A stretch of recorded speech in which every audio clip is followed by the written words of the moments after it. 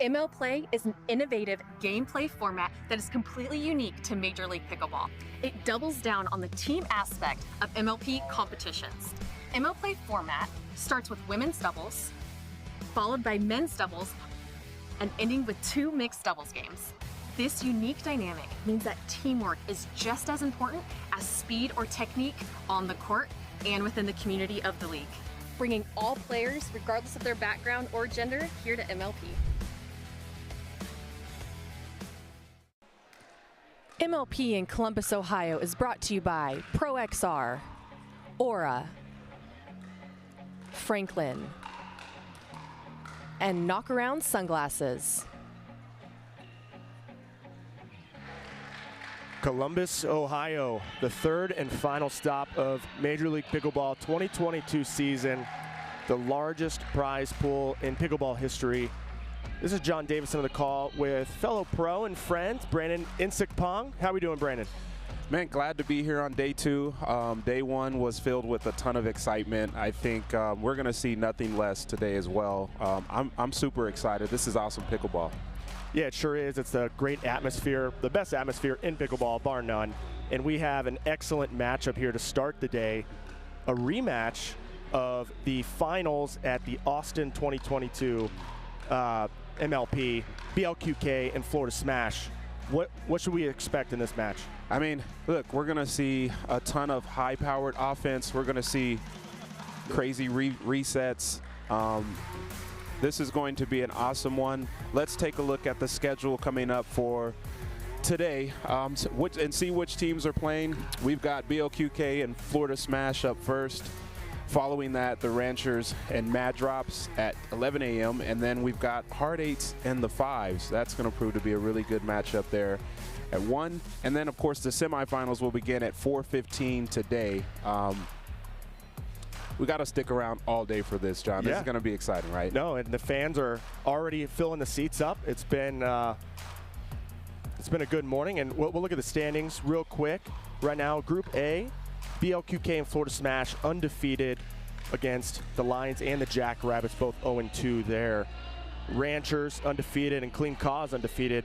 Everyone else has some losses. What are your thoughts on this, Brandon? Yep, we're going to see some teams try to come back here in the standings today, grab a couple wins and get as many points as they can. But yeah, those leaders there, man, they're going to look to grab a stronghold on what they've executed on in day 1. Yeah, exactly. You know, so we're going to look at Group A standings real quick. 2 of these teams are on the court right now. Florida Smash in the first spot, BLQK, both undefeated, so both advancing, but they're going to be playing for a bye. So there's a lot riding on this, isn't there? Yeah, there's a ton. Everyone wants that bye, so that way they can just get straight to the semifinals. They're going to be putting everything on the line in this particular match to see if they can achieve that. Yeah. All right, and so now up on the court we have the Florida Smash versus BLQK. We'll look at the lineup real quick. At the top, Zane Navratil and Rafa Hewitt will be the men, and Paris Todd and Irina Tereshchenko. A well-rounded team. What are your thoughts?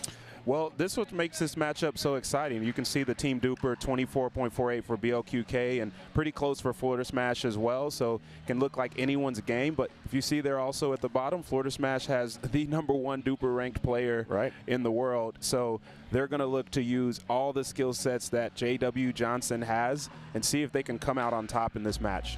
Yeah, I would say Florida Smash really needs J.W. Johnson to step up and take control of the court as he does best if they want to come out on top of a pretty well-rounded team of BLQK. Yeah, the women are going to set the tone here. I mean, this is the first matchup coming up. You'll have Lacey Schneeman and Michelle Esquivel from Florida Smash. They'll be taking on Paris Todd and Irina Tereshchenko. Notoriously, the stats say that when the women win the first game, their team usually goes on to win the match. Both of these teams know that, and they're going to come out and see if they can set the tone early. Yeah, of course, it puts your team in the driver's seat when you're up 1-0, and pretty much guaranteed that you're probably going to advance, right? And it sets the tone, like you said. So then it gives the men the layup to try to keep that momentum going. Yeah, this is unique, right? It's MLP. There's a lot on the line. There's a lot of money. There's a lot of pride. There's a lot of branding at stake that these players want to continue to build their careers.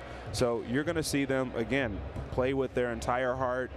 They're going to switch strategies, pivot. They're going to be open to whatever it takes to come out on top of these matches. And BOQK definitely brings a lot of intensity and fire to the court. And I think on the women's side here with Michelle Esquivel for Florida Smash, she's going to try to match that intensity. As we know, when she gets fired up, she really plays well. She does. I think energy is so important here in this MLP style format, and Michelle Esquivel is one that brings that to the table. Let's see if BLQK can match that and make sure that they put their best performance in hand. We're getting ready to start. Michelle Esquivel serving.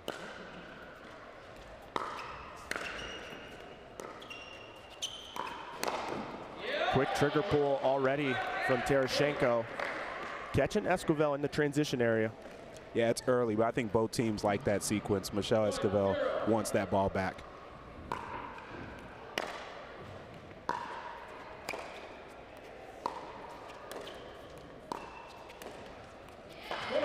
And probably a little bit of a tight dink so far to start. You get the nerves going. Brandon, you know, you've played a lot of tournaments. The first few points are pretty tough mentally. Yeah, absolutely. Still getting loose. They'll settle in here.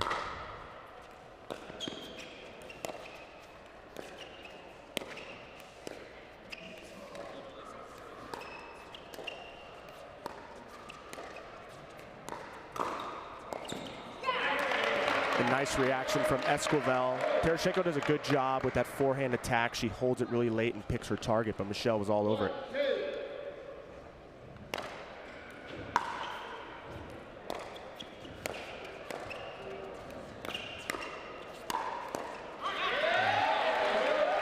This is a unique matchup because all four of these ladies actually like to pull the trigger faster than most, and so you're going to see a lot of speed ups. Look for the team that can counter effectively to probably come out on top here. That's a good point, Brandon. Great drive. And Michelle got the ball she wanted. She was able to hit down, but it seems like her weight was backwards when she hit that volley. Yeah, some of that's the pressure. She knows that ball's coming back if she doesn't put a bunch on it. And just went for a little more than she wanted. A missed return gives BLQK a pretty solid lead to start the game, 5-1. But rally scoring, anything can happen.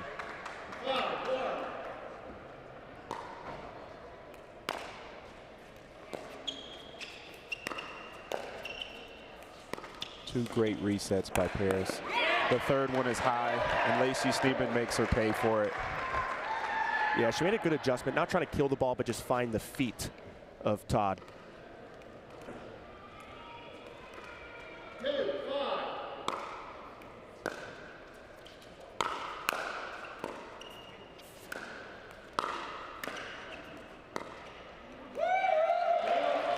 Great pressure by Paris Todd there. Yeah. Hard for Michelle Esquivel to get all the way back up.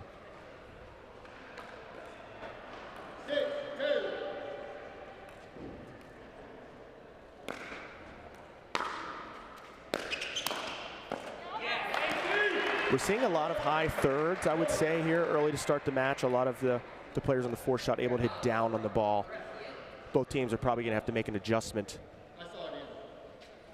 Yeah, we see both teams settling in. The difference is for Florida Smash, it's 3-6, so they're going to have to get things going. Great drop by Schneeman. And just as we say that, a good adjustment by Schneeman. Yeah, she took her time. She got there, made sure she really focused on the shot, ended up hitting two really good balls.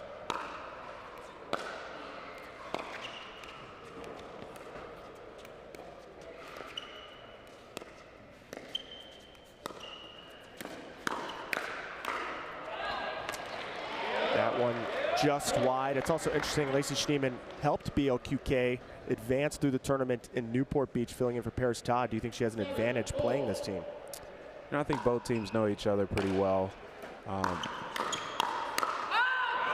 not really sure there's a mental advantage either way. These are all great players. You see there another counter missed by Esquivel. She's kicking herself. That's 3 counters now that she feels like she's had. I look for her to rein it in here.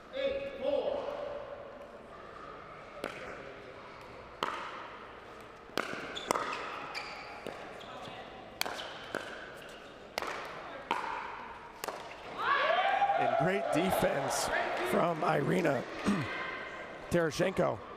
Yeah, really high-level strategy, just making sure that that ball's over as opposed to being a great shot, and ended up getting the unforced error.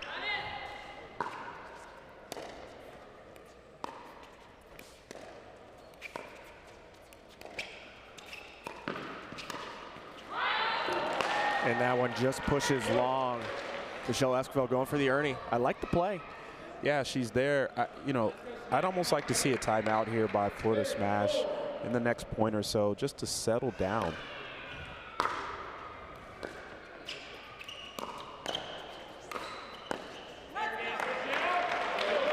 Well, that can help, right? Getting a winner, a couple good forehands. You can see Michelle took a little bit off. Those were about 60% as opposed to the 80% she hit earlier.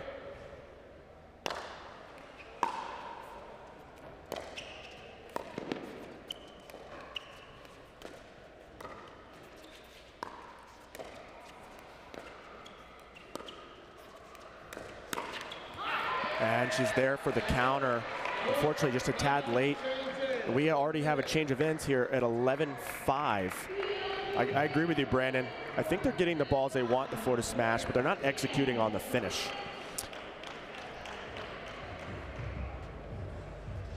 Yeah, let's take a look at a head-to-head duper winning percentage from these two teams. You see there, Paris Todd and Irina Terashenko win probability of 72% with 11.5 team duper.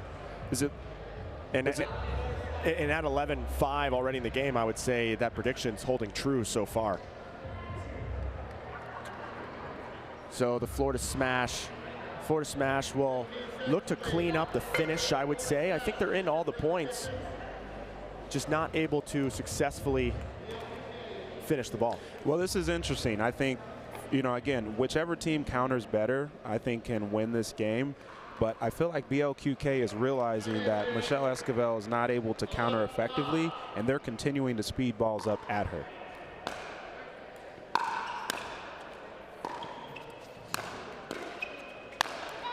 A great off-court angle from Lacey Schneemann.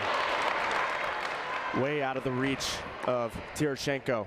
Yeah, and we, for the first time, get to see some energy from Florida Smash. Let's see if that carries into this next point.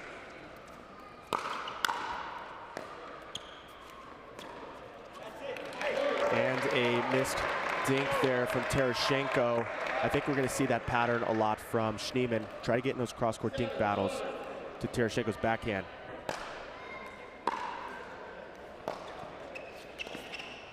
That's 2.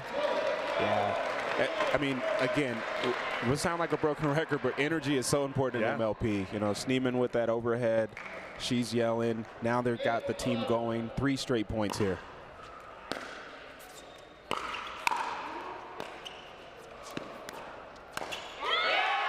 And 2 fist pumps from the Florida Smash as Schneemann gets the winner down the middle. I like how she's taking the middle and putting a lot of pressure on Todd and Terashenko. Yeah, that's what teammates have to do. She's like, I'm here, I'll pick you up, Michelle. Let's go.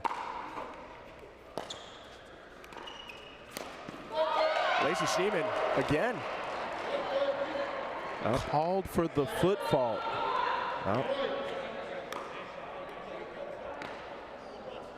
Well, so a foot fault call, but still a lot of momentum starting to shift in the way of the Florida Smash. Yeah, let's take a look. You see there that left foot just steps on the line, but Lacey Schneemann, folks, is on fire.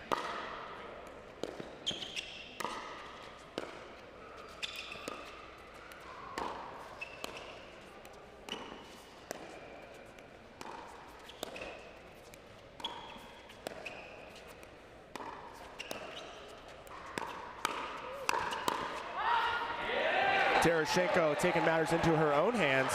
pulling the trigger first this time. You can see there they went back to their pattern. They want to speed up to Michelle. They feel like they can win in that counter situation, and they got another unforced, really a forced error. Right.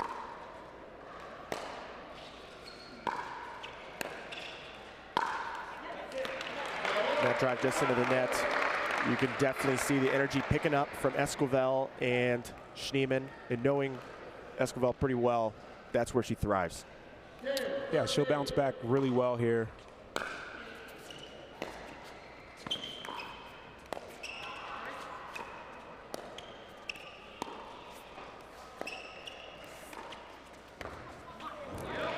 And some miscommunication in the middle of the smash. Earns a relatively easy point for BLQK. Yeah, Irina Tereshchenko, known for that backhand slice. Most players typically don't take her on. Schneemann is not phased. She likes that setup.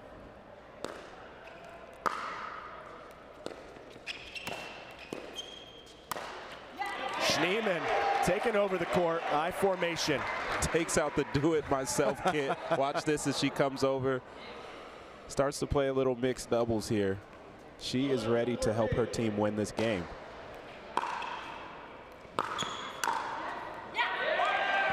And Tereshchenko with the put away, with an off-court angle of her own.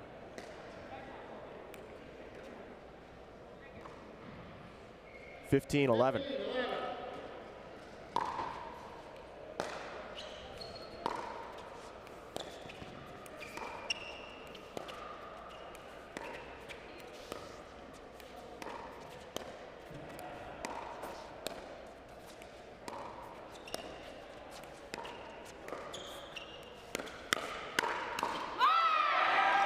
Brandon, there it is again, attacking Esquivel and winning in the hands battles. Yeah, they know she's going to get the first one. It'll come back, and then they're ready. They just don't feel like she can win 2 or 3 of those rallies.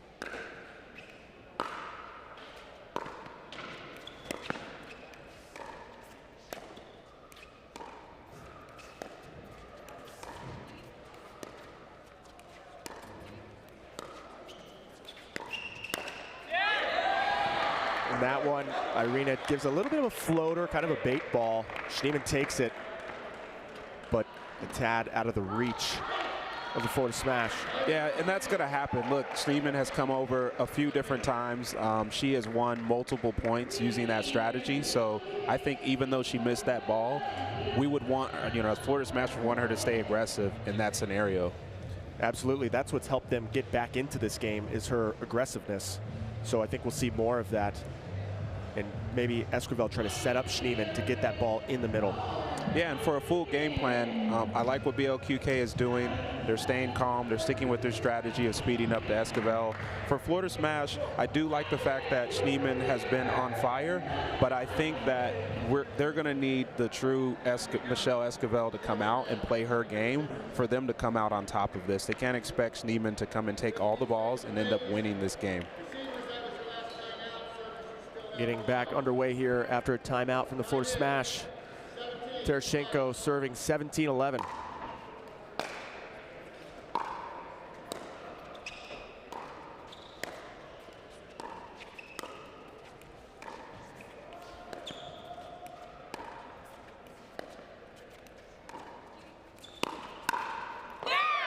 And Tereshchenko with the backhand counter. Yeah, it looks like her corner, Esquivel's corner told her, hey, let's try to speed up ourselves. That one did not work. We'll see if they pivot from that.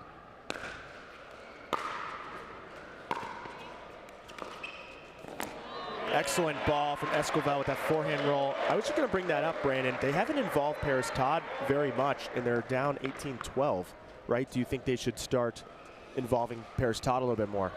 Yeah, I think I feel like Paris is okay with them being up by 6 right now.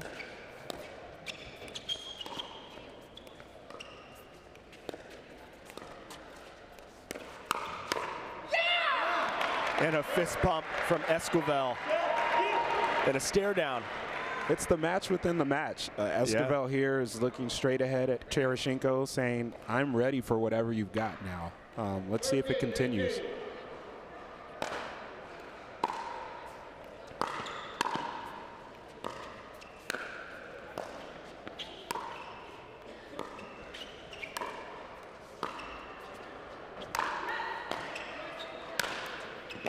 Great defense by Florida Smash. Excellent ball from Esquivel. And the crowd goes wild. A little confusion over that overhead from Tereshchenko and Todd. I think both of them wanted it. In the end, Florida Smash ended up grabbing the point, 14-18. That one just wide. Good leave from Todd. 19-14.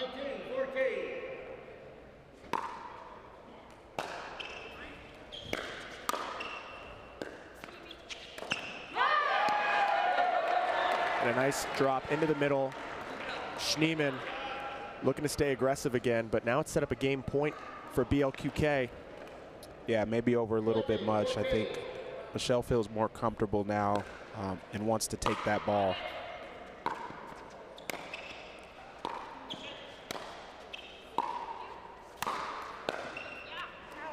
That one just wide. And BLQK is frozen on their score. They can only score again on their serve. 15-20.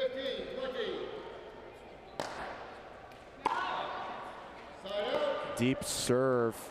They get a freebie. Schneemann just a little bit long. There's Richie, the owner of BLQK, standing with the men's team. Love to see the ownership group supporting their team.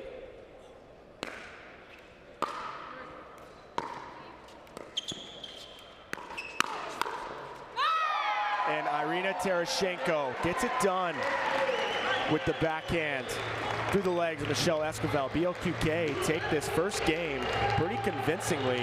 What are your thoughts, Brandon? Well, we talked about it early, the strategy of hitting to Michelle Esquivel and expecting her to counter. You can see on that final point, she was unable to come up with the rally there, and Tereshchenko and Todd stuck with their strategy.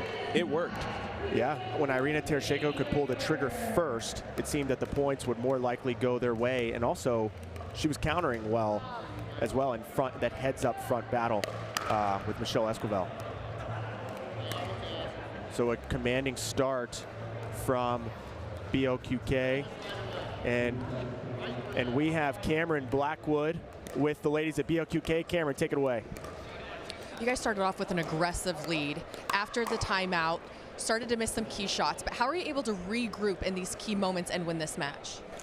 Well, I think just because you miss a few shots, that's not the end of the world, and we expected the team to get a little bit hotter and play more aggressive, and they responded just like that. So then it was kind of, the ball was on our court to get our stuff together, get back to the strategy, bring the effort and the focus in when it mattered. Just like she said, they started to get a little bit hot. How were you able to neutralize Lacey when she was being so aggressive? Yeah, I mean, I think our plan was, mostly drop to Michelle and then try and get up to the kitchen, and just for us, just to get up to the kitchen to be in control of the point, because when we're both up at the kitchen, we're both so deadly. So you were just that. Thanks, guys. Back to you. All right, thank you, Cameron. Well, we have the men's doubles coming up here soon, but we have a quick commercial break, so we'll be right back. Don't go anywhere.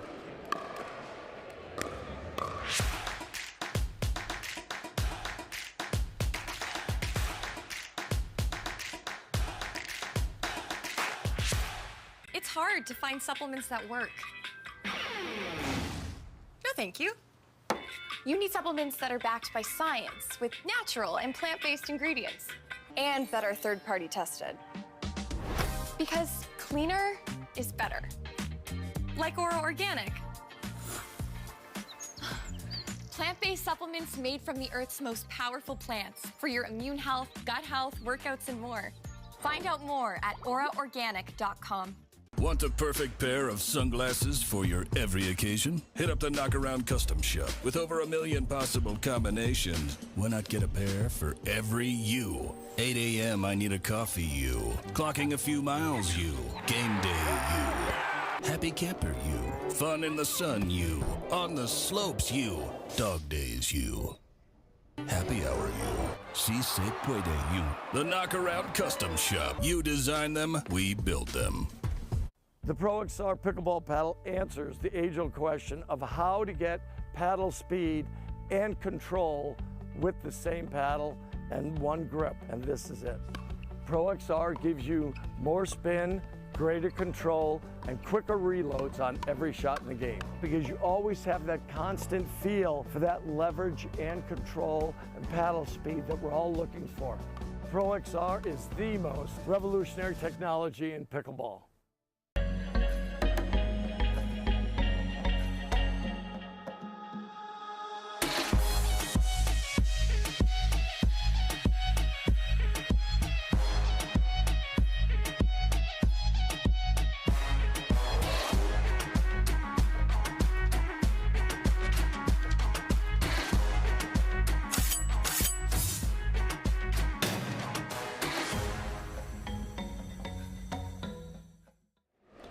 We are back in Columbus here at MLP Columbus. We just watched an exciting first game.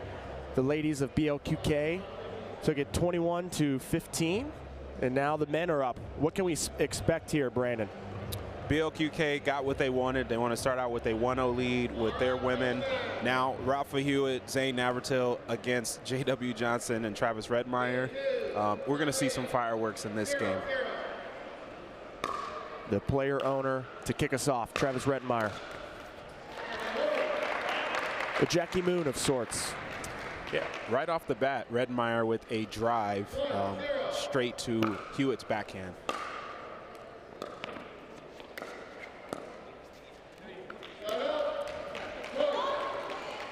JW just starting to wake up here. Yeah, as the women took a little bit to get settled in, men are doing the same here.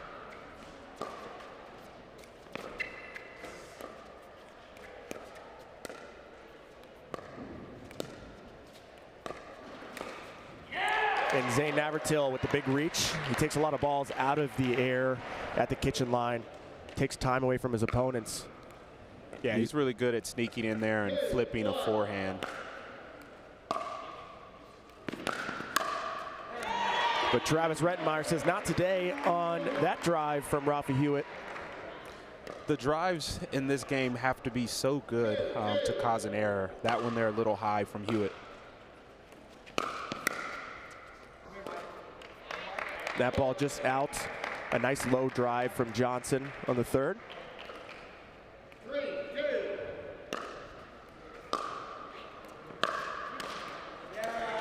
And it seems that Florida Smash is electing to drive most of the thirds, as maybe the timing. And we look there, Zane Navratil's fiance in the stands. Former Miss Wisconsin.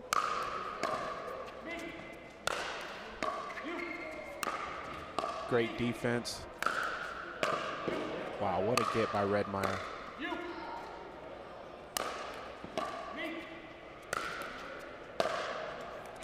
And that one just in the net. I love how high the ceilings are here at the Pickle and Chill. They were able to throw up some really high lobs to stay alive. Yeah, awesome defense by Florida Smash. Great communication by BLQK.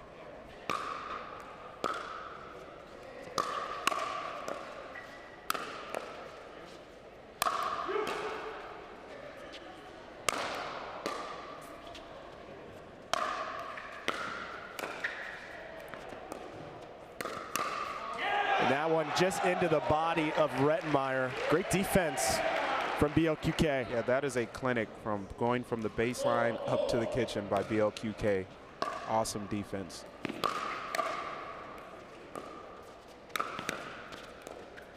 What a block by Hewitt. Yeah, in the left hip, Hewitt likes to go for that kind of chicken wing backhand instead of the forehand. And that's a dangerous spot to put a neutral ball by Zane Navratil. He can do so much with that backhand off the bounce.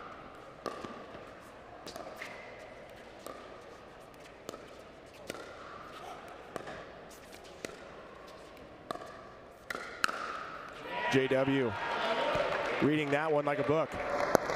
Yeah, that's a ball that JW's like, I saw that, well, you saw that. And so Hewitt's got to try to place that a little bit better.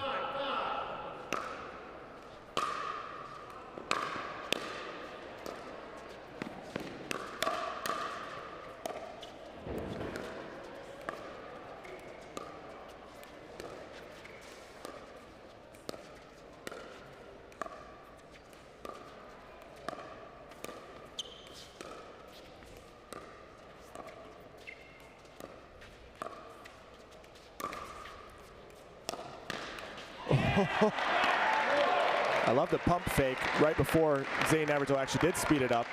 Such great patience by Redmeyer on that point. There were a few times where he could have pulled the trigger, stayed calm, reset the ball, and then picked his spot. When you are playing with a player like J.W. Johnson, #1 duper ranked player, do you feel like you have to be more solid?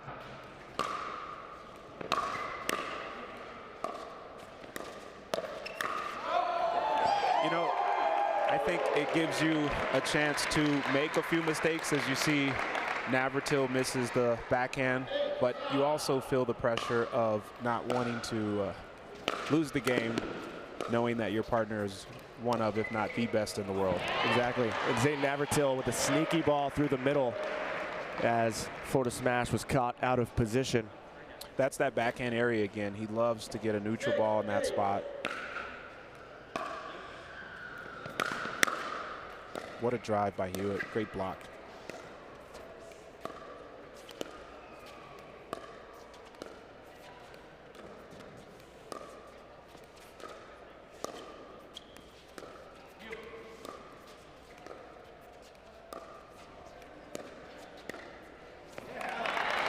And very slow point there. Rafa Hewitt with the unfortunate error gives Florida Smash a 9-6 lead, 2 points away before the switch of ends. With the tomahawk, Zane Navratil. You talked about his backhand. Well, how about that? He's switched it over to the forehand. Yeah, he's got videos on YouTube of how to do a tomahawk. So if you're curious, he is a master at that shot.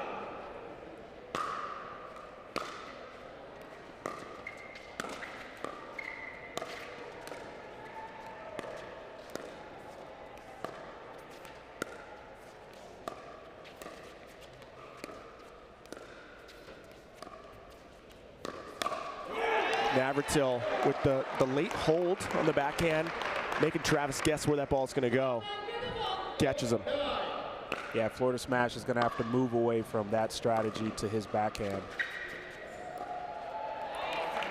And as I say that, yeah, commentator's curse there, right? You know, he likes to speed it up when he puts two hands on the paddle. He really doesn't want to get there and dink that ball. 1 point away from the switch of ends.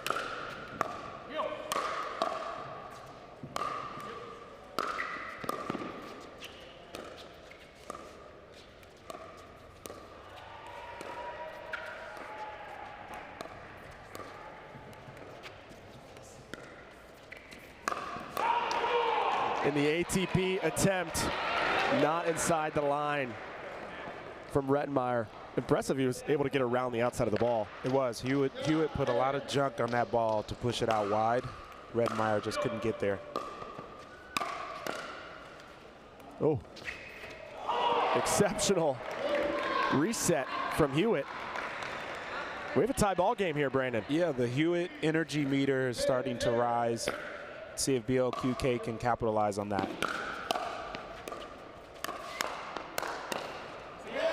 But the Florida Smash will be the first to 11 with the JW put away. So, Brandon, what kind of, if you're on Team BLQK, how do you make some adjustments here to take the win? I think part of their adjustments, not speeding up to J.W. Johnson's forehand, unless it's a ball you can very much put away. I think what Zane Navratil is able to do with his two-hand backhand on Travis Redmeyer's side, he's got to continue to use that as a weapon as much as possible. And then on top of all of that, they've got to stay solid. They can't have missed dinks. They can't have missed thirds at this point. Right. This team, Florida Smash, isn't going to give you anything. Yeah, and I agree with your analysis earlier that they might want to stay away from Navratil's backhands because that's where a lot of the success has come from. So J.W. Johnson maybe getting, and Travis Retmeyer getting Rafa Hewitt a little more involved in those dinking rallies.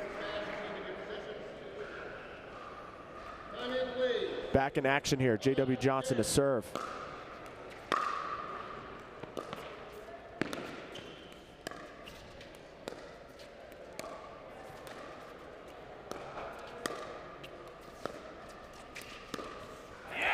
And there it is again, Brandon. Yeah, watch that dink comes out here, pops up a little bit high. Navratil has 6 or 7 options he can do with that ball.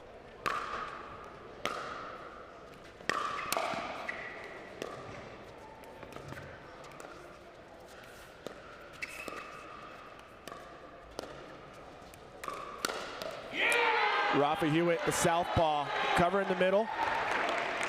Yeah, I think Redmeyer's just trying to figure out what spot is the best to attack, and I think cross-court middle into Hewitt's forehand is one he'll mark off his list. And a nice poach from Navratil. You see that a lot with these two. One will take the third and the other will crash the tee right away.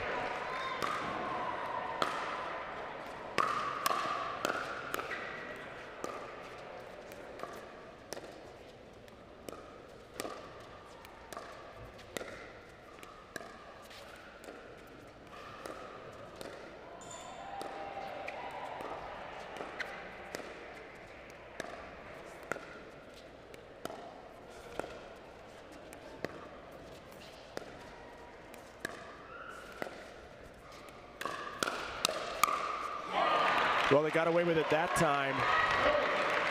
Definitely did. Hewitt's there for the counter, wasn't able to get enough on it. 1-1 Redmeyer on that sequence. See if he does it again. And a lot of backspin on that return from Hewitt. Yeah, watch the amount of cut he put on this, and that ball actually moved to J.W. Johnson's left side.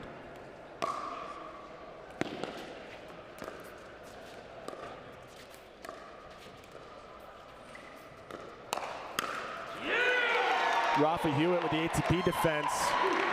I think BLQK got away with that one as J.W. Johnson had a nice ball to hit down on. Yeah, he was there. But when we talk about the Hewitt energy meter for BLQK, it is getting ready to pop here.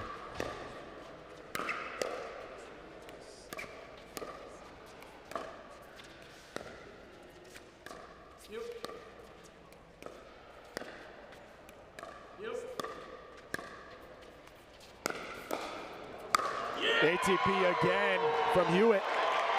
Watch this ball goes out wide. Hewitt stays patient, flips it to the corner, and Navratil takes out the trash. Yeah, BLQK was down, remember, at the switch, 10-11. Now they're up 16-12. And a big shake and bake from Rafa Hewitt and Zane Navratil. What a drive by Hewitt to set. We talked about the energy meter, right? It is extremely high. I'd look for Florida Smash to call a timeout to cool things off. I'm surprised one hasn't come already. That one just long. You could see Paris Todd on the court cheering on her team. This team atmosphere, that energy, it really matters in this type of environment. 100%. This is the Hewitt that Florida Smash did not want to see.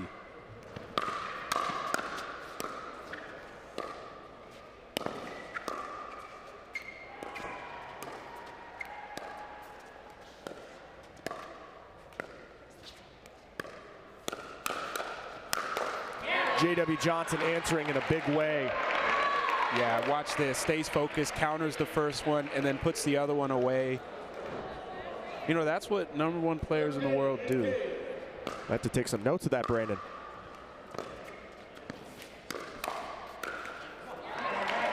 And a couple points now on the side of the smash. Yeah, the speed up by Navratil. The counter ended up jamming Hewitt. Wasn't able to get enough on it. And that is not what you need, especially in rally scoring. And this third is, it's pretty. It matters. Yeah, you know? it really matters. It matters. Tweener. You love the style points from Rafa Hewitt. The tweener mixed in with the reset. Yeah, this guy, we talk about on fire. I think he's on another level right now. Yeah, now we have game point here for the men of BLQK. And there it is. What a comeback victory here late in the game. BLQK down 10-11, win it 21-14 in dramatic fashion. This game turned when Rafa Hewitt upped his energy to another level. It permeated to Zane Navratil, and from that moment, they never looked back. The crowd was loving it. Everyone was engaged. This is exciting pickleball, right? Yes, absolutely. I think you nailed it, that once Rafa Hewitt gets going, his whole team elevates. So I think he's kind of the secret factor of this team's energy. So an impressive finish by the men here. And we're going to go to Cameron Blackwood on the court. Take it away. A little bit of a slower start, but you guys came back right after the timeout pretty hard. You had a lot of 60% speed ups on that backhand. What are you looking for to hold it a little bit longer to go back behind Travis? Definitely, I'm just spreading the ball out, going Travis's line, going Travis's backhand, and then keeping a couple over at J-Dub as well to keep them honest. So I like that play, and Rafa's there to clean up for me. Rafa cleaned up quite a bit. You had tweeners, you had ATPs. On those ATPs, how are you able to wait on it so long and then bend the ball back over? Well, Zane's setting it up really good, pushing them out wide, and then they try to go to me. And so it's really Zane that's setting that ATP up. So I'm just thankful I got Zane as a partner, and thankful for BLQK and all the fans out here that are out here rooting for us. Appreciate all you guys. It's you guys that makes it fun here. Love it. Thanks. Now we're going to go to mixed doubles. Back to you guys. You love the energy. We talked about the energy from Rafa Hewitt. Now he's getting the crowd involved. You love to see it. Thank you, Cameron. We're going to take a quick commercial break, and we'll be right back with the first mixed doubles matchup.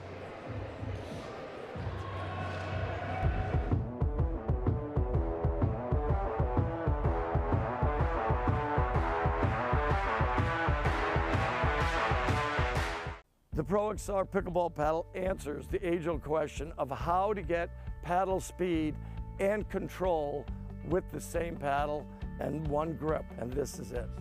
Pro XR gives you more spin, greater control, and quicker reloads on every shot in the game, because you always have that constant feel for that leverage and control and paddle speed that we're all looking for. Pro XR is the most revolutionary technology in pickleball. Want the perfect pair of sunglasses for your every occasion? Hit up the Knockaround Custom Shop. With over 1 million possible combinations, why not get a pair for every you? 8 a.m. I need a coffee you. Clocking a few miles you. Game day you. Happy camper you. Fun in the sun you. On the slopes you. Dog days you. Happy hour you. Si se puede you. The Knockaround Custom Shop. You design them, we build them. I'm gonna say she's a solid 3.5. Nah, she's definitely a 2.5. Guys, look at that forehand. She's clearly a 3.0. Guys, come on. I'm at least a 4.0. Yeah. Fair enough. Ratings don't have to be hard. Duper. Optimized for accuracy, optimized for fun. Download the app and claim your free profile today. It's hard to find supplements that work. No, thank you. You need supplements that are backed by science with natural and plant-based ingredients and that are third-party tested. Because cleaner is better. Like Ora Organic. Plant-based supplements made from the Earth's most powerful plants for your immune health, gut health, workouts, and more. Find out more at oraorganic.com. We are back here in Columbus at the Pickle and Chill. John Davison here with Brandon Insikpong. We got our first mixed doubles matchup coming up in a must-win situation for the Florida Smash. J.W. Johnson and Lacey Schneeman will take on Irina Tereshchenko and Rafa Hewitt, who, Brandon, you said had a lot of energy. I'm sure that will carry over, won't it? Yeah, I think it will. And he's playing with a partner in Tereshchenko that has a lot of energy as well, so they can feed off of each other. On the other side, J.W. Johnson and Lacey Schneeman, I got a chance to watch them play together yesterday, and they weren't able to come up with the win. Saw some highs there, but also some lows. So I wonder if they're going to figure out on the communication standpoint how much real estate J.W. Johnson's going to take. What are Lacey Schneeman's high points that they can capitalize on? Let's see if they can put it together here in a must-win situation for them, down 2-0. Lacey Schneeman to kick us off.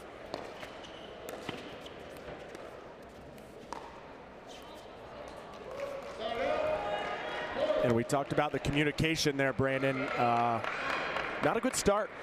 Yeah, right off the bat, you can see kind of what I saw yesterday as well. We'll see if they clean that up here.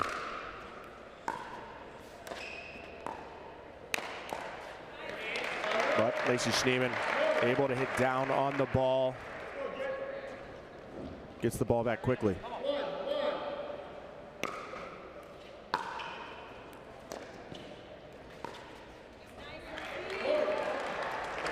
And Irina Tereshchenko on the back foot, maybe, you know, been sitting for a little while. Yeah, really good drop by Schneemann.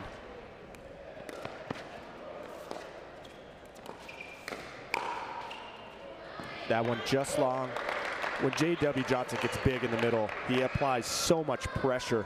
It really is tough when you have the court so small. Yeah, John, you're right. And I think that is the strategy. J.W. Johnson's going to need to take as many balls as he wants, be aggressive, and have Lacey Schneemann fill in on whatever's there.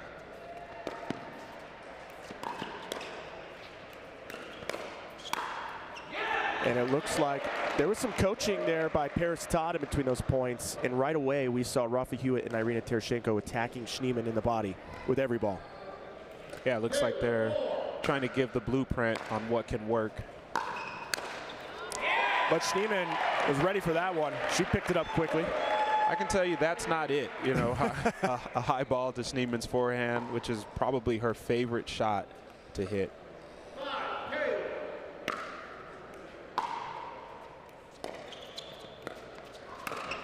J.W. Johnson with a big reach. Nice setup from Schneemann. She's got those drop shots down. She's got a lot of top spin right in the middle. Yeah, it was a great ball. Great flick there by Johnson.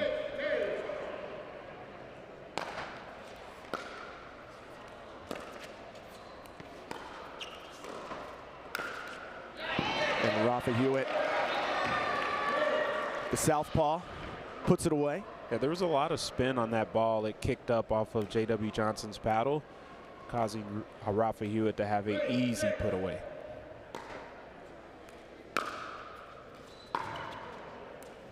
What a drop by Tereshchenko.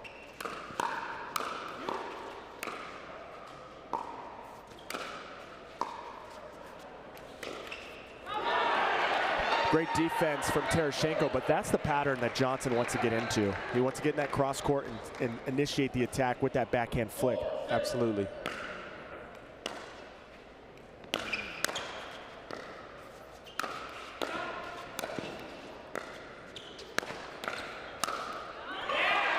Florida smash, finding the put away that time. Great defense by BLQK. Florida smash stayed calm. J.W. Johnson able to put the ball away. 7-4. Good start for the smash.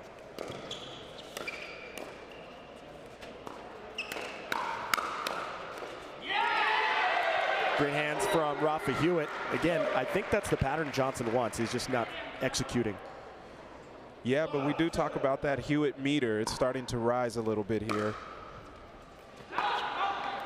The energy is starting to pick up right now for BLQK.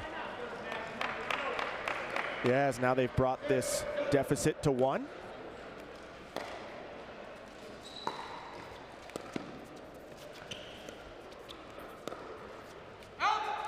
And that ball just long. They've tied the game up. Johnson trying to get that ball all the way to the corner and set up a play just out. Florida Smash's 4-point lead has quickly gone away, as now they're down a point. And owner Travis Rettenmeyer comes out and calls a timeout. What would you say if you're Travis Rettenmeyer talking to Johnson and Schneemann right now? What are you saying? Yeah, listen, I think one word I'm saying that's going to be repeated through all of Major League Pickleball is energy. Florida Smash is low on energy at this moment. J.W. Johnson is arguably the best player here. He's able to move around on the court. They need him to be who he is at this very moment, and I think that's what Red Meyer's telling them right now. Go out there, be dominant, be you. Don't take this play lightly at all. And for Schneemann, she's out there and she's got to fill in her role and play really confidently despite whatever ball she sees on the court. Yeah, I think Travis Redmeyer's out there trying to get him loosened up, laugh a little bit. You can see him smiling after Travis gave him a hug. Usually when you have a smiling JW, that's a bad sign for the other team. Yeah, but also pivotal point for BLQK. They need to stay on the gas here.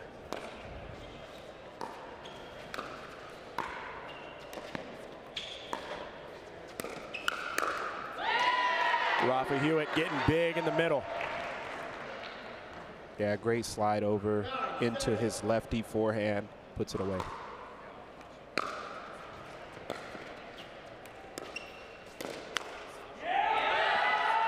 And Rafa Hewitt again with the pressure. You see him getting fired up.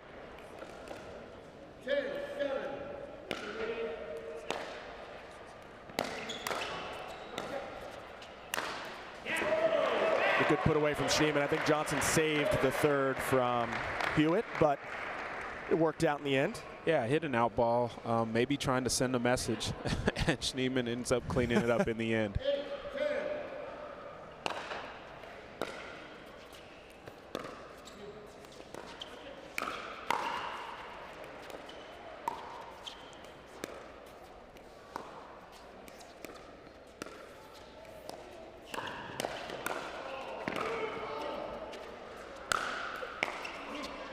Great defense by Schneemann.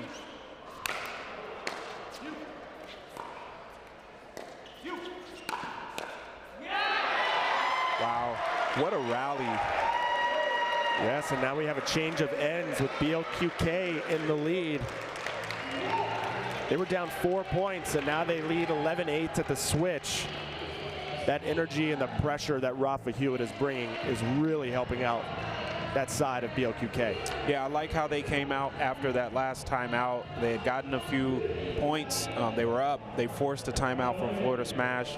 And then once they came back, they were able to still keep the pressure on. I think that's so important and key to not give J.W. Johnson and Lacey Schneemann any life to get back into this game.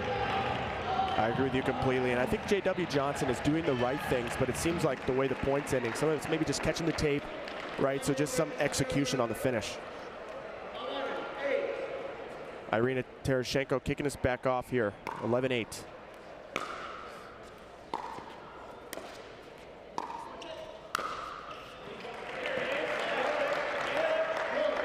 J.W. Johnson getting the point that they needed after the change. Yeah, that reset just a little too high from Tereshchenko. Johnson able to get it at Hewitt's feet.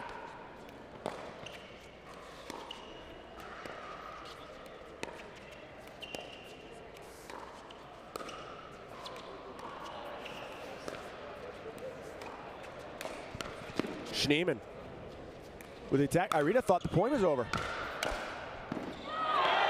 I thought it was at first too, but Irina turned around. Watch her turn around thinking the point's over and then come back and reset this ball. Tereshchenko's laughing with the crowd at the moment.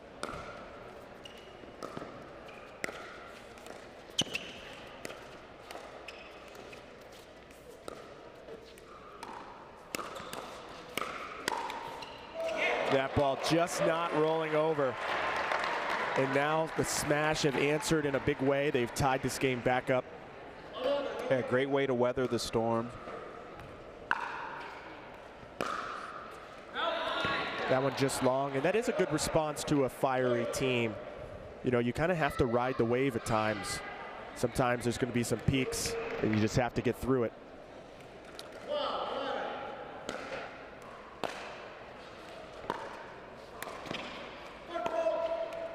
And a foot fault call on Schneemann. Schneemann just got up to the line. Oh, her momentum carried her in. Yeah, just got there. Unfortunate for her. BLQK on top by 2. And another deep return there. As Steve Kuhn, founder, owner, MLP.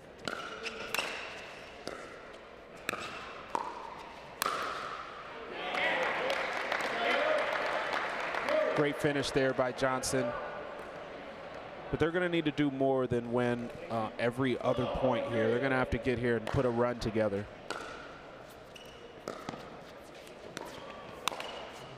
And that one just trickles over the net. Those are the kind of shots that help some momentum going your way when you get some of those lucky rolls. Yeah, a sorry not sorry shot. We all love those.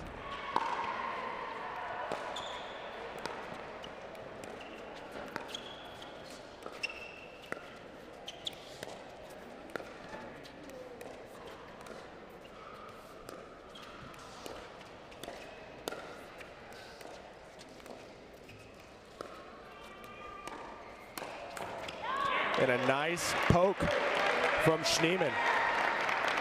She does a good job reaching into the kitchen. A lot of the dinks too, so you don't know if it's going to be a dink or an attack.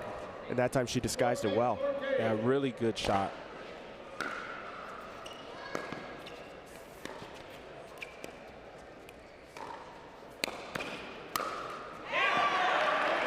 Johnson getting big in the middle.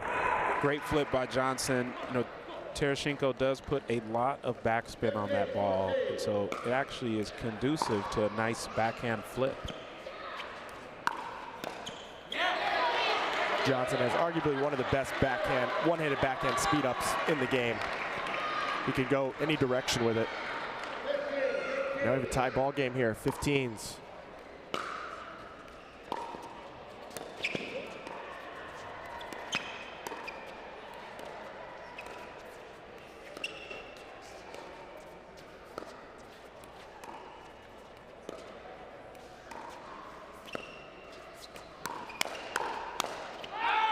That one just long.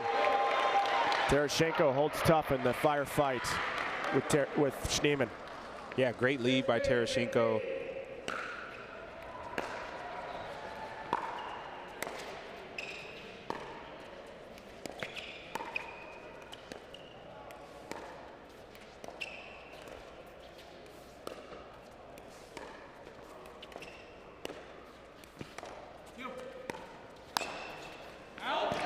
And that one just long again.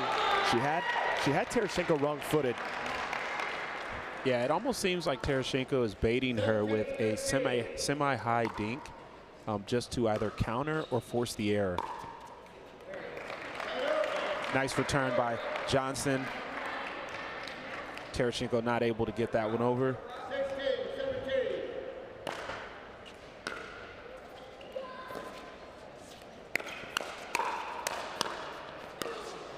What a reset. Wow, 2 straight by Tereshchenko.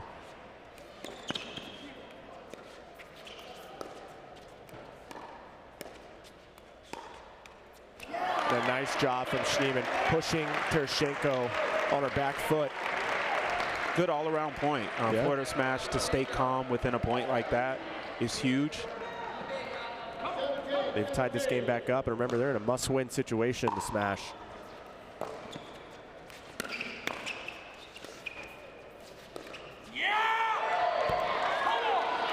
And that dink double hits off the paddle of Johnson and carries out. Yeah, he tried to get a lot of cut on that. It looked like the ball just curled back into the paddle.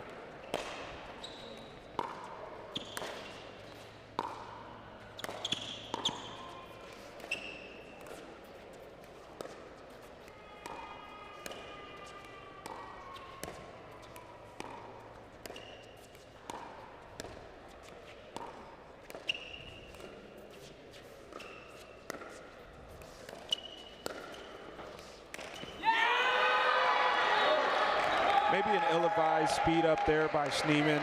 I think, you know, with all of the dinks coming her way, she felt like she wanted to create something. Possibly a little bit too early there.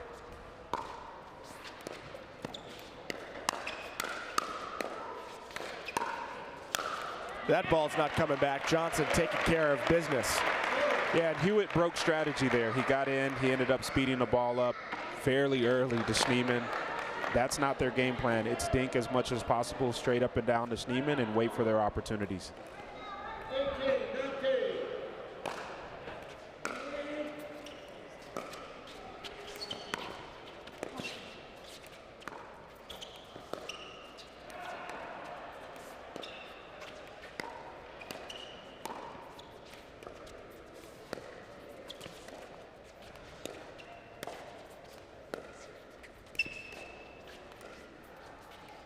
Great patience. And that ball just long. Yeah, everyone held off. I think Irina saw a ball that was high enough to do something with, but she ended up putting a little more on that than she wanted. I agree. I think the shot was there.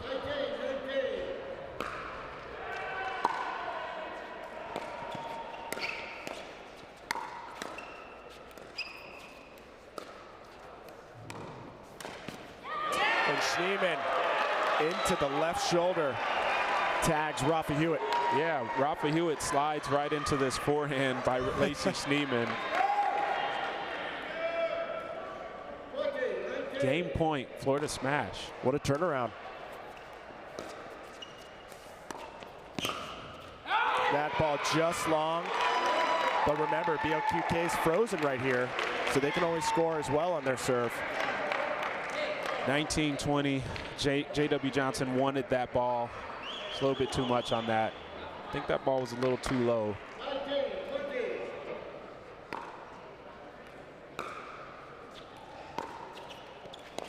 Oh, that one just catches the tape.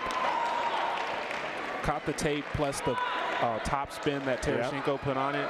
That's a tough ball. The crowd is on their edge of their seats right now.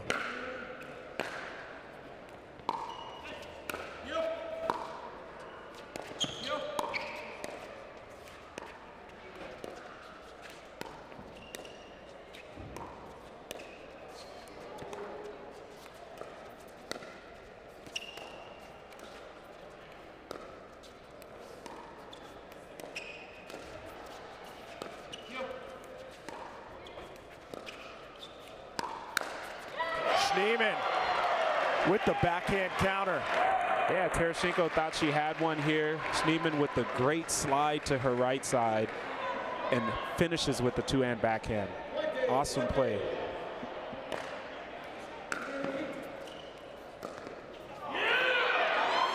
And Johnson with a missed third. This game is close to finish here, 20-20. Every ball matters. JW wants that one back. Can't have it right now. And Schneemann again coming up big when needed. Schneemann is playing very solid right now. Yeah, not overhitting, finding her targets well.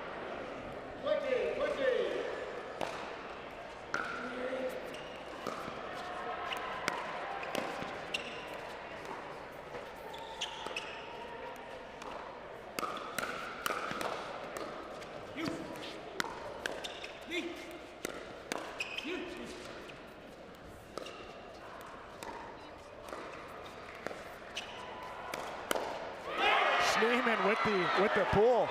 They break 21st. Yeah, that was a just awesome point all around. Florida smash so solid on that. BLQK wants to talk things over. They'll take a timeout here. The crowd is standing up, giving a round of applause for just the excitement going on championship court right now. As we have a 21-20 game.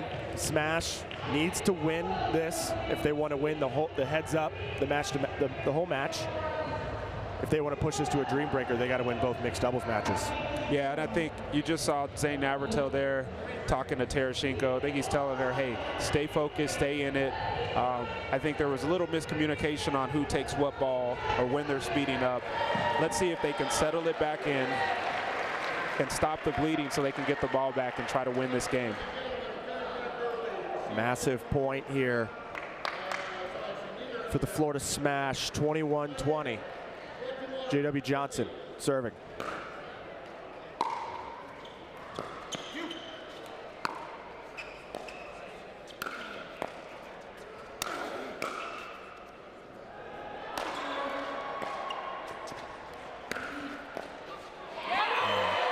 great pressure by Hewitt.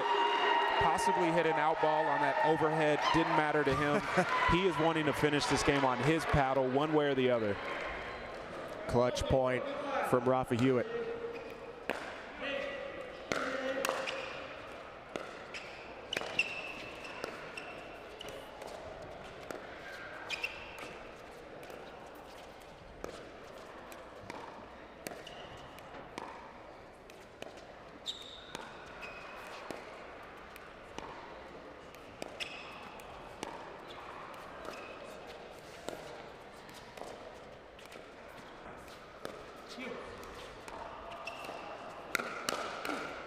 Johnson closing up the middle, and that gives them another opportunity here.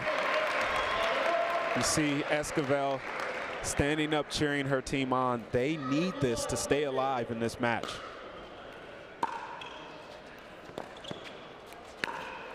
And that ball just catches inside the line.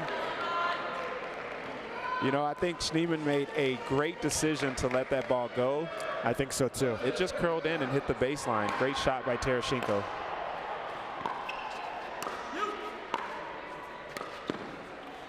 Nice ball.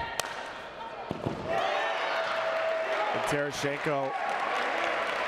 Yeah, Schneemann with a great overhead down the line. I think Tereshchenko disappointed. She leaned over to the other side. Should have stayed home. So now another opportunity. The fourth game point.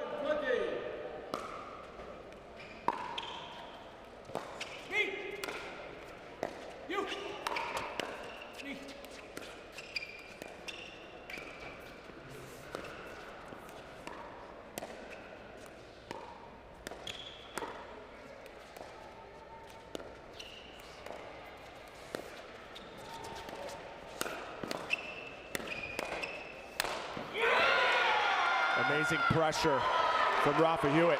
So much pressure by Rafa Hewitt. You can tell that he is okay, again, with this game going out on his paddle.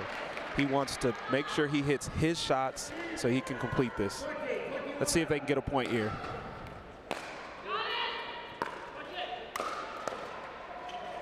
Great defense.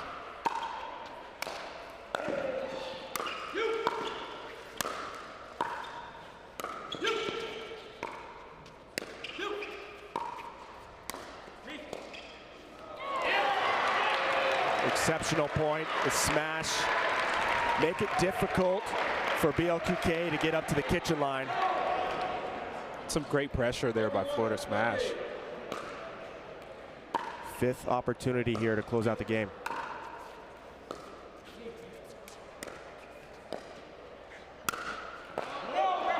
That one, they call it out. And Hewitt, I don't know if they're going to challenge this. So Hewitt hits it just a little bit long. The referee confirms that the ball was out. Now Rafa Hewitt is saying he wants to challenge. So they're going to go to a video challenge on this to confirm if that ball was in or out. You have it. You might as well use it. You have to use it here. Let's check this out. Oh, that is close. Yeah. You know what? I think that ball is just out. Yeah, it looks like the frame right there on the screen. It looks like that's where it bounced. It's just out. Yep. I enjoy, you know, in the commentator booth or being a player, not enjoy being a ref, because those calls can be tough at times, especially in real time. And they put it up on the big screen there behind the court so everybody could see. So it looks like the call stands. So the Florida Smash will take the win. So they're still alive here in this matchup. So exciting way to finish it. It took them 5 tries to get that game won. What was the difference maker, Brandon? I think it was the mental fortitude of Florida Smash. They were down a lot in that game. They could have mailed it in and said, all right, we may not get the #1 seed here, but they reined it in. I mean, their team came together, rallied behind them, and they were able to come up with the W. Yep, and J.W. Johnson Schneemann were able to hold tough there and did not give up the game points. And on court now is Cameron Blackwood with the winners. What do you got, Cameron? Such a tight match. They had a lot of momentum, a lot of energy. What's said in the timeouts between you two and the changeovers? Lacey could say more than I can, so I'll let her answer. All right. Lacey, you were on fire. You were reading Irina's ball so well in order to slide. What were you seeing in her paddle in order to do that? I know, you know, she likes to hold it right before she speeds it up, so that's what I was looking for. And, you know, it's different from a dink, so I just was trying to make sure I slid at the right time and was ready for that counter. And this was a must-win. How much momentum does this give you heading into the next mixed? Yeah, I think pulling that one out in a tight one was huge for us. And, you know, I'm looking forward to seeing how our mixed team does in this next one. All right, we have it. The next mixed match coming up after this. Back to you guys. Thank you, Cameron. So with that, they stay alive, the Florida Smash. If they win this next mixed doubles matchup, we're going to the coveted Dreambreaker, Brandon. So exciting things to come. Don't go anywhere. We'll be right back.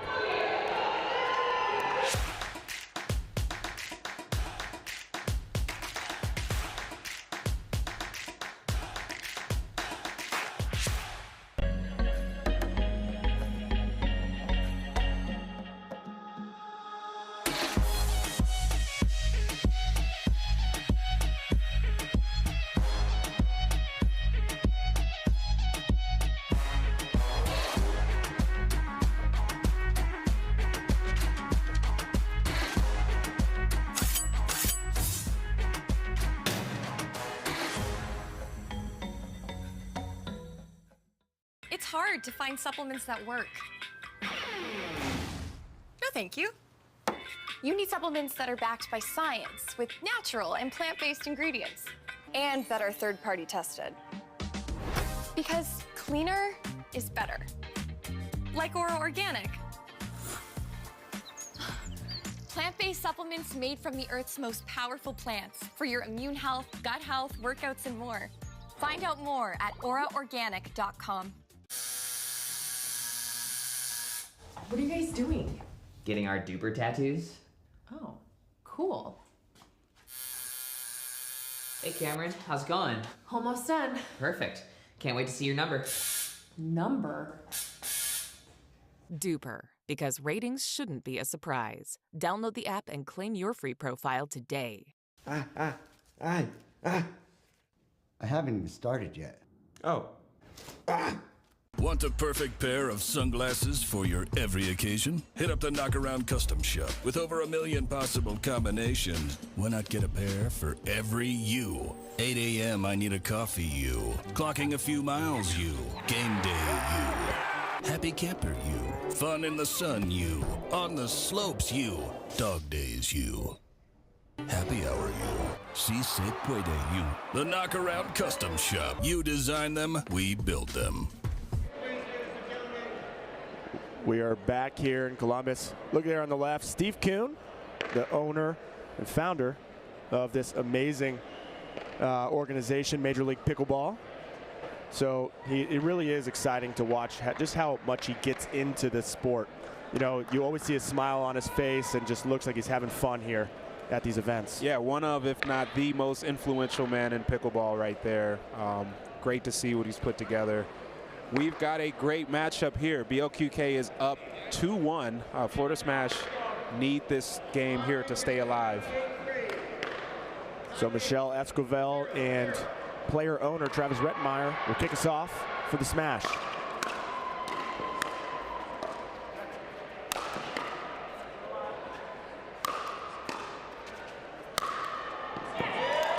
Zane Navratil with the big put away. Yeah, great overhead there. Great job, Paris, allowing him to get some room to complete that.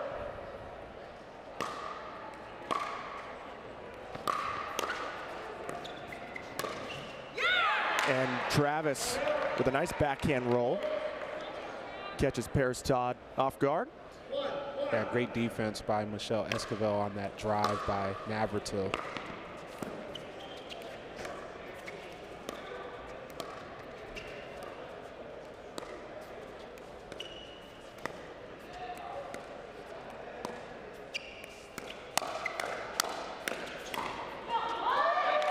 Way to withstand the pressure, BLQK.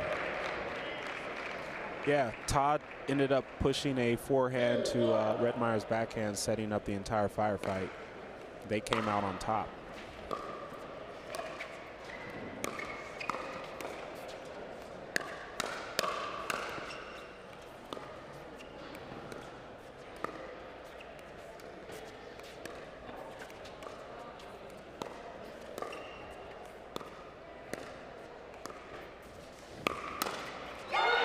Travis Redmire all over it.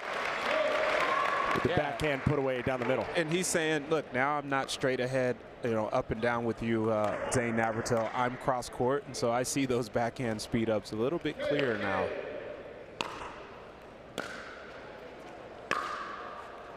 That ball looked like it was going to go out, but landed maybe 6 inches inside the baseline. Yeah, it was a great drive by Redmire. I think because of the height of the drive, Todd thought it was going to sail long. It didn't have enough pace.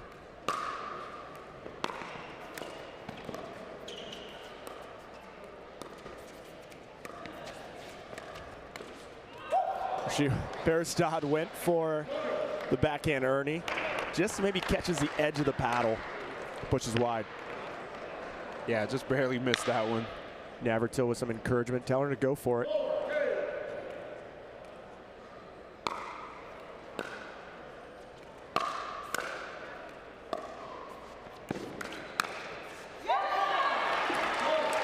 One thing I like about this smash lineup here in this game is both players, they get intense, they get fiery, and I think both will feed into each other's strength there. Yeah, they're going to need to keep the energy high in this game.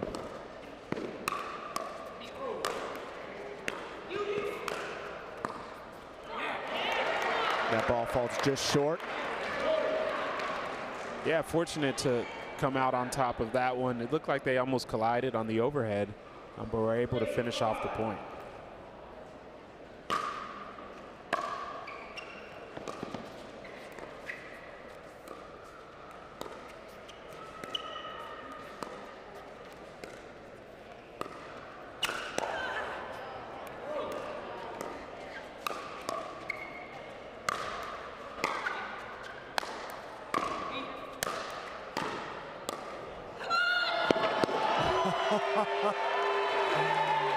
Such great defense by Florida Smash.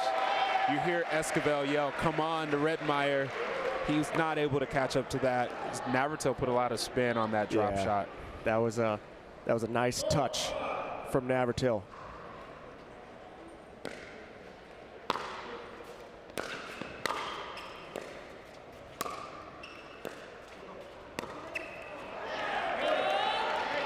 And an unforced error from Esquivel ties it up 5-5.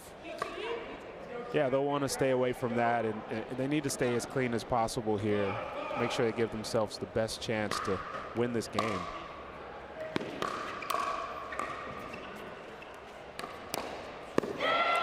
What a reset block by Navratil. Finds the open court. Yeah, and what that is too, that's playing the angles. He knows that if Redmire goes all the way to the right, more than likely he's going to hit it back to his right. And so he jumped that, anticipated, and was able to finish.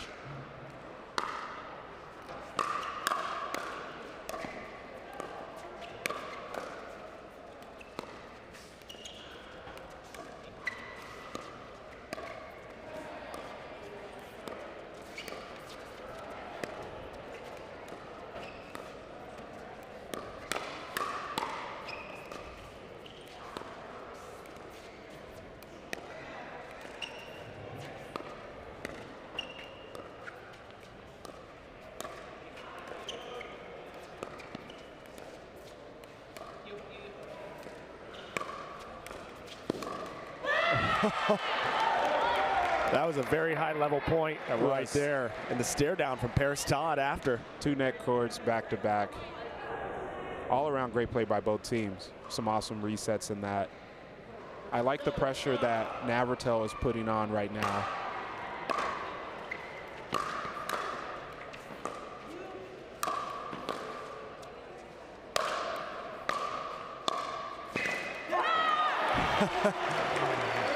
Navratil running from the back corner, to try to poach that ball. Yeah, he saw it. Redmeyer just didn't have enough on it, and Navratil was not there to actually push that ball through. That one just in. That's the second time they've let one of his drives go, and he generates a lot of topspin. Yeah, that one closer to the baseline than the previous one, but still, I think the height of his drives, it's really confusing Paris, Todd, and Navratil right now on if it's out or in.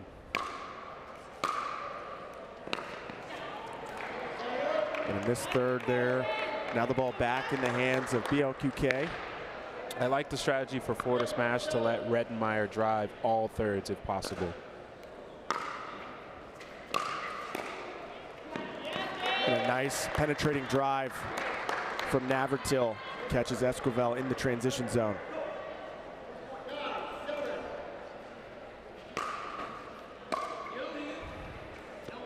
That one just long. Just long there. So quick few points. Yeah, a little bit of a danger zone there. Sorry, John, for a Florida Smash right now. They don't want to go down by too many points here.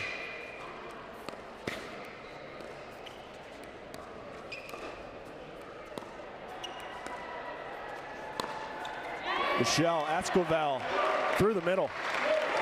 She's been hitting that shot for a long time. She watched her hold it, force Zane Navratil to cover the line, and then just sweeps it through the middle. Great shot by Esquivel.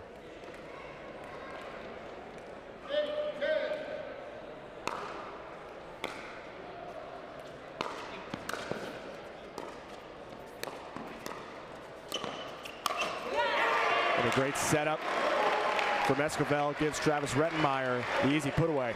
Yeah, Navratil came back and tried to reset that dink. It's hard to do on the run. I think he should have let Todd finish that and actually put it back over in a neutral position.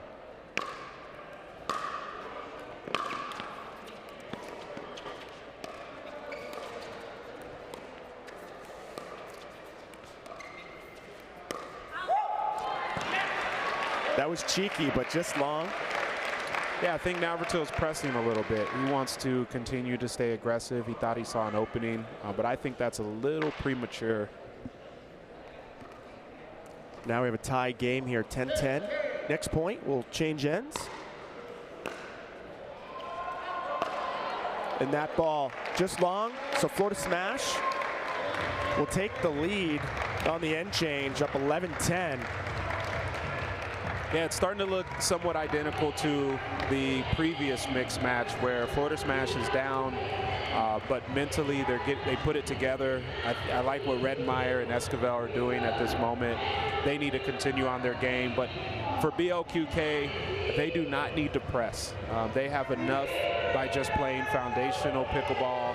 I like what Navratil's doing, being able to move around. But I think they can use Paris Todd's strengths a little bit more and insert her in this game so that they're more balanced on their side. Yeah, that's a good point. And you can see Florida Smash already ready to go. They're feeling it. They are focused. They're already on the court while BLQK still strategizing. So that's a good sign if you're in the corner of the Smash, how ready they are right after that short break. Yeah, we talk about how the game is, 80% mental, and seeing your opponents out there jumping up and down, ready before you are, not even taking their full timeout, can possibly give a mental edge. Absolutely. So it looks like Zane and Paris are going to switch sides as well. And I like to stack so Zane can serve towards Michelle.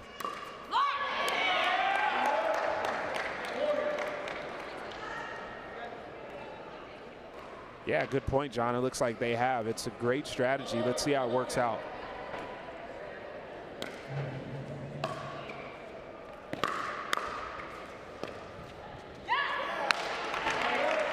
Michelle Esquivel is feeling it at the moment. She's playing well, and when she's playing like that, she's tough to beat.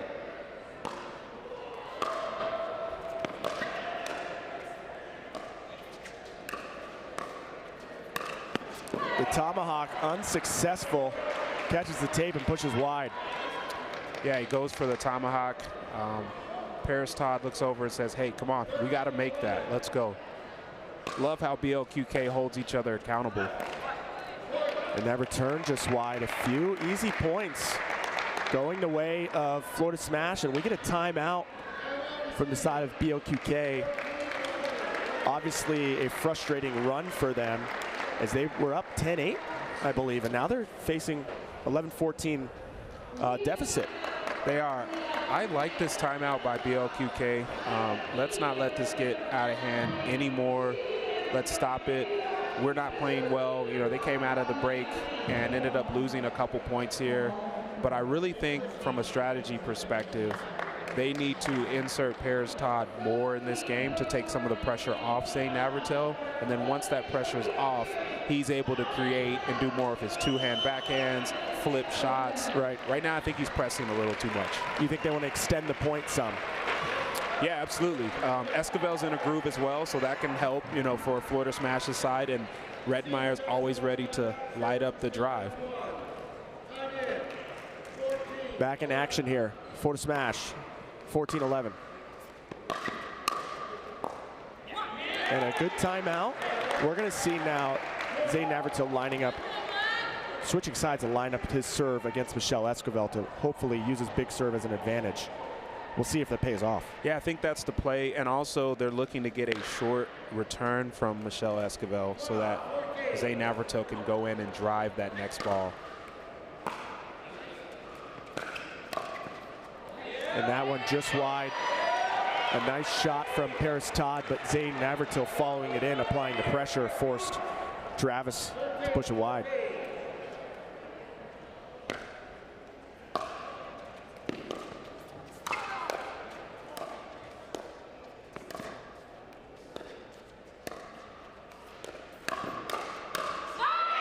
And just like that, they've come back to tie it. Yeah, great counter by Redmeyer, but Navratil was there to finish the play. And don't look now, but BLQK is rolling. Maybe a timeout coming from Smash soon.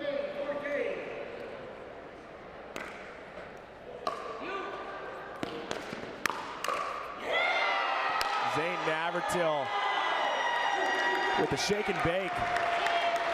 Watch this, look at this move here by Navratil, the squat in the kitchen. Synchronized. The energy has picked up by BLQK. They've done two key things. One is, as you mentioned, they switched their strategy on the serve. They wanted to get Navratil to serve to Esquivel to get that short return. But the other one is they picked up their overall energy. We've said that every single game here. Once a team does that, they're able to execute at a high level. And right now you see on the court somewhat of a different scenario where Michel Esquivel was pumped up after the last time out. Now she's getting some cross-court dinks in. Yeah, I think they're trying to decide if they want to switch as well, her and Redmeyer. They're going to talk to the ref about what they can do here. There is some confusion going on, or some communication between the ref, Bob Swisshelm, and Team BLQK.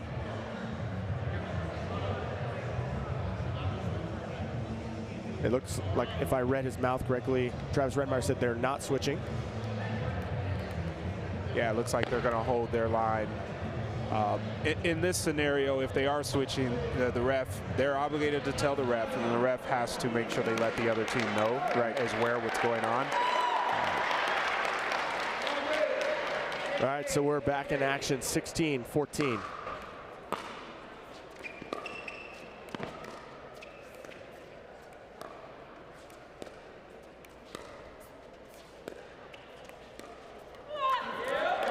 And that dink just falls short. She was practicing that during the timeout. Yeah, she was practicing cross court. On that one, she tried to go down the line.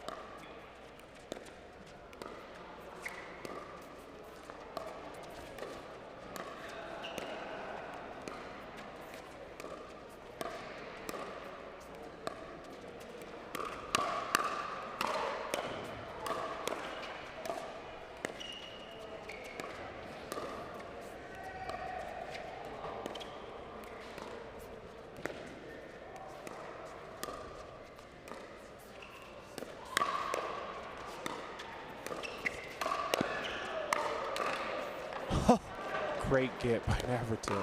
That was just what a point.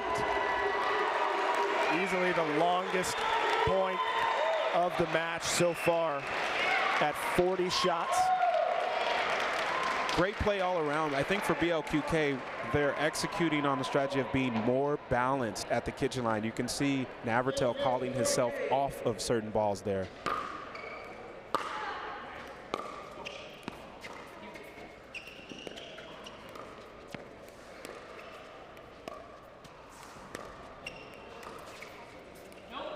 And that ball just long. Got to correct myself. That last point was 68 shots in the rally. Yeah, and you can feel, I think Esquivel can feel the pressure there from Navratil and Todd as you see that ball just wide there. 19-14, 2 points away from sealing it.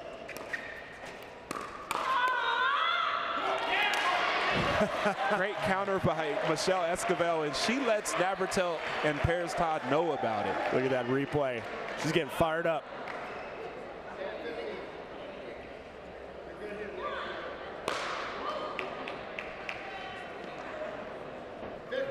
So 4-point game, 15-19.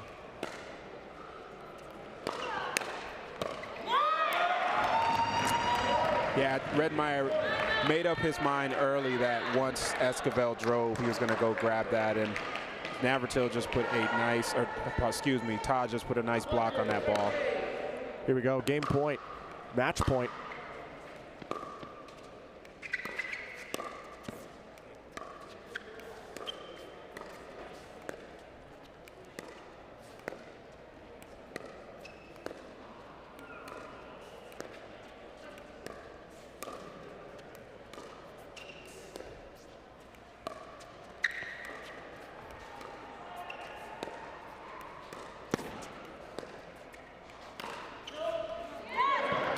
They just called that ball out, and it looks like the ref, the ref said it was in fact out. So we'll see in the replay here. Ooh. Yeah, so Florida Smash calls that ball in. Well, actually, BLQK called that ball out. Florida Smash says that ball's in. They're going to use their video challenge. Bob Swisshelm actually said he confirmed that it was out. Right. What we're seeing, I think that ball's in, John. Yeah, and the crowd, you know, they got that up on the big screen, and the crowd goes wild because they get to see more action here. Michelle Esquivel pumping up the stands. Feeling goosebumps right here, Brandon. Yeah, Florida Smash. Michelle Esquivel is really bringing the energy right now. You love to see it. You love to see this entire environment here in pickleball. There's nothing else like it.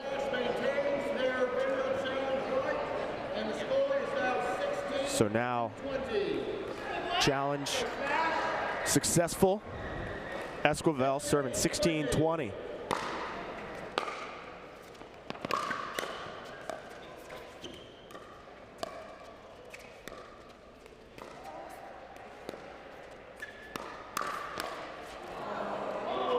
A nice setup from Esquivel. Redmeyer just didn't get a clean strike on the finish. Yeah, she was ready for the counter as well. Yeah. Redmeyer came over. That's a tough one because Esquivel would have wanted that for herself. Game point opportunity number 2. Big serve. And an even better return. Esquivel letting him know. You're gonna have to do better than that.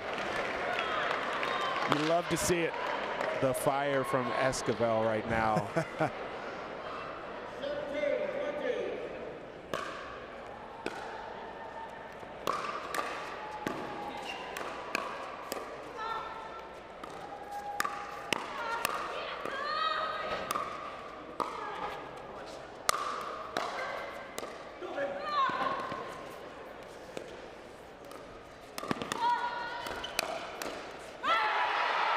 Yeah, Coutet holds tough. Wow, what a point. As you see Paris Todd with her own yell to Florida Smash this time. As if to say, we're not backing down, we're here. Yes, and third opportunity on the paddle of Zane Navratil. Deep serve.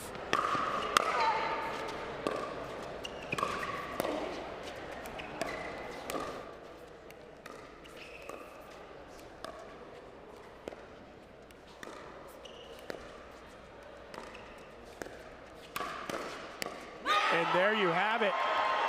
BLQK takes the series 3-1. Both teams moving out of the pool play, but BLQK secures a bye in the first round of the playoffs. They move on to tomorrow. Yeah, that was an exciting game there. I think that's a defining match overall for BLQK to really stake their claim in saying, we're here, we've been in the last 2 finals, we've got 1 MLP championship, we are coming for another one. I'm really impressed with their performance here. Yeah, they held tough when it mattered and came out on top, brought that intensity and the energy. As you can see, both teams showing some sportsmanship after a fiery last game there. So many momentum swings in that game there. Absolutely. And on the court, we have Cameron Blackwood with the winners. Oh, such a great team win for you guys. Zane, you said it best back in Newport. You said, "Oh, baby." You said that MLP was not about pickleball. It's about chemistry and energy. Just tell us how special this team is. Any of the 4 of us can win a match, which is huge. All 4 of these teams are very, very equally balanced. So, you know, when if I lose, if me and Rafa lose, these guys pick us up. The mixed is good. Energy, at best energy. On the changeover, you guys not only had a change on the court, but you had a change in mindset. You came out a completely different team. What was said in that? You know, I think Zane is just really, really smart, and he's just the team brains overall. And for him to just make small changes like he always does, and just he knows what to do, and we're just, you know, we're thankful for Zane. So he's the brains behind the operation. We're just the looks. Rafa, I need some final words. We're in trouble. We're in trouble if that's the case. I need some final words for this team heading forward. Thanks for playing. Thanks, guys. Back to you. A 3-1 win here. Thank you, Cameron. What an exciting match we just had. BLQK moving on, getting the bye into the semifinals. Brandon, that was a good matchup, but we have more to come coming up on championship court. So don't go anywhere. We'll be back with more action. MLP in Columbus, Ohio is brought to you by ProXR, Aura, Franklin, and Knockaround Sunglasses.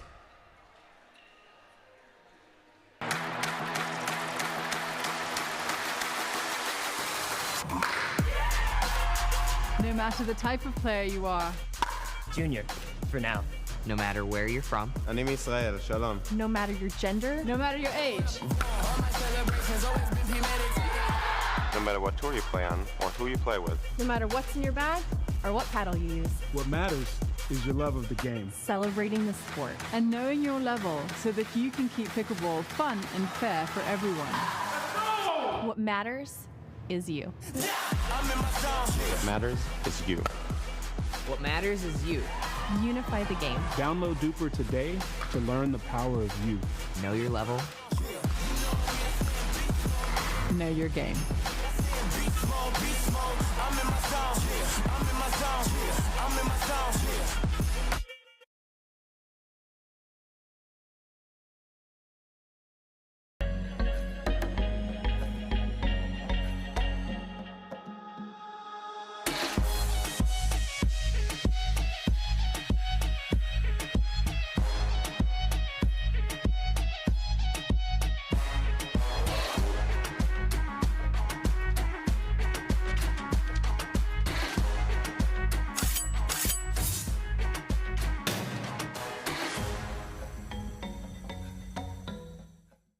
It's hard to find supplements that work.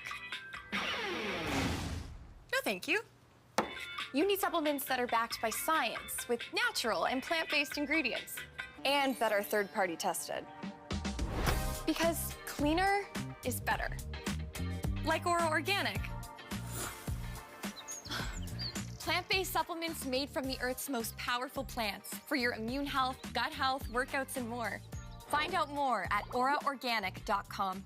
Want the perfect pair of sunglasses for your every occasion? Hit up the Knockaround Custom Shop. With over 1 million possible combinations, why not get a pair for every you? 8 a.m. I need a coffee you. Clocking a few miles you. Game day you. Happy camper you. Fun in the sun you. On the slopes you. Dog days you. Happy hour you. Si se puede you. The Knockaround Custom Shop. You design them, we build them.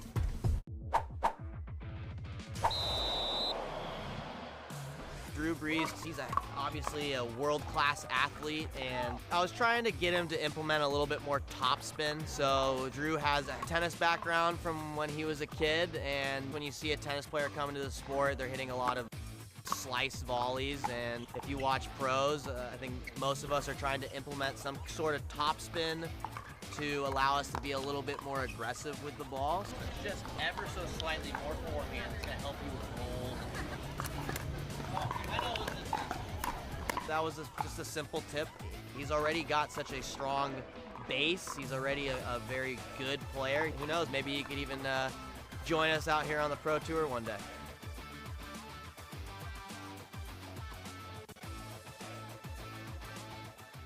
It's hard to find supplements that work. No, thank you. You need supplements that are backed by science with natural and plant-based ingredients and that are third-party tested. Because cleaner is better. Like Ora Organic. Plant-based supplements made from the Earth's most powerful plants for your immune health, gut health, workouts, and more.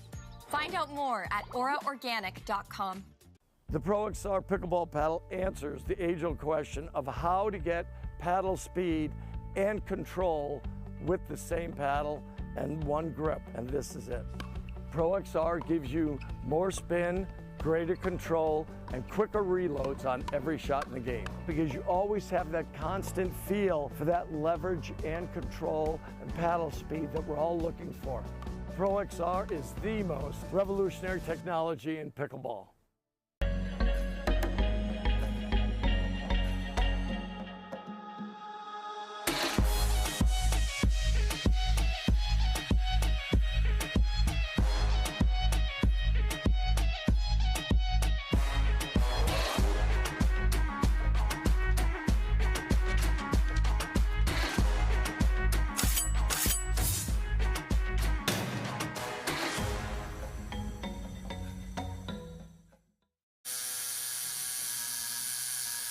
What are you guys doing?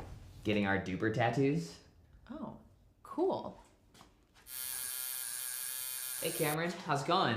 Almost done. Perfect. Can't wait to see your number. Number?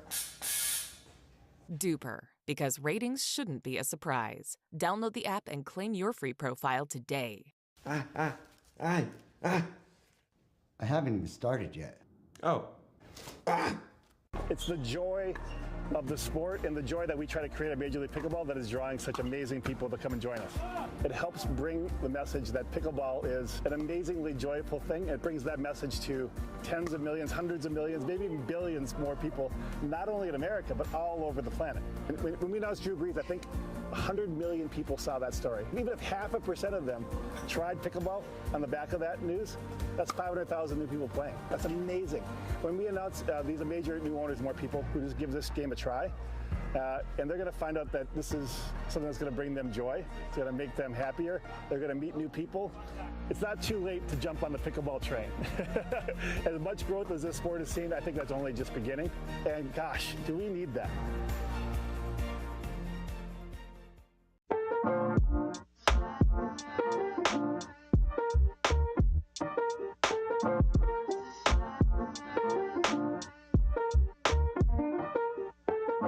We're here in the iconic New York Stock Exchange boardroom. We're ringing the bell downstairs at, I think, about 9:30.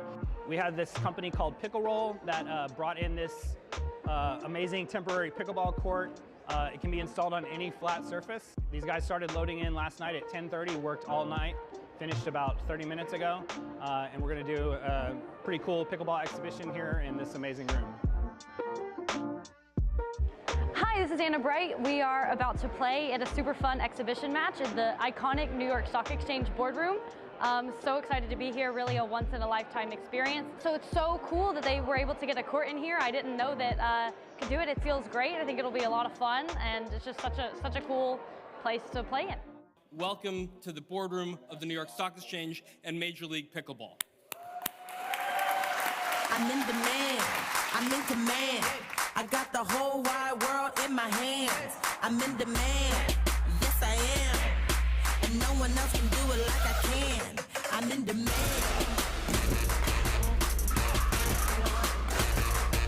I'm in demand.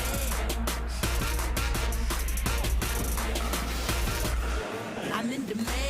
I'm the leader, a crowd pleaser, so sought after, jumping off the meter. You're looking at me, like what you see, got what you need. Crown on the ground, I'm the devil, I'm supreme. It's epic. I mean, we're playing pickleball in the New York Stock Exchange boardroom, so does it get any better than this? MLP is super unique and exciting because it's a team format, which doesn't otherwise exist in pickleball. MLP is probably the best format. It's a team-based event. It's got the best men and best women. You have people playing together. From an event perspective, there's nothing else like it. We're here this weekend to have our draft reveal show Saturday night live from the Billie Jean King National Tennis Center. We had a draft in private about 30 days ago, and we're doing a kind of a NCAA style reveal show this weekend. Yeah, I'm gonna be heading to the draft on Saturday. Hopefully I get drafted. It's gonna be pretty cool over at the Billie Jean King National Tennis Center. Yeah, just awesome stuff for Major League Pickleball, and I'm hopefully happy to be a part of it. On Saturday night, I'll be at the draft reveal party. Can't wait to see who's on my team. It'll be a lot of fun. All the stars are gonna come out. We'll be dressed a little nicer than usual. It'll be super, super fun and exciting. It's the draft reveal show on Saturday for Major League Pickleball. I'm assuming we're both hoping to get drafted, so we'll see how that shakes out. But played last year, and it was a lot of fun. It was my favorite event of the year, and I'm looking forward to it this year. 2, 1, go! I'm in demand.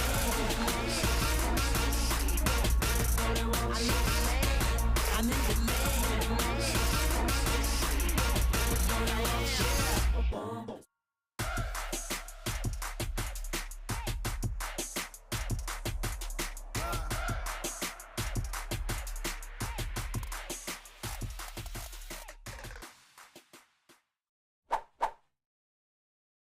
Hey guys, this is Chuck Taylor with the Lions, and I'm here with a pickleball pro tip.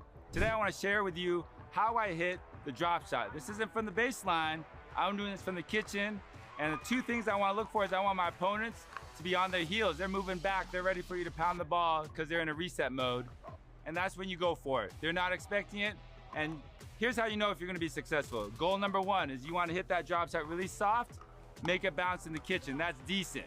If you can make it bounce twice in the kitchen, that's good, and that's when you know you got it down. All right, my opponent's gonna be back at the baseline. She's gonna be trying to hit into the kitchen, and I wanna try to keep attacking until I surprise her with a drop. Hit, and nice touch drop. 2 bounces in the kitchen, let's go. All right, guys, and that was the drop shot. Make sure to take that back to your home course and catch your opponents by surprise.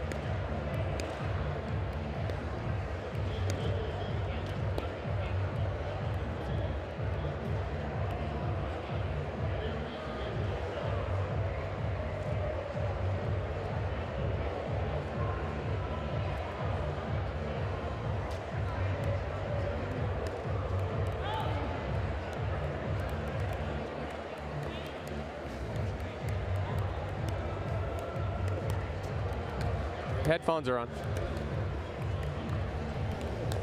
Back here on Championship Court in Columbus, Ohio, we are at MLP Columbus. Dominic Catalano alongside me, Chad Edwards. And Chad, we're going back and forth. We've been for the last 5 minutes trying to figure out all of the scenarios for Group B. I don't think we have everything figured out, but we have a pretty decent idea. The easiest one, here's the easiest one that we were told, is that if the Ranchers win and the Bus win, then it's the Ranchers and the Bus. That's the simplest of scenarios, as that we were explained. Then we got into everything else. Well, there's always the what ifs, and you know, if Mad Drops win 4-0, there's a possibility. Then there's a possibility the Ranchers don't get in. Because then because what would happen is here we take a look at that doesn't explain anything we're talking about, but in essence it does, right? So Chimeras are playing the Bus, so Chimeras win, they're at 2-1. If Mad Drops win 4-0, then they're at 2-1, Ranchers are at 2-1, and then it goes to games net. Right now, the Ranchers are 6 games ahead as far as their games net. But losing 4-0, that drops them down to a +1, and then Mad Drops would go up to a +2. Chimeras win, they go up to a +, so then we go up back to that games net situation. So there's so many what ifs for this whole scenario. But yeah, like you said, okay, so Ranchers win, they go through. Chimeras win, they go through. Correct. The Bus can throw a wrench into Chimeras, and Mad Drops can throw a wrench into Ranchers. Yeah, I mean, there's just so many scenarios that'll play out. We'll keep you guys posted on what's going on the other court, on the grandstand court. Once that one gets started a half hour after this one. But it's all very interesting scenarios and a lot that can happen here today in MLP Columbus. Again, Dominic Catalano alongside me, Chad Edwards. We'll be with you for the rest of today. We have 2 more group play matches going on today with Group B and Group C. Group A finished right before us. Yep. BLQK came out on top over the Florida Smash. So they go 3-0, sitting pretty going into the quarterfinals this evening.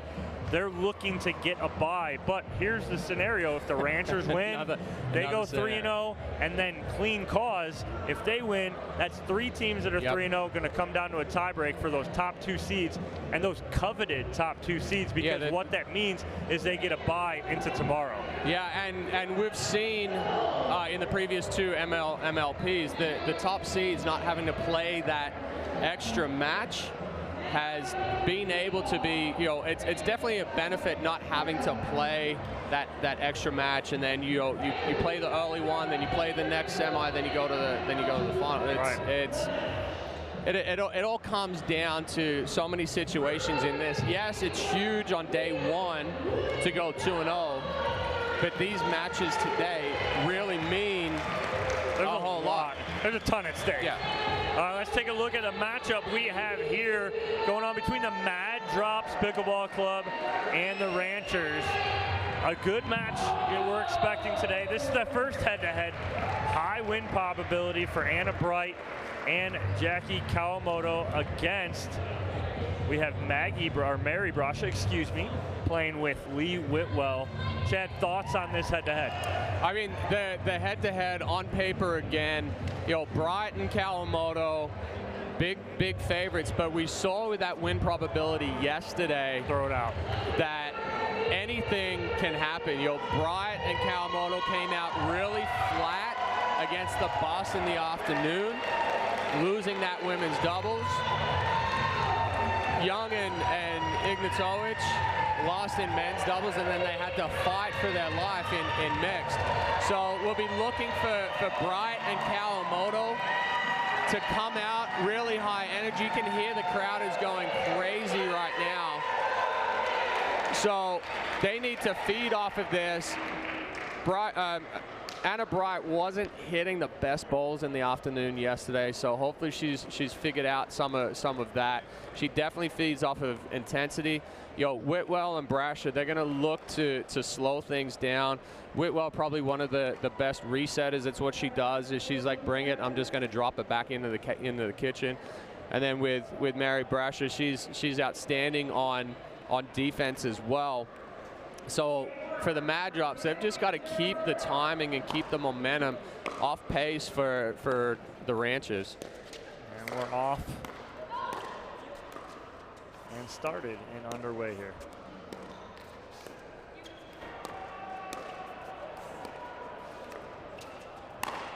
Yeah, big put away there from Kawamoto early. Almost an in-between right there, whether to lob that or...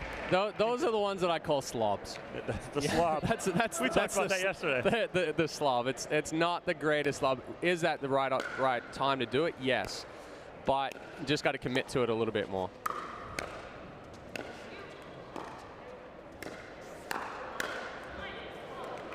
Unforced error there from Mary Brasha, and a 2-0 lead early for the Ranchers.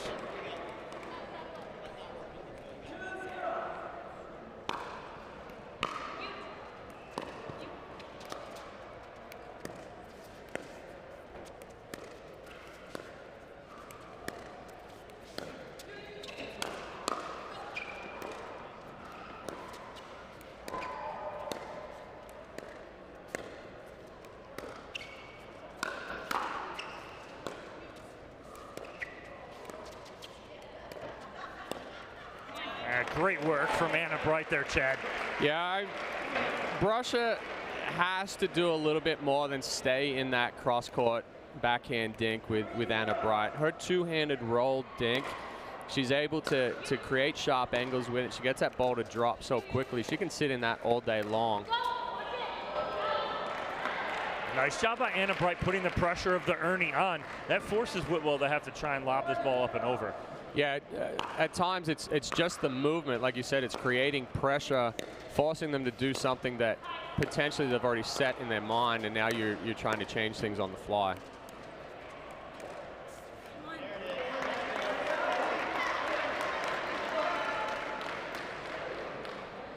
Mad Drops on the board here, 1-4.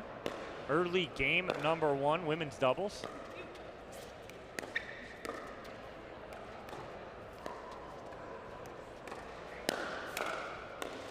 Yeah, nice job there. Anna Bright getting that ball at Brasha's feet. Yeah, and that was all set up by Kawamoto right there. Excellent ball going behind Brasha, putting her back away from the kitchen. Now she's trying to struggle to get back, and then Bright there able to get it down at the feet. Big forehand there from Whitwell. And we talk about her resetting, Chad, but talk about her power on the forehand side too. Yeah, she's got the power right there, and that's kind of wrong spot for Kawamoto. Driving cross court, giving Whitwell a little bit too much time, and with Bright crashing for that, I mean, it's just going to come back down. I'd like to see Kawamoto drive at Brasher for that one if Bright is going to come forward for the shake and bake.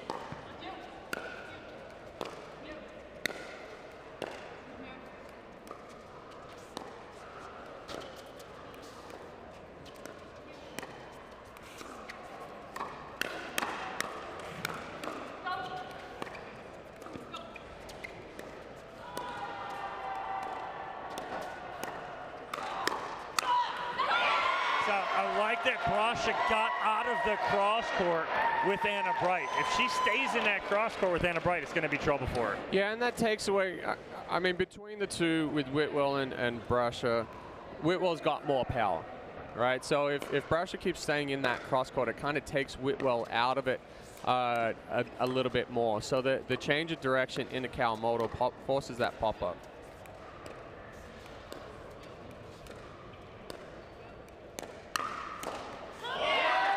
Good cover in the middle from Whitwell. Yeah, and again, that's all set up by Brasha. I'm a big fan of that middle ball, especially when you're playing against somebody that's got such a good cross-court dink as Anna Bright. Brasha again feeding off of it now. I love it. Pumped up. There's a few players on tour that always have a smile on their face. Mary Brusher being one of them. Corinne Carr we always see. I mean, they enjoy being out here, and don't let the smile fool you, though. She is a fierce competitor.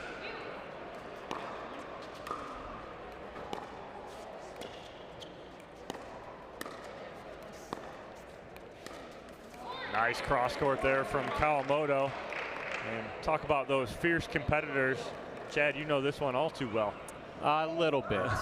A little bit. Yeah, the fives are fighting for playoff contention today, later. Ducking underneath that one. Whitwell going for the Ernie, recognizing, hey, if I'm off the court and that ball's going over my head, it's probably going to be out.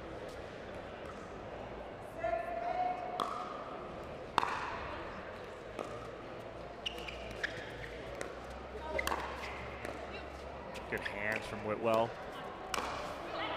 Popped up just a little too much there from Brasha. Kawamoto able to finish. Yeah, both of those balls that popped up from her, the ball just got too close to the body. You get crammed, you get jammed, and when you try to push forward now, the arms and shoulders take that ball up instead of the extension out in front.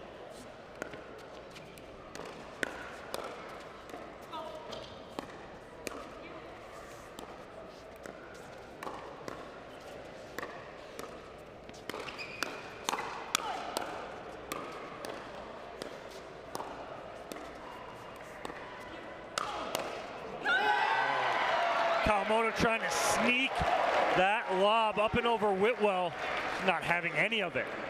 That's the old reverse jam right there. Whitwell just taking the ball from back behind and flicking it down. But there was a portion in there where Brush's coverage going behind Whitwell kept them in that point.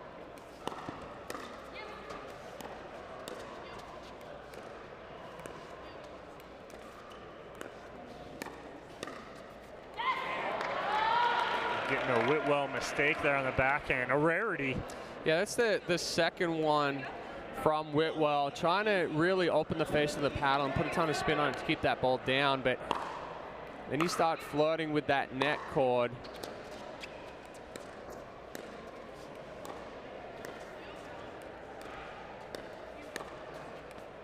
Oh, nice ball there from Kawamoto cross court.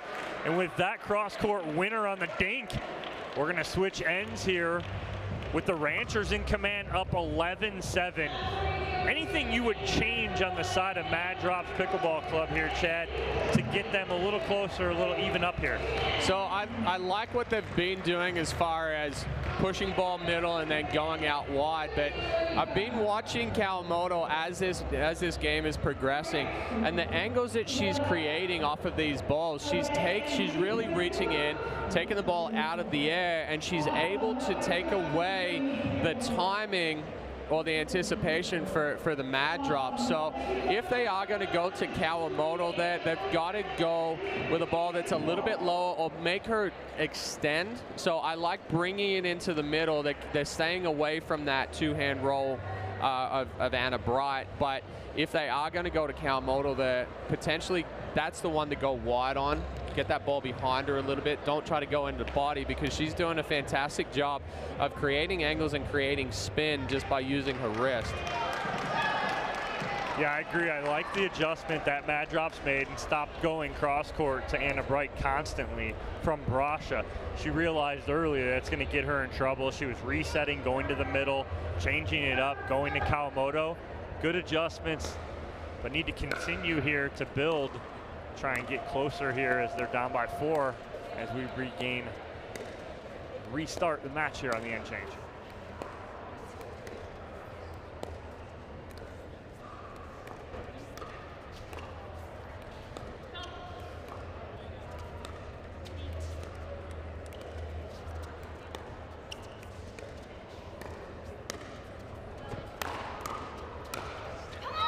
Nice ball there from Anna Bright as she finishes behind Whitwell here. Clean winner. And that ball just sitting up a little too high. Bright knows exactly what to do with that one.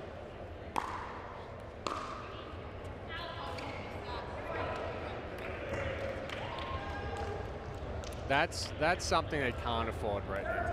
You know, giving away free points like that.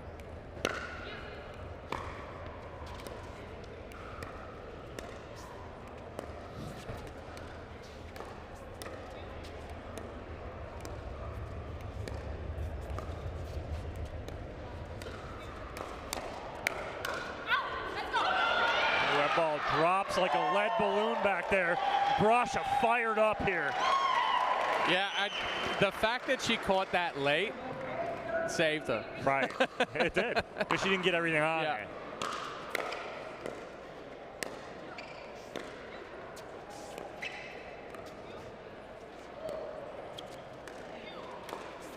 Oh, great shot there by Anna Bright again, staying away from the Whitwell forehand right there. She doesn't want to eat that again. Well, she recognized that Whitwell's going to step into the middle there to try to counter that middle ball. Excellent job of sliding over. Foot movement and paddle positioning allowed her to change direction and go behind Whitwell.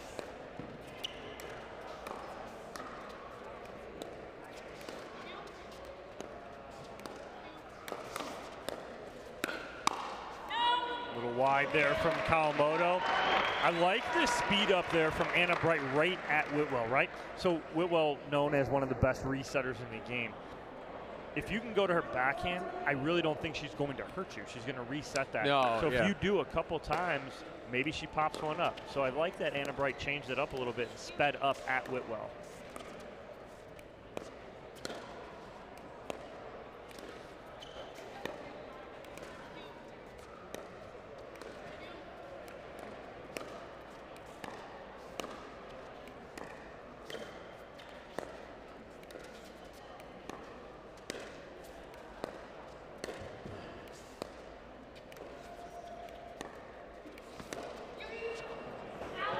Wow, you want to talk about two totally different backhand dinks, Chad? Anna Bright, backhand two-hand roll. Mary Brasha, the cut one hand, right? And so you're countering with a topspin roll with a cut backhand.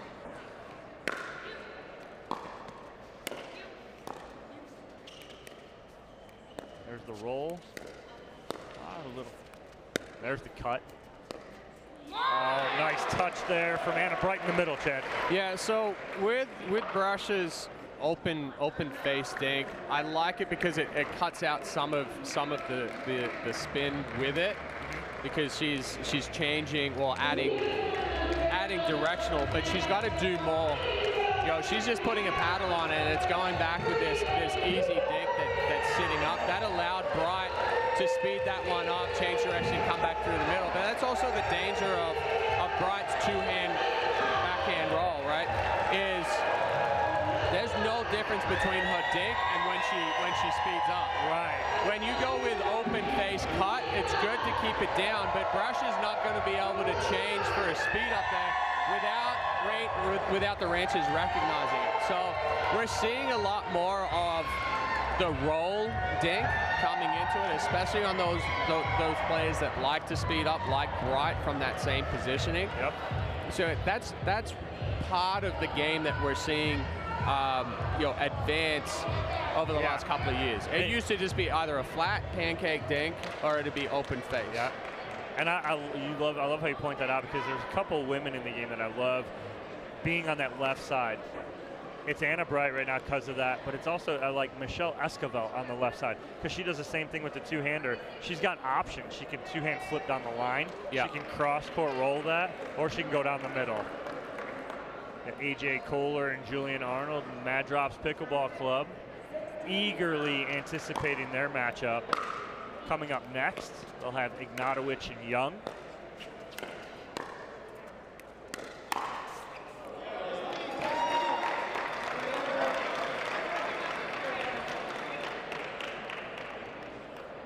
Whitwell ducking out of the way of that one. Yeah.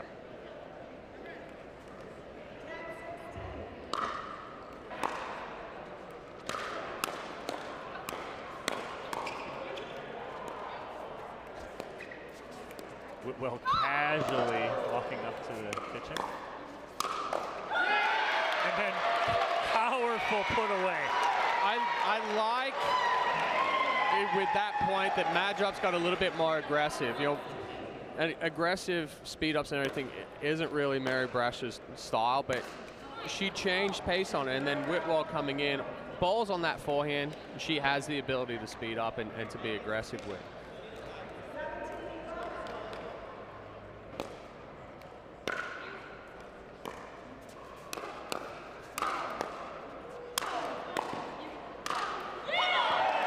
Big angle there from Whitwell on the forehand. Able to control it so well, put it exactly where she wants it. But she hit both sides of the court there as well. You know, she goes at Bright, then she goes at Kawamoto. Bright slides over because Kawamoto gets pulled out wide, and then she goes back behind Bright.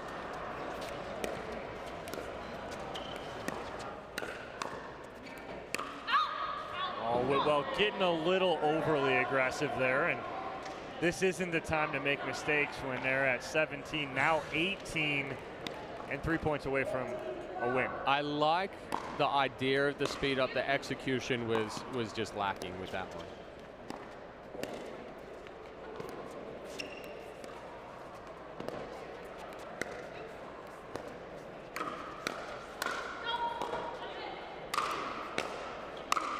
Yeah. Beautiful angle from Whitwell, the little smirk.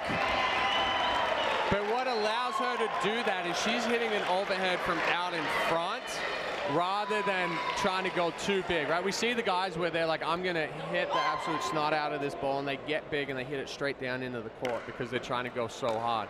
Whitwell has the power, but she's able to create the angles because she's not going as far back. And talk about that, Chad. It's called an overhead, but it shouldn't be because you should be hitting it out in front of you where you can see it. The second it overhead more so because it's, you know, something coming above your head. The second it gets over your head, you're in trouble because Yes. now you can't see it.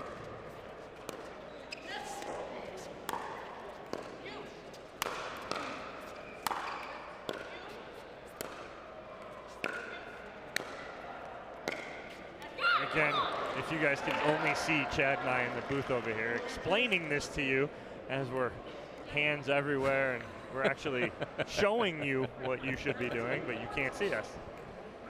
And it helps. It helps to talk through the explanation when you're doing the movement at the same time. 19-14 lead. Oh, and, no. Oh, the unforced error from Whitwell. Can't believe it. And it'll be a game point here. But you see with that one where she took that paddle way back behind the head, the ball gets too deep, and she's forced to bring it down. Oh, what a ball from Kawamoto. And she did that at least 4 or 5 times throughout that match. It'll be a 21-14 victory for the Ranchers. Chad, that's a good start for Anna Bright and Jackie Kawamoto and the Ranchers. There was much better play this morning compared to what we saw from them yesterday afternoon. They came out and set the tone. They stayed with that. They didn't back off. Excellent ball movement. They kept changing things against Whitwell and Brasher. Yesterday, they just couldn't find the rhythm. And I really like the look of that going into the playoffs from here. All right, well, with that being said, Cameron Blackwood is courtside with Jackie Kawamoto and Anna Bright. Cameron, what do you got? And it looked like you guys had a clear game plan right there, rolling heavy balls outside, out wide to pull them. What was the strategy behind that? They're two really great players, and we felt like Lee especially was pretty hot with her hands, so we thought we'd play a little bit more of grindy pickleball. Also, Mary usually plays the right, so we wanted to kind of pick on that, open up the court, and then Jackie's got such a good roll, and that was our game plan, and we stuck to it, and it got it done for us. And after the switch over, they started to get a little hot. Lee started to get some really good putaways with nice angles. How were you able to neutralize her and then win this match? We just had to take control back of the kitchen line. I think we got pushed back a little. Lee's got some awesome overheads that was able to push us all the way back. So yeah, just getting good drops in and working our way back into the kitchen line. Awesome. Now we're headed to men's doubles. Back to you guys. All right, thank you, Cameron. We are headed to men's doubles next. Chad, I've had this one earmarked all weekend. This is going to be a great matchup. DJ Young, James Ignatowicz taking on Julian Arnold and AJ Kohler. We got that one for you next here from MLP Columbus. Don't go anywhere.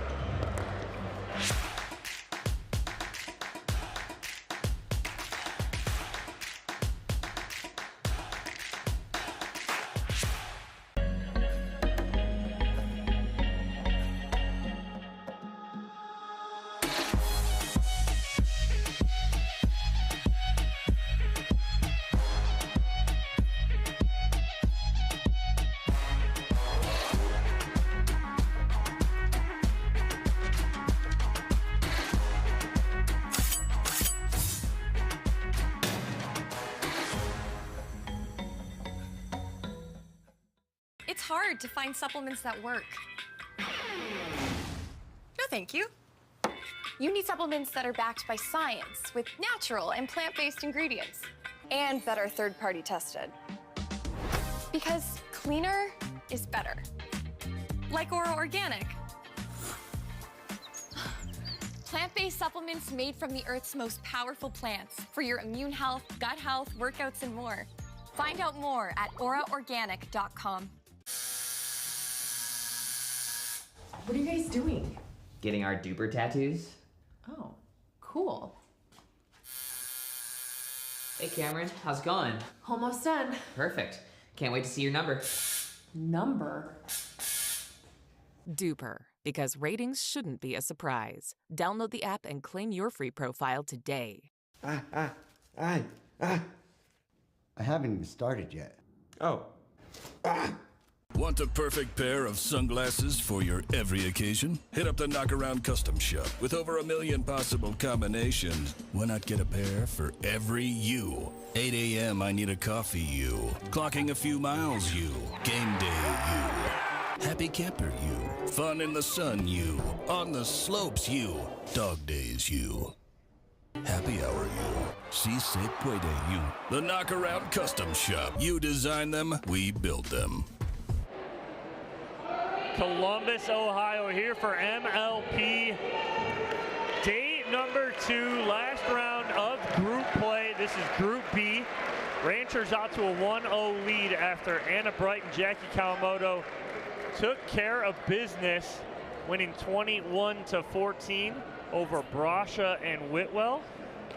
Yeah, this is a good matchup here, Chad, as you see the head-to-head. This is the closest win probability that we've seen in the last 2 days. And we were just talking in the break here, you know, these teams are so evenly matched. We're going to get with Kohler and Arnold, you know, Kohler on the left, Arnold on the right. We were kind of having a little discussion of, hey, I'd like to see, you know, Arnold being on the left. He plays well when he's moving around. Kohler with the fast hands and the reach. I think the key to this for Mad Drops is, again, that I don't want to see him try to go hands battles with Young and Ignatovic, but I want him to take some chances. I mean, seriously, I wish Kohler had an earpiece in, because he would have listened to you say, I don't want to see the hands battle. I want him to take chances, but a shot like that where Kohler's trying to speed up into Young's body, he's so short and so quick that it's got to be something where you're getting them extended, you know. And right there, what we saw, that's why you and I, during the break, were talking, and why we would prefer, again, but this is why we may be in the booth, that we like Arnold on the left and Kohler on the right. A little long there off the paddle of DJ Young, and Mad Drops on the board.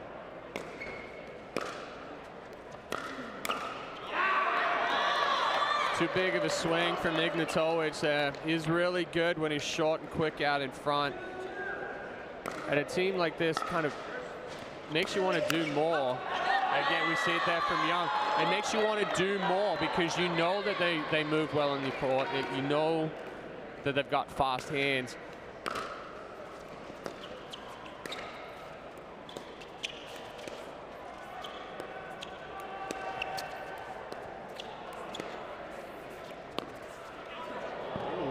Thank goodness Young missed that. He took a swing at it. Yeah, and Kohler looked up right before he hit that, saw that he had the hole, but then tried to rush it through, and that forced that ball deep.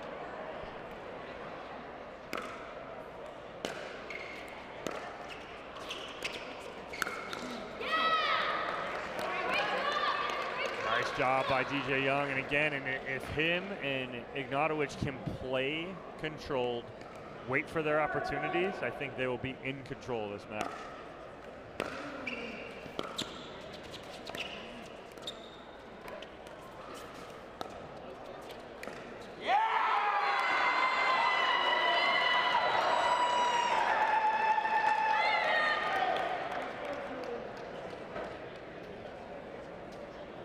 Yep.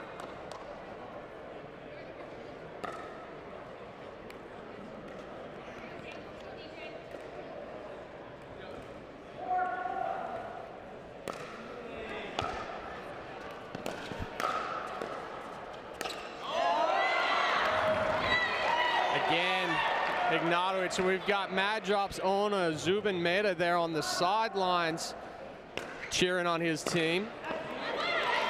Ball skipped on DJ Young, and with that skip, we're all tied at 6 here. Game to 21, rally scoring.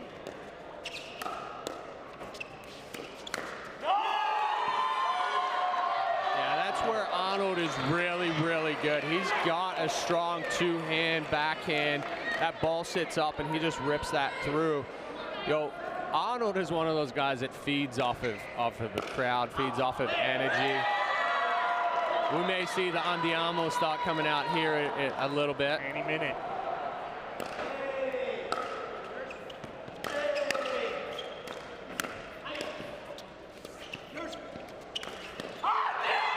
There it was, right there on cue. And again, so now it's about Arnold harnessing that, right? So you can't get too high, so you get too aggressive.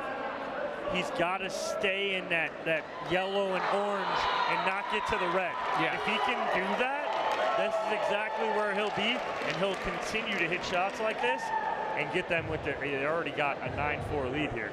Yeah, and I mean that jumped up quick, right? So Young and Ignatovic, a couple of unforced errors or even pressured errors there, but then Arnold and Kohler feeding off of that, sensing off of that, and just like you said, Arnold plays his best pickleball when he's moving, when he's active, and he's staying in that yellow-orange zone.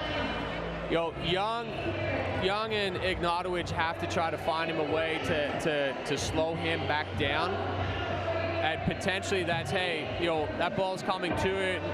We're going to take half a step back or look to counter this, but counter it with an angle. Don't look to just punch it back into the court because he's going to move so quickly and step up on it again. I like the idea of possibly taking a step off the kitchen line, dealing with it. If he drops it, both Young and Ignatovic are athletic enough to recover.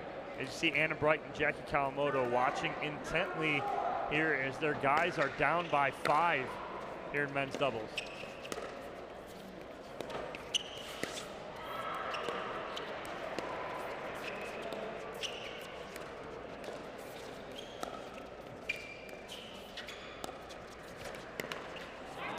Nice dink there by Ignatovic, keeping Kohler kind of at bay.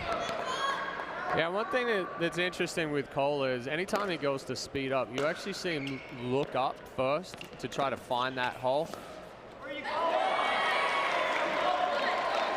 Wow, Arnold, he's a little chippy here as he's talking to Ignatovic. Where are you going?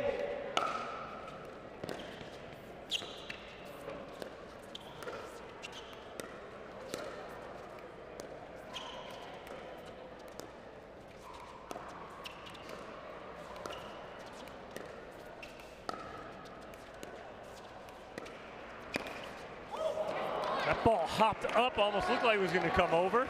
I mean, the speed Kohler has coming off of it, there's no backswing on that. That's all wrist and forearm strength. Former hockey player is used to slapping a ball.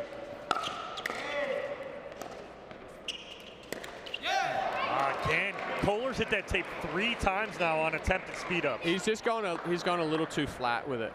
So the paddle's really coming back to try to crank it, but the paddle's flattening out. He's not getting underneath and rolling it as much as he is slapping that like a slap shot. So we will change ends here with the Mad Drops up 11-7 here. And what the Mad Drops have done too is they've really silenced both Young and Ignatovic, who play and feed off of energy as well. I haven't heard Ignatovic once. I really haven't heard DJ Young either.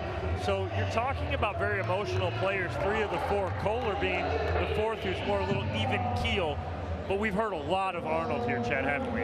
Yeah, and like you said, Ignatowicz and Young, they're just like Arnold, right? They're going to get fired up. They're going to get pumped up. But what the Mad Drops have done really well, and we see this with other teams as well, BLQK with their men's doubles. When you're an aggressive player, you're always looking to speed that up. So how do you counter an aggressive player? Is that you pull the trigger first. And right now, Mad Drops are taking the risk, so the calculated risk as far as speeding balls up and not allowing Young and Ignatowicz to control the tempo. Kohler and Arnold are controlling this one by taking those chances first. As we come back in play here, 11-7 lead for the Mad Drops.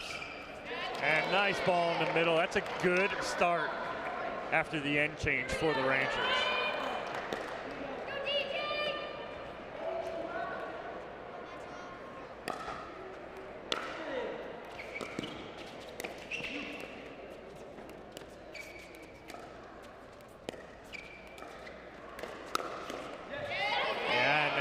What the Ranchers want. You talked about it real early, Chad, and the first point of the match, that Mad Drops needs to be careful of when they attack.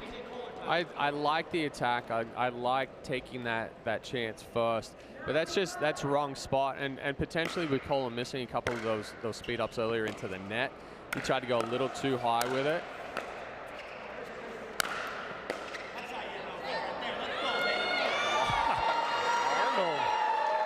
I mean, after the overhead, talking about that's how you hit an overhead. He may have been talking to his teammate Kohler. I think he was talking to himself.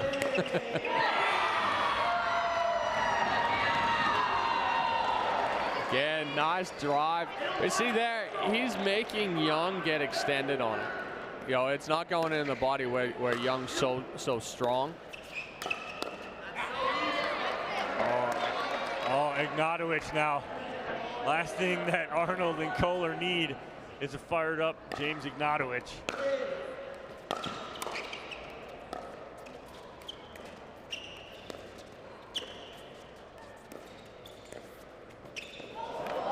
What? Oh!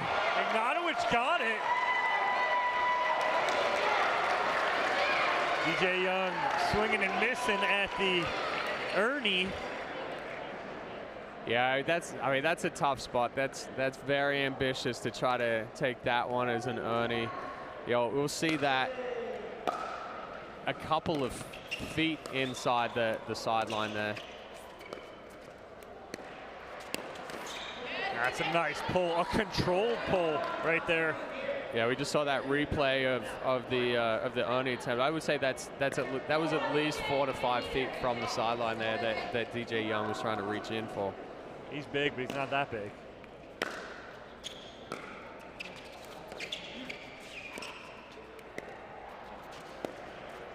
Wow! Oh no, here we go. DJ Young fired up after this two-hand roll. Just out of the reach of AJ Kohler. And that's similar to what we were talking about with Bright with her two-hand backhand. Young holds that, and Arnold and Kohler both took a step to the right, expecting him to speed that up, and he just rolls it across.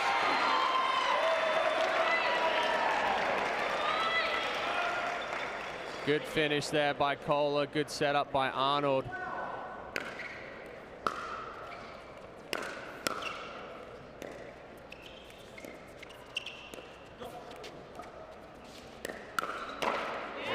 Great hands by DJ Young, and they're not listening to you, Chad. But see, that's into the body.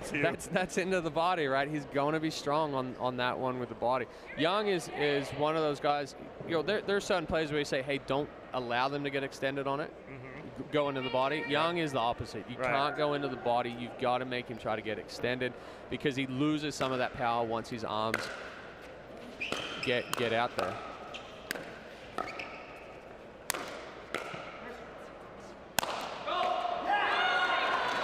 Another big overhead there from Julian Arnold.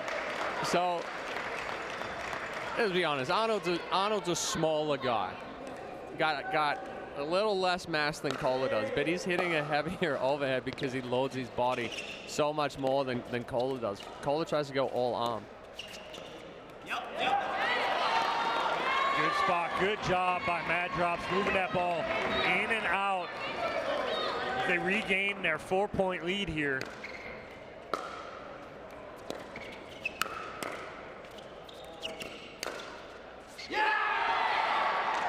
Ball just long there off the paddle of AJ Kohler.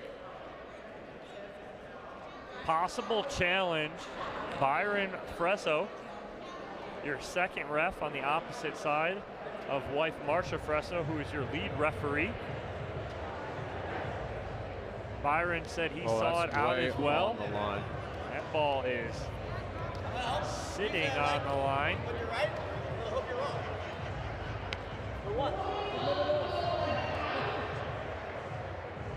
Ball is all over the line. Your video review referee, Miss Courtney Johnson.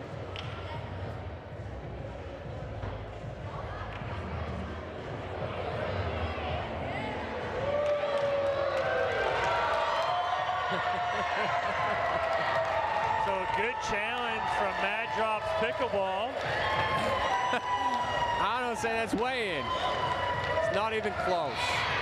You can see there on the video board behind DJ Young on the far end of the court. Shows everybody in the house here. And that ball was in. It's a 5-point lead. It's easy for us to call it from here. You've got to speed up into the body of Young and Ignatowicz are both looking forward. That ball flies past you. You see what potentially you think is a ball out. I don't wrong them for calling that ball out at all.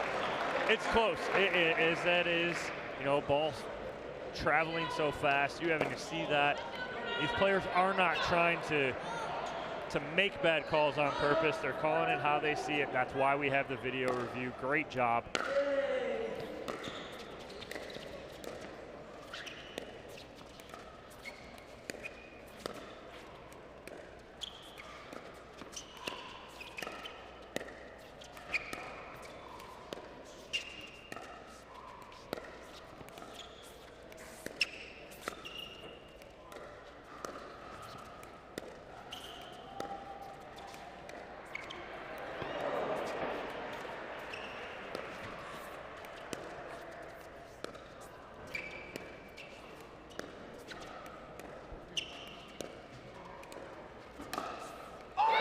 Great ball from Ignatowicz.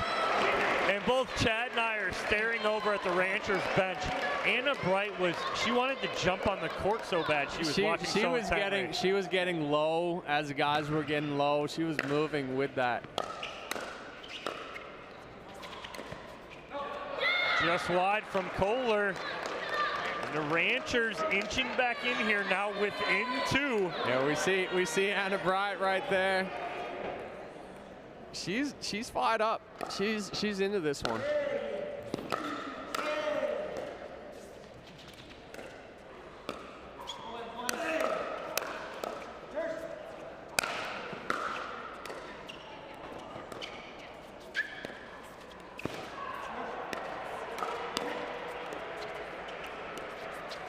Oh, Ignatowicz missing that pull on the forehand side. Yeah, that's a tough one. I mean, that's the right ball to go on.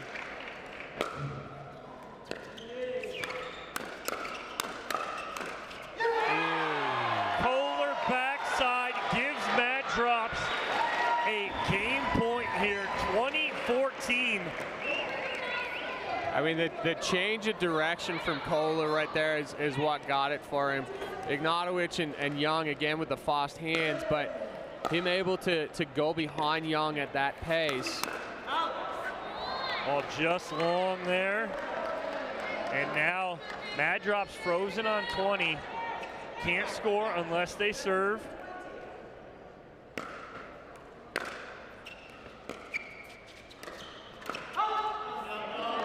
Just missing the body.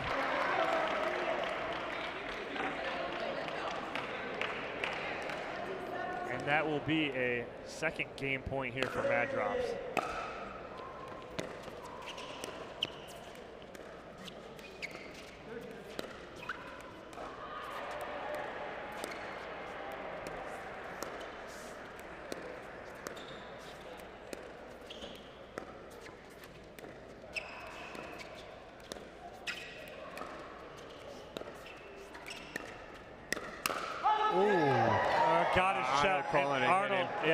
even saying, he's like, yeah, that got me. I mean, there's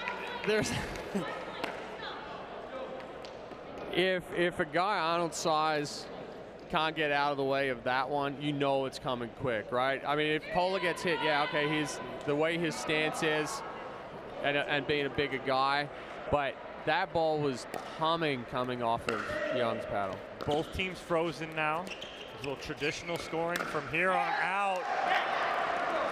And DJ Young pulls the Ranchers within one here. Arnold just got a little too big. Yeah, I'd like to see him shorten that up. Right, you say you caught that late, meaning where did he catch that? Behind his left hip right there. And so which leads that ball to dip down and go into the net. And a timeout here from Mad Drops, trying to slow the roll here of the Ranchers as they got a little momentum here, Chad. Yeah, and it's dangerous, and we talked about it before, when Ignatowicz and Young start getting on that feet, they're getting fired up. You hear the come-ons, the yells coming out of them. Kohler and Caitlin's getting fired up there. Kohler and Arnold have kind of gotten back on their heels the last few points. All right, so they've got to try to feed back onto it, break up that intensity again, get back onto anticipating and taking those balls early, disrupting the timing and the run that the Ranchers are on. It's a huge point, Chad, here for the Ranchers to try and even this up.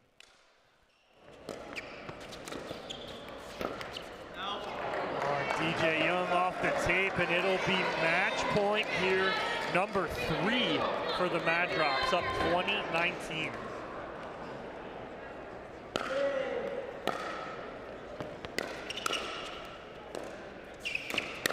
Oh, DJ Young almost jumped into it. He almost jumped up into it, but avoids it off his shoulder. Yeah, I really like that ball from Arnold, but he hit up on it instead of his usual roll. Trying to do a little too much.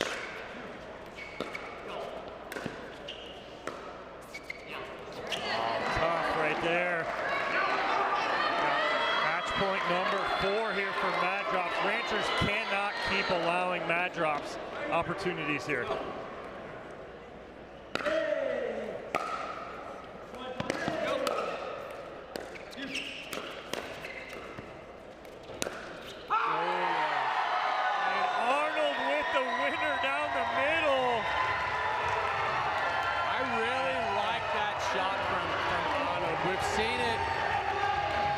Developed over the last few months, but he holds that paddle head down, quick snap, heavy topspin, taking that ball back to the middle. He sets up like he's going to hit down the line and then whips it back across the body. We saw DJ Young slide over like he's sitting on that backhand, and then Arnold able to read it going back cross body. So hard to make that adjustment if you're DJ Young. Yeah, and he holds it on the paddle so well, so long. Great shot by Julian Arnold, big time win there. Cameron Blackwood is courtside with AJ Kohler and Julian Arnold. Take it away, Cam. Close one there, but you guys were able to pull out the win. What were you seeing on the other side of the court that you were so confident hit those speed ups? I just told myself yesterday that I needed to come out here and just play my game, and you know, the right side is definitely a new role for me, but just trying to embrace it with my own style, I suppose. And you were putting a lot of pressure on DJ Young. What were you trying to create there? I'm not sure. I just like cross court, but man, I don't know where Julian gets this energy from. I feel like I'm playing next to a mongoose on amphetamines. I don't know. That was fun. There you have it, guys. We're now going to go to mixed doubles. Back to you. Thank you, Cameron. On amphetamines. You can't make that stuff up right here. Well, we're going to take a quick commercial break. When we come back, the first matchup here in mixed doubles with the Ranchers and Mad Drops Pickleball here on Championship Court at MLP Columbus. We'll be right back.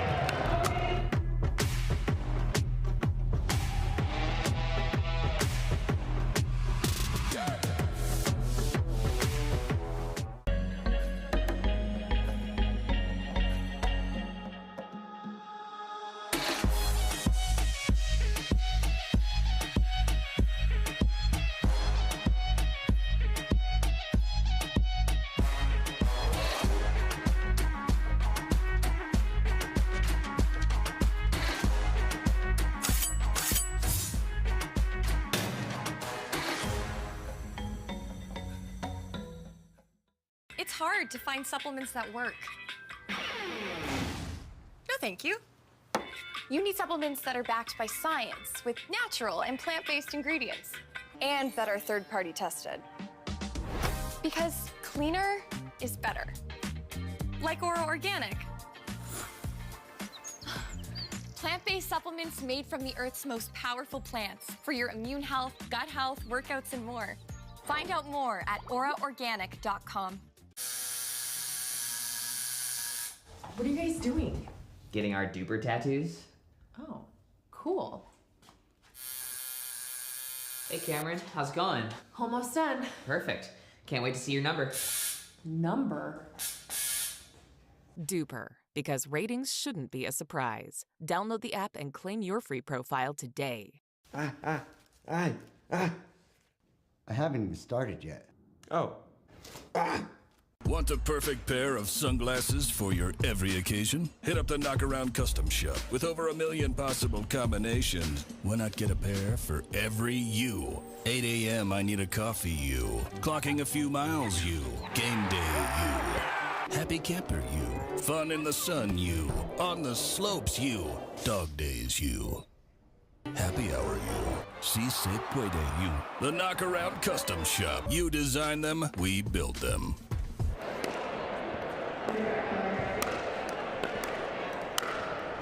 Welcome back to Championship Court here. Dominic Catalano alongside me, Chad Edwards. Chad, that was a good match, good comeback there for the Ranchers, but it was just too much Julian Arnold in that men's doubles match. Great job by him and AJ Kohler to get mad drops on the board here. Now it's all about mixed doubles. We got the Ranchers throwing out Anna Bright and DJ Young. It looks like they will be playing against Mary Brasha and Julian Arnold. Thoughts, ideas, strategies going into this matchup? Yeah, well, we heard Arnold say in the post-game interview right there with Cameron that he made the conscious effort today that he's going to come out and play high intensity and play his game. The parts that we saw of them yesterday, they're over on the other court. He was a little flat, and he feeds off, like we said, he feeds off that intensity, taking chances. So look for Arnold to be really active in this. Brasher plays a really good role as far as defense and setup. So Arnold, is going to be going for broke, and this is the time to do it. You've got playoff contentions on the line. I think on the other side for the Ranchers, DJ Young has to try to find some composure, come back, make the adjustments. He's got a fantastic women's partner with Anna Bright. They've been playing a few tournaments together, so they've got that. They know each other's game really well. So I think it's gonna come down to some firefights with the guys, but I think the X factor here is Bright, is how well she can set up Young. Arnold's going to try to create the opportunities himself, and Brasher there as a supportive role a little bit. But I think it'll be up to Anna Bright to be able to set up Young to give him some more chances. Yeah, it's that it's in mixed doubles, see it so much. It's that women cross-court battle, and see who, whether Arnold or Young, is able to step in and kind of take advantage. Right away, it's DJ Young stepping in and taking advantage of that high ball from Brasha. And I think going back and forth between Brasha and Anna Bright, I think DJ Young's going to get a little more opportunity there with that cross-court thing from Brasha.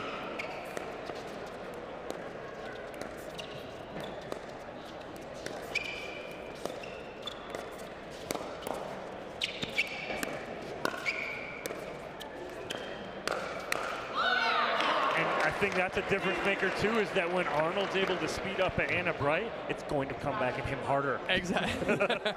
I mean, Arnold set that up. He already had that play set. He knew exactly where the ball was going, but it came back faster. Bright being on top of it. Excellent reach in by Arnold there. So strong with the wrist, can add that heavy spin. That ball just drops before it even gets to Bright.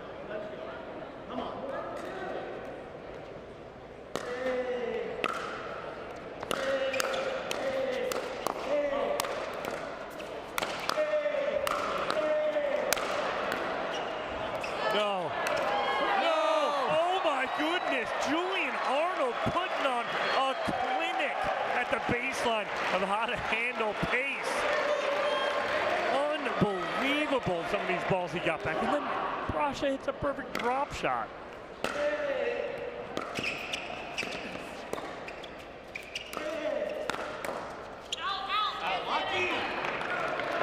DJ Young wanted to punish that ball right there. Anna Bright was like, out, out. I think at this point right here, Arnold needs to compose himself a little bit. Yes, he's feeding off high intensity, but he's hit a couple of balls in the net trying to do too much. Oh, that's a tough ball right there. Bright wanted to.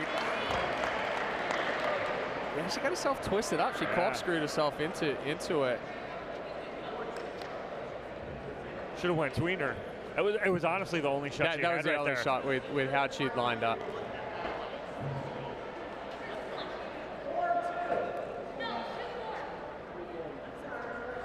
Anna Bright really quick to make sure that Marsha Fresso has the score right, and then it's their lead.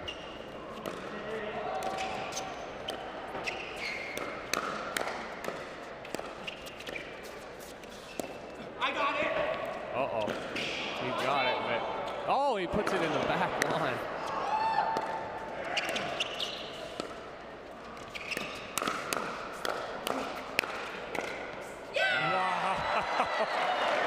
That's tough for Brasher right there. But that's so tough for Brasher. She's trying to stay deep enough and give Arnold the movement.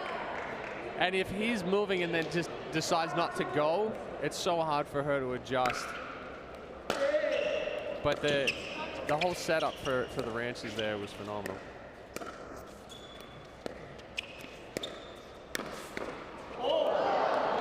She gets DJ Young offside of the head.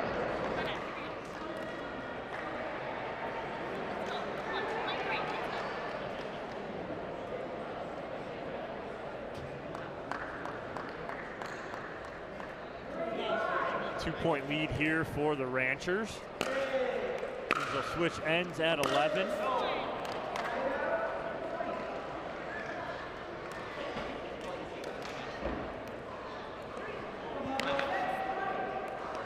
Arnold knows he needs to make that ball.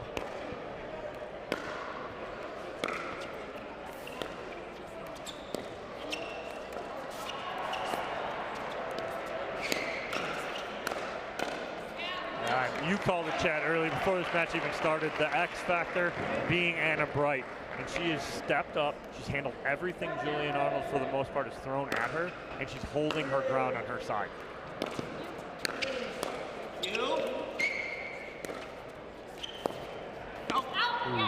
Just wide on that little cross court. You like that shot there from Arnold? I like it, but he caught edge guard. Yeah, you heard it. You could hear it when he went to roll through. Now, I like the shot. It's a hard shot to execute. You know, your body's going that direction. You're trying to roll and flip back across your body.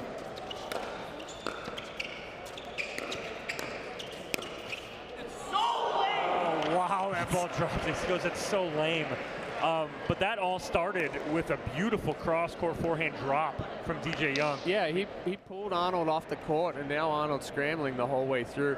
Yes, he got a little bit of help from the net there, and that's with how heavy a spin DJ Young put on the ball, but they're setting up these points well. A little long on that lob from Anna Bright. It was all she had at that moment.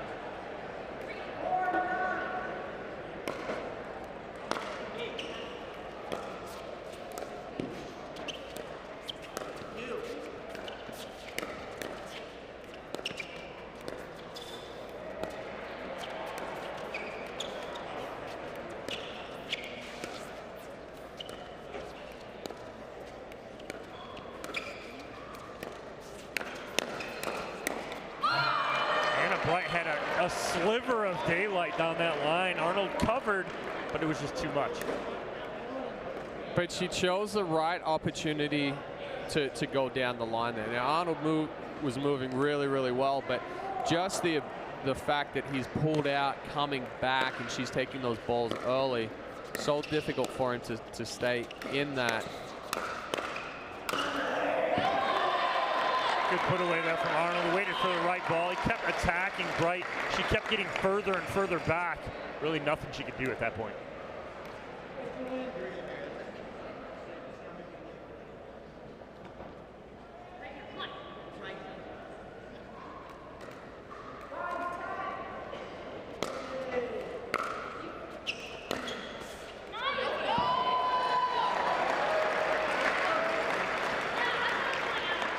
Power of the Yola again. Hashtag. Hashtag. Drop it in the back. Ball looks like it's gone 3 feet out, and then it just drops down.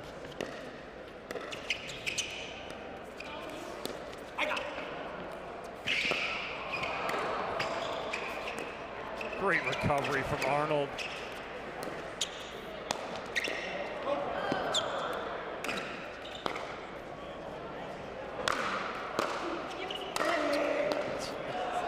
Ball's coming in too. Oh! Mary Brasha with the finish. That was the slowest pace ball of the whole rally. But what she did great is that she added the spin.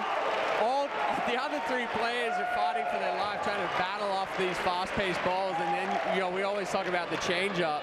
You're expecting something to come hard, and you just hit something with a ton of spin that's soft and drops down. And you watch Mary just pull the trigger, or pull the string on that. There's nothing for, if she hits that ball hard, Young catches up to it.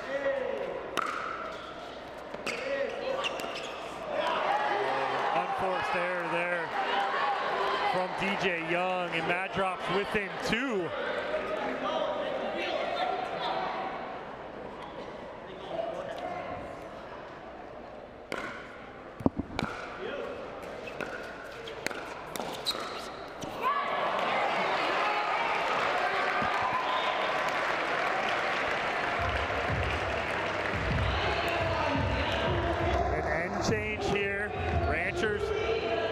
To continue to pull away here. Nice little stop there for the Ranchers to get the end change on their terms, Chad. But Brasha and Arnold, a lot of energy, a lot of momentum at the end of that first half of that game.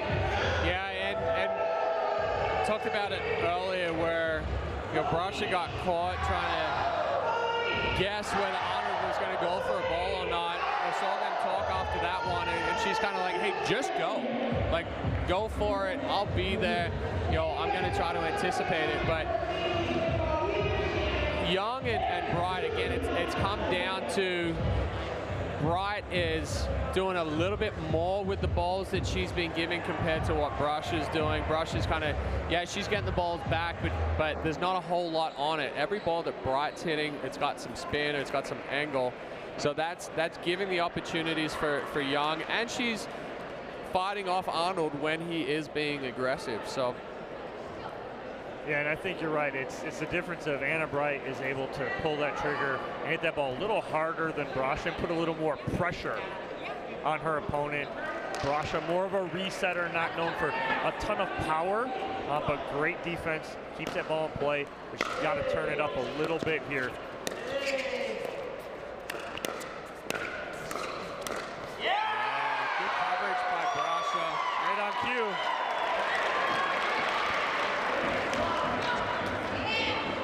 Good finish by Arnold. That's that roll, right? Where he focuses on ripping that left hand through instead of trying to overhit it.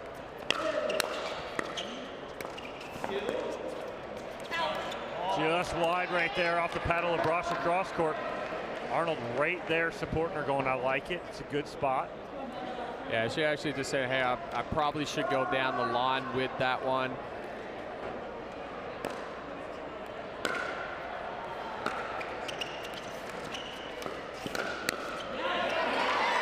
Young in a good position there, feet set, just mishits that. And it's a good counter by Mary Brasha right there. Didn't try to do too much with it, but she used Young's power to get it back on him quickly.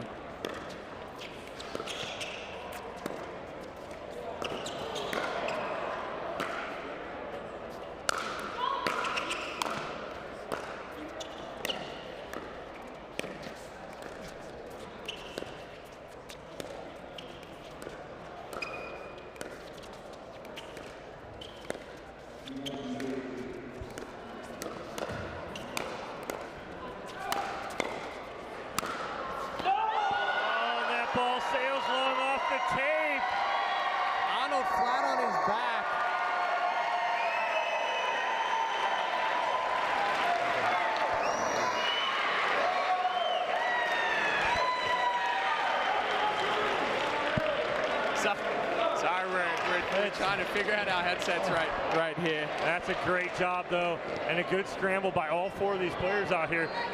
Julian Arnold ending up on his back as that ball clips the tape.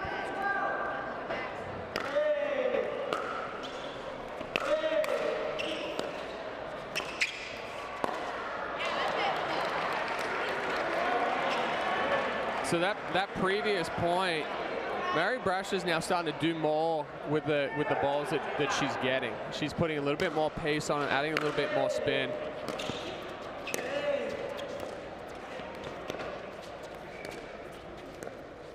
Little slap Ernie right there from DJ Young. One of his favorite shots right there. We see Tim Klitsch getting fired up as well, jumping up off the Ranchers bench. Otherwise known as Tex Klitsch is what he said earlier to me. But he's always on that Ranchers bench, firing them up.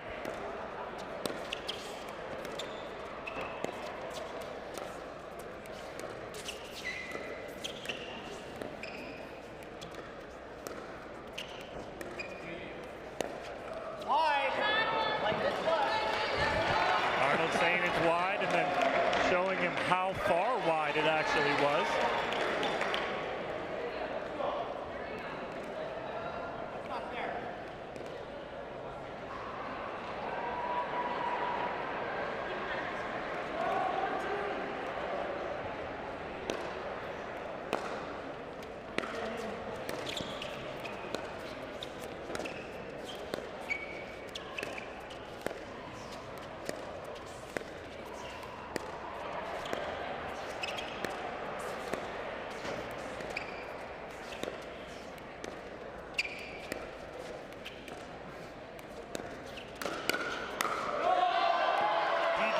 Can't get on top of that. Yeah, an excellent counterattack from Mary Brasher. Again, Young's providing all of the power for her. She doesn't have to do a lot to get it back. She just has to stay short, compact, send the ball back through the line that it's coming from.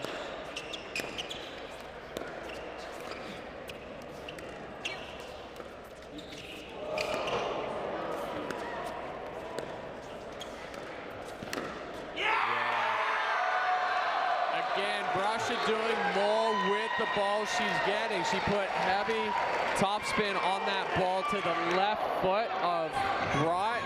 Forced that ball up. Arnold moves over. Perfect execution on the poach.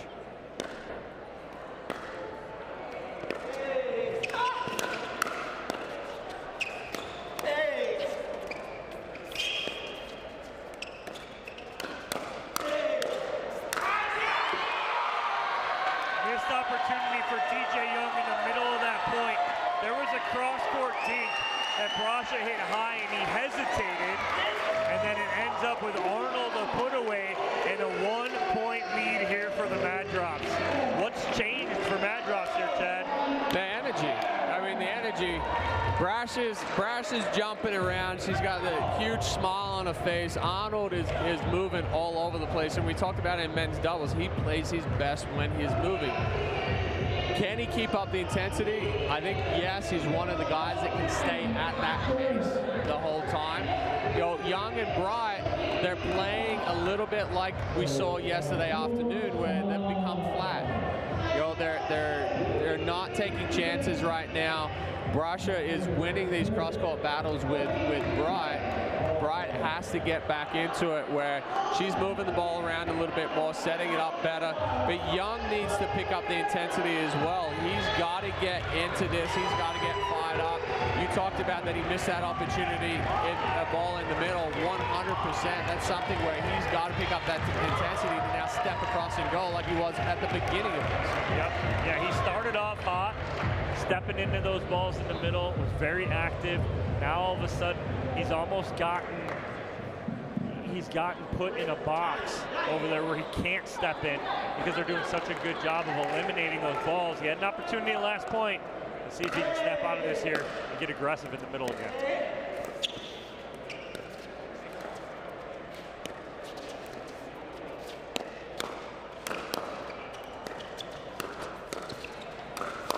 Nice hands from DJ Young.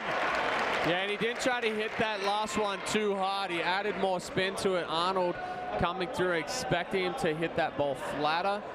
Got it down at the feet. Good answer out of the timeout for the Rangers. But Julian Arnold's still looking good here.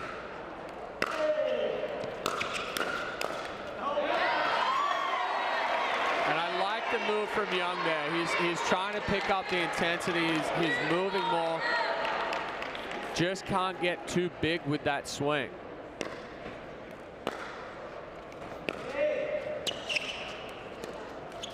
Oh, rare miss right there on an easy ball from Julian Arnold. All tied here at 16. This one gonna go down to the wire here, Chad.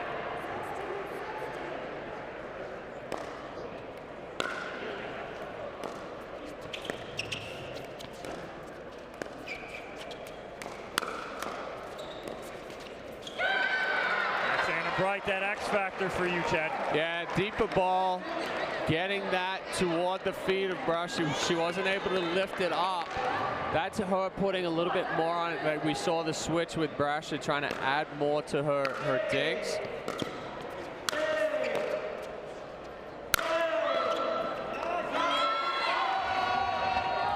I mean, the power he puts on that is impressive. I mean, he gets full body into it. Right, I mean, he's textbook with his overhead. It's like you would teach it.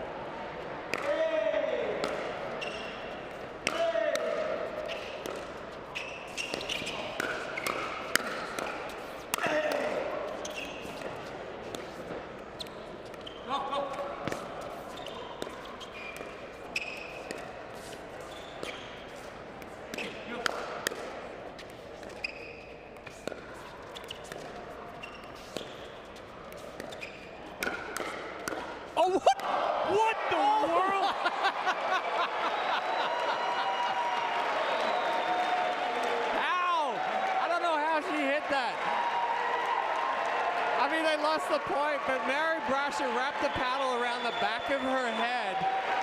Watch right this here, guys. here. Watch this. Spin it around, wrap it around. Are you kidding me? Of the head. You have to be kidding me. That's the best shot I've ever seen. I don't care, you hit around the back, whatever you want. She hit that around her head. She wrapped it around.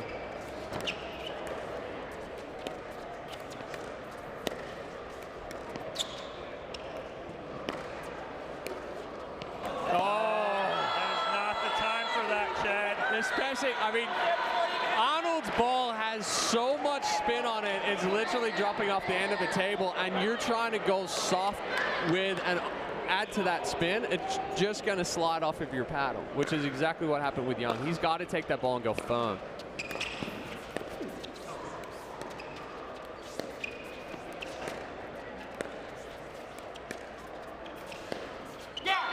I think that's what DJ Young needs to do. He doesn't need to step in and take those as dinks. No, just the movement. Let Anna Bright have every dink, yeah, and then you just step in when you have to for a put away. Yeah. Let Anna go to work. Let Bright go to work on that side.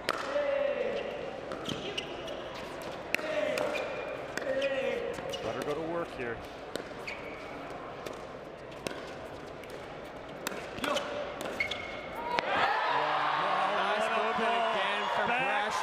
Backside for Brasha.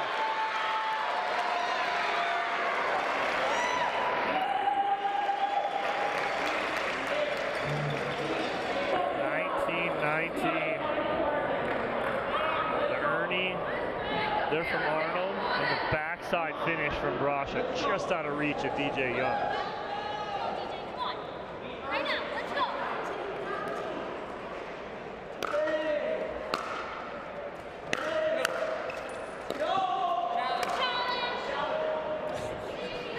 Arnold said, yeah, I dare you to challenge it right here. Arnold calling that one deep. Bright, as soon as the word came out of his mouth, she was calling for the challenge. I mean, crucial point. Right? That's out. That's out.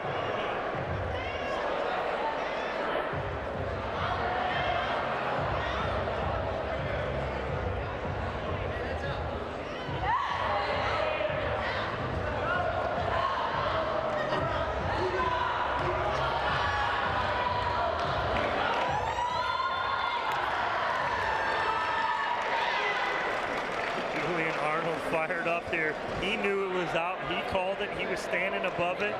He dared them to challenge it. They challenged it. He is right. Game point is right here for Mad Drops.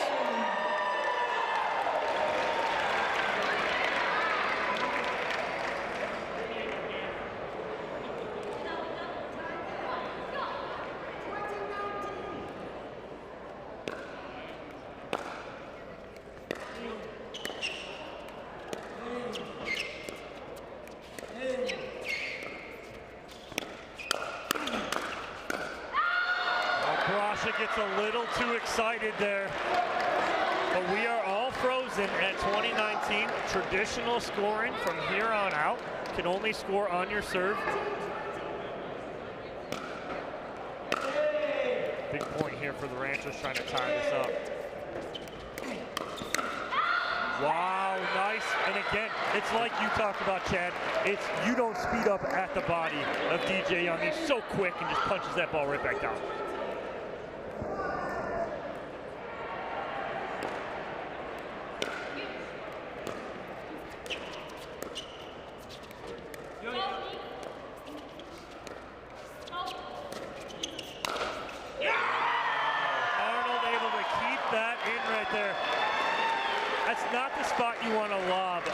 To the forehand side of Julian Arnold.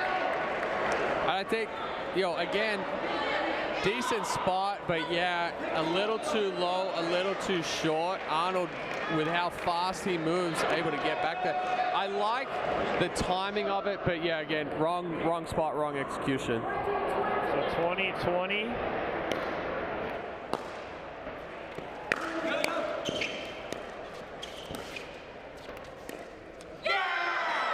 I think Arnold changed his mind. Maybe he wanted to go cross court, and then last second decided he wanted to go flat back to Anna Bright. Goes off the tape.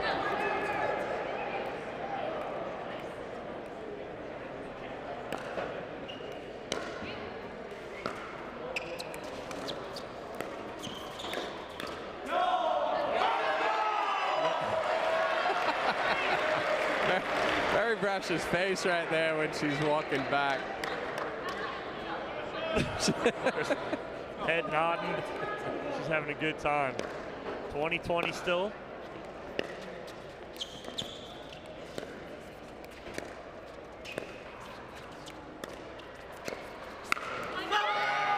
Good setup by Bry.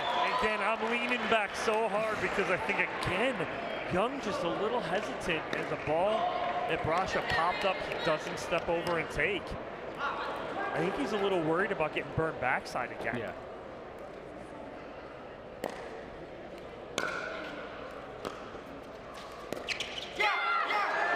We will have a game point here for the Ranchers.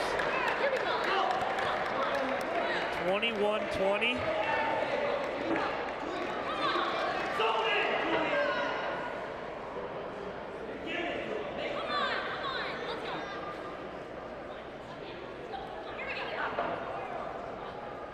Both ladies trying to get their guys fired up.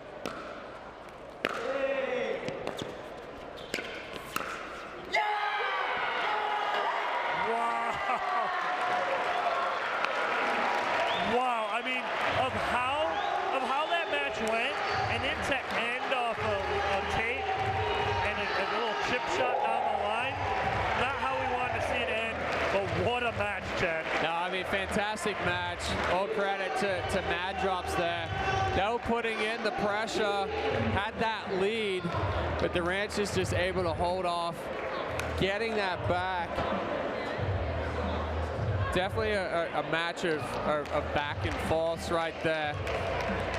Ranchers jumped out to the early lead. Mad Drops came firing back, and it looked like the Ranchers didn't have an answer for Arnold and Brasha. It looks like Cameron Blackwood is courtside with our victors, Anna Bright and DJ Young. Take it away, Cam. Still fired up here, Anna. You went toe-to-toe with Julian Arnold. How comfortable and confident were you in that matchup? Yeah, I wasn't scared of him at all. He was getting loud, and I was was trying not to get loud at the beginning, didn't want to fire them up, but everybody knows I've got ice in my veins. And you know, at the end, we were more solid in the big points in that, and we came away with the win.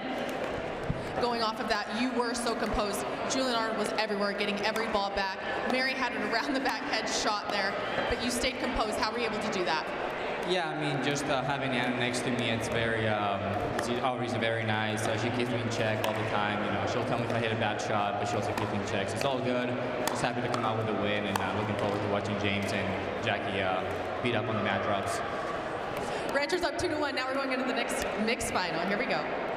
All right, so one more mixed doubles match here for you. If the Ranchers win, they will take this and take it by a score of 3-1. Before we do that, though, we're going to take a look at the Pro XR performance shot of the match, Chad. I mean, what other shot would it be other than the around the head Mary Brosh's shot? You watch this. I mean, how do you we talk about the around the back where she's flicking it here, but she's literally going from this, wrap the paddle all the way back around the head, and did it with such composure too. It wasn't like, yo, she didn't duck her head out of the way or whatever. It's here to this, and somehow, unbelievable. I don't know. One more mixed doubles match here for you on championship court at MLP Columbus. Don't go anywhere.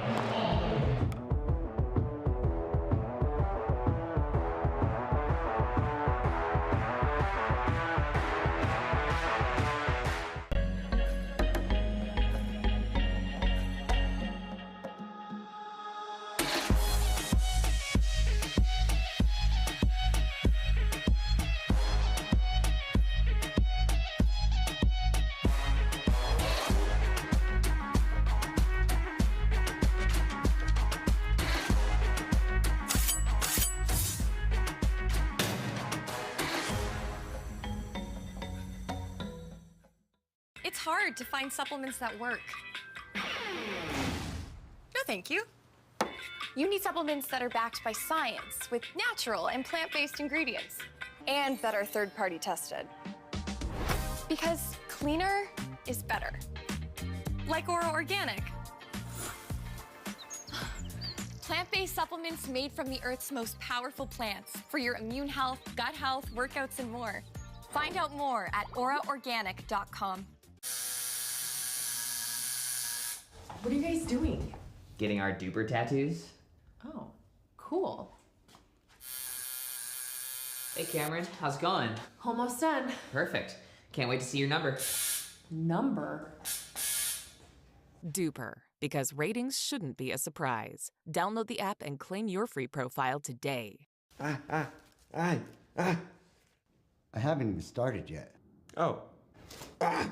Want the perfect pair of sunglasses for your every occasion? Hit up the Knockaround Custom Shop. With over 1 million possible combinations, why not get a pair for every you? 8 a.m. I need a coffee you. Clocking a few miles you. Game day you. Happy camper you. Fun in the sun you. On the slopes you. Dog days you. Happy hour you. Si se puede you. The Knockaround Custom Shop. You design them, we build them. Back here in Columbus, Ohio, site of MLP Columbus. We're back here on championship court. One more mixed doubles matchup for you here. Here's your head-to-head matchup. Ignatowicz and Kawamoto, a slight advantage at 64-36 over Kohler and Whitwell. Chad, thoughts on this? On paper, win probability for Ignatowicz and Kawamoto. Yeah, I mean, on paper, definitely going to Ignatowicz and Kawamoto. Slight uphill battle for Whitwell and Kohler. What it's going to come down to for this one is going to be how active Kohler can be and stay within himself. When he tries to do too much, his balls become flatter. We saw it a little bit in men's doubles where he missed some of those speed ups going into the net. Whitwell is going to play that supportive role well.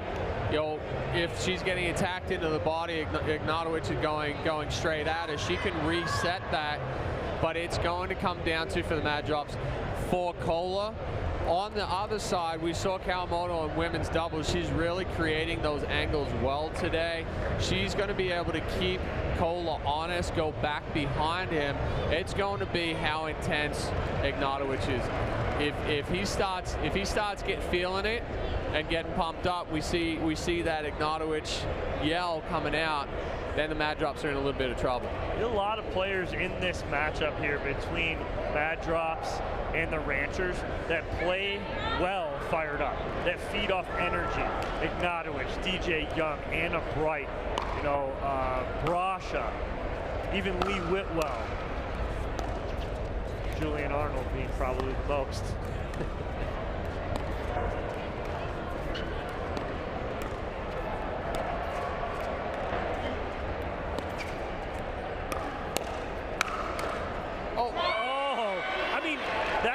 Most casual around the post from Lee Whitwell. Casual around the post, casual defense. I thought Ignatovic had that, but yeah, she walked over there. I got this. I might hit this around the post. Then comes back and has his defense.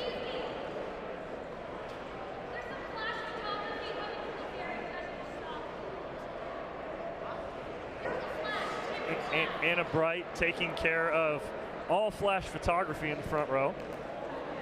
She not only works as player, but security.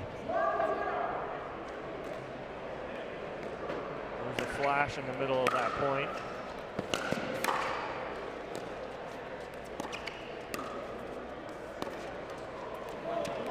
Rare miss there from Jackie Kawamoto.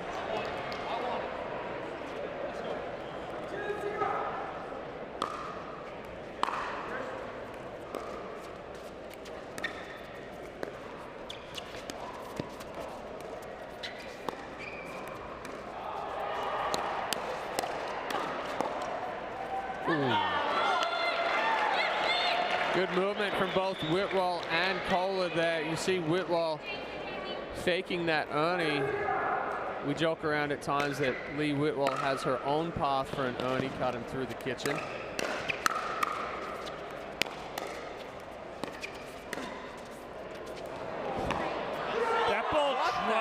That ball dropped like it weighed 10 pounds on the baseline. I don't know how Kohler is able to keep that in. I mean, I've seen him warming up for matches, working on that, taking a ball like he's going to speed it up and then throwing the lob. But yeah, I mean, that's wrist strength right there.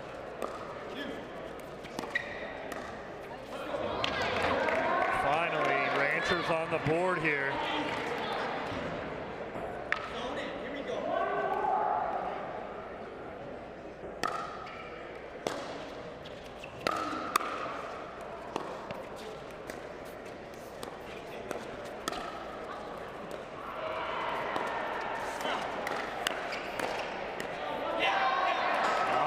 Kohler played an out ball there. He even thinks he did. Potentially, but it's also too with Kohler being that bigger guy and having a wider stance, it's not as smooth for him moving along the kitchen line as some of these other guys. Yeah, you think that the wider stance, the better, the more athletic. That's not necessarily the case for you guys at home. The wider he is, the harder it is for him to kind of get traction and move. Yeah, he's able to stay low with it, but it becomes choppy steps instead of rhythm. Oh, there's Ignatovic right there. Starting to fire up a little bit.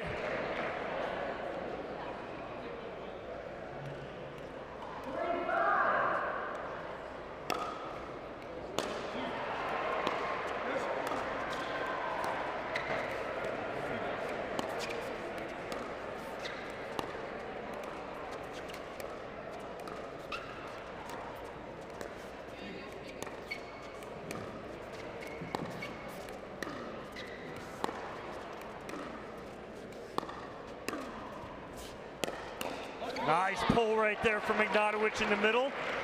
Now they're starting to get a little rhythm here, are the Ranchers, Chad.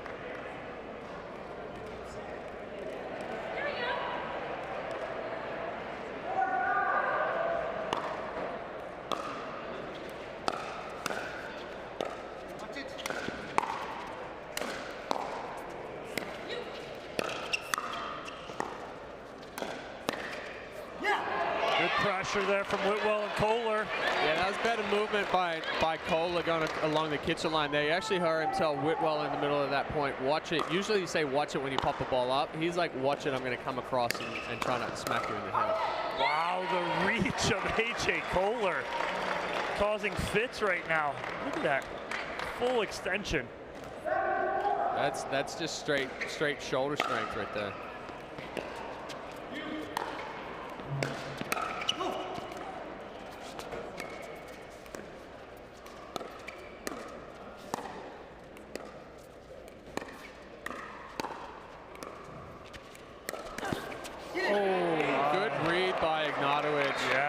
It's a nice little, he speeds it up right at Whitwell on the Ernie.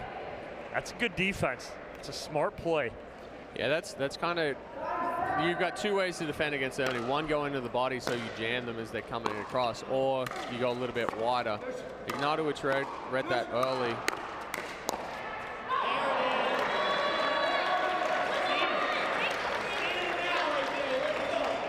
I like the pressure that the Mad Drops are putting on right now.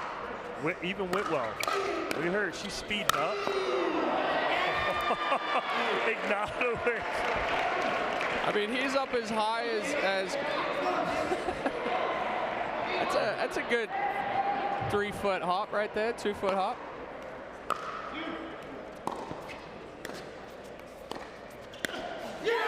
Nice Ernie from Kohler and a good read. You've got Kawamoto trying to reset that ball from transition.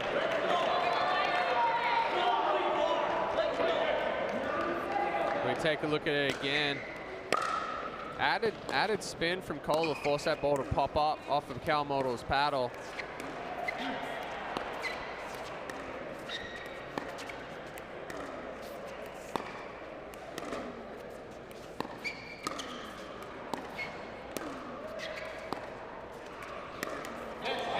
Good work from Kawamoto. A lot of pressure on Whitwell at that point. Yeah, and I'm okay with the change of direction from Whitwell, but don't go that firm with it. You know, if you're going to reset, just make it drop into the kitchen. But Kawamoto definitely putting the pressure on. This is the first time in this mixed doubles match that she has really been aggressive with that forehand cross court.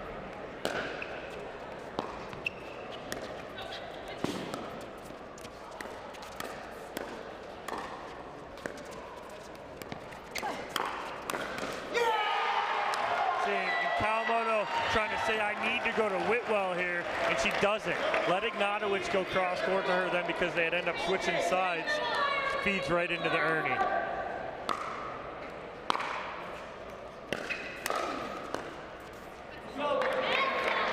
Tough spot for Kohler to go to in the two-handed backhand for Ignatowicz. Yeah, and you know, we've spoken to Ignatowicz a few times, and you say, hey, which side's your better side, forehand or backhand? He's like, both, doesn't matter. Yep.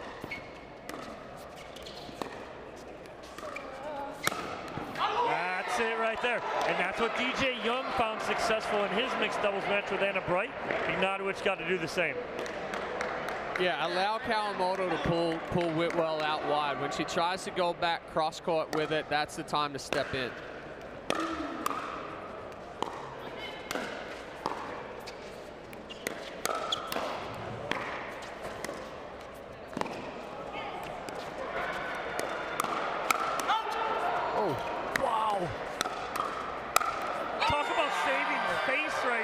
That ball almost looked like it catch Whitwell right in the face. Yeah, Kohler says out, but Whitwell's like, hey, I need my teeth.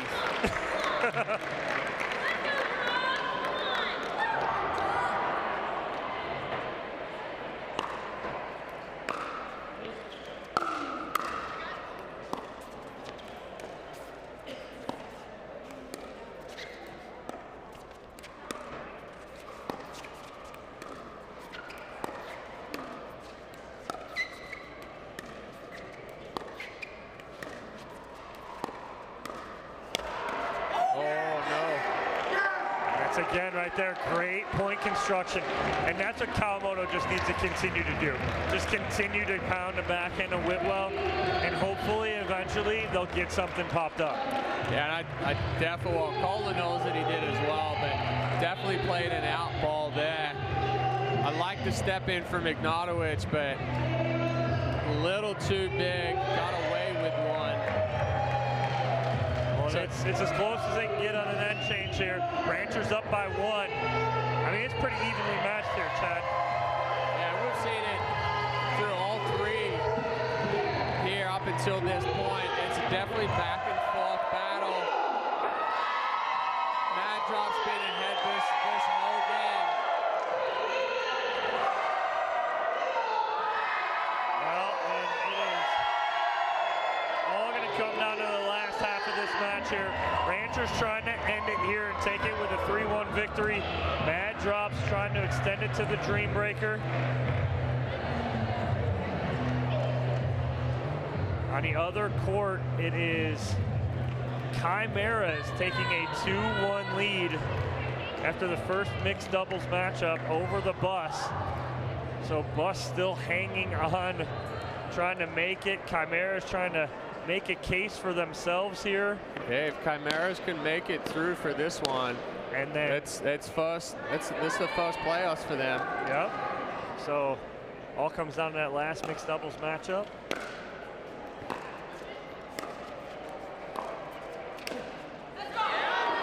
Good spot. AJ Kohler reaching in, taking that ball out of the air.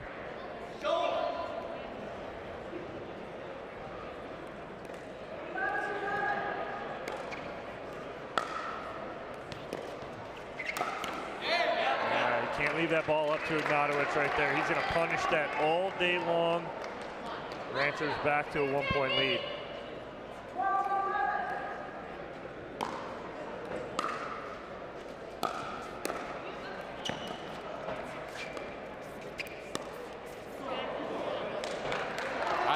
I like the aggressive dink from Calmoto.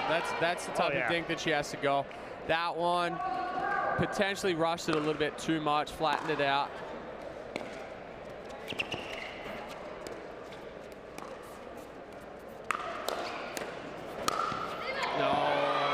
Ignatowicz, great setup for himself, but just a little overzealous there.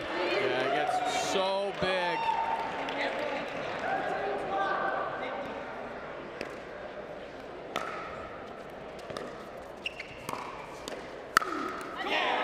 Better finish. Nice and compact right there. Yeah, and that's the finish he's got to have on the forehand side as well. But again, previous point, Whitwell with the around the post, she just walks out there. She's not sprinting out there. Like a stroll in the park, Chad.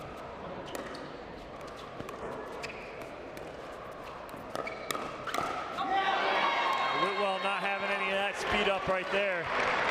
And again, I like the speed up from Ignatowicz, but he's not anticipating that ball coming back. He's looking to finish on the speed up. Set yourself up for that one. 1, 2, out in front. Whitnell's not going to catch up to the second one if he jumps on it early.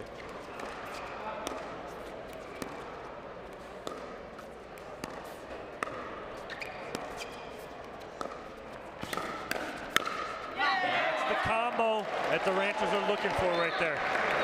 I'd like to see Whitwell reset one of those flat down the line. Not even down the line, but to the right foot of Ignatowicz. Yeah. Low and soft, change the direction, change the kind of the progression of how that point's going.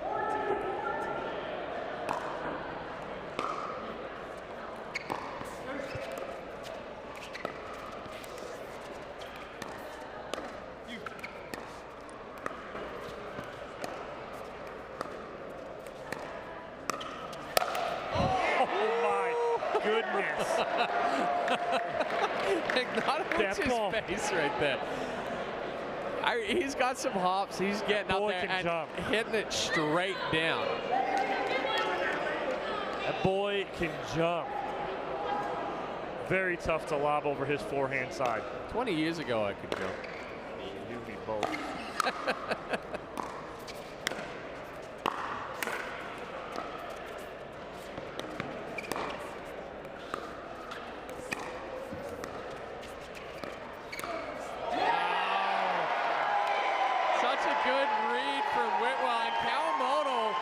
The ball that she hits to Whitwell is so aggressive that, I mean, it pulls Whitwell off and she basically stays there. Right. She had 1 foot out already.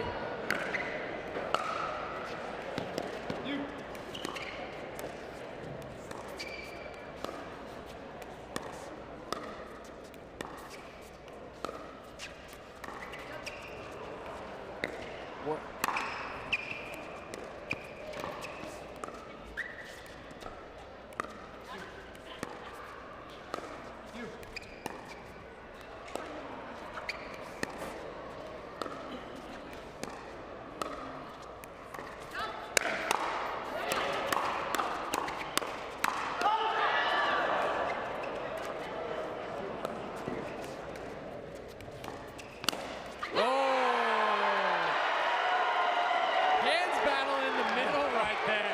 Kawamoto is teeing off on it. I want to go back to the route that Kohler took on the first lob. Kohler ended up in the front row, ran all the way around that to hit the forehand. Flicked it. I tell you what, if Kawamoto doesn't hit the net on that one, she goes back behind Kohler and the point's done. The net saved the mad drops there, but then the hands to finish.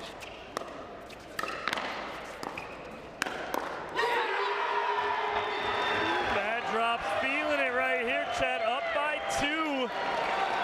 In timeout possibly. Ignatowicz wants one more. He's like, I want one more. Anna Bright trying to come over and call timeout. He says, no, no, hold on. Yeah. Ignatowicz looks over at the bench, goes, don't worry about it, I got this. We saved one, we got it. Whitwell potentially saving an out ball right there.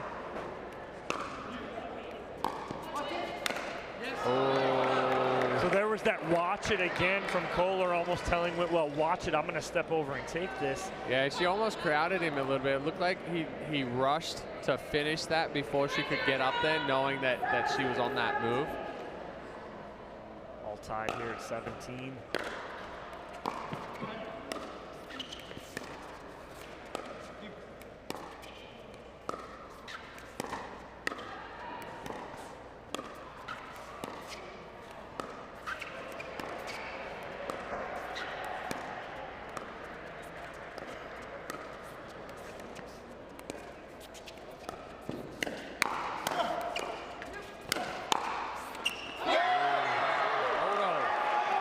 Kawamoto had him fully extended on everything here. Yeah, I mean, that's clinic on moving the ball around. You're under pressure. You know that Kohler's going to be pressing along that kitchen line. She goes out wide, goes back behind, and she's going hands battle with him, but hands battle with him moving. Oh, and just wide right there. Yeah, and Whitwell asking Kohler. Yeah, and I think Kohler agreed it was wide. He knows it right there, and it's a 2-point lead for the Ranchers, Chad. I mean, Ignatowicz has been playing well, but Kawamoto is the one that stepped it up these last few points and really putting it to Kohler as he tries. Close call right there. Ball looks like it gets the outside part of that. Maybe? No. Looks a little wide, possibly. Yeah. Hard to see through the net. But yeah, I mean, it's definitely closer than initial look. When it came off Kohler's pad, I thought it was way wide. Right. And then it's like, well, yeah, just out. But again, it's Kawamoto that's been putting the pressure on Kohler, because Kohler's trying to get aggressive right now to be able to move that line and take it. Kawamoto has been moving him around, going behind him to keep him off balance. A great matchup here. We got 7 ties, 5 lead changes all throughout this, getting us to 19-17 here. 2-point lead here for the Ranchers. Trying to end this here as they have a 2-1 lead.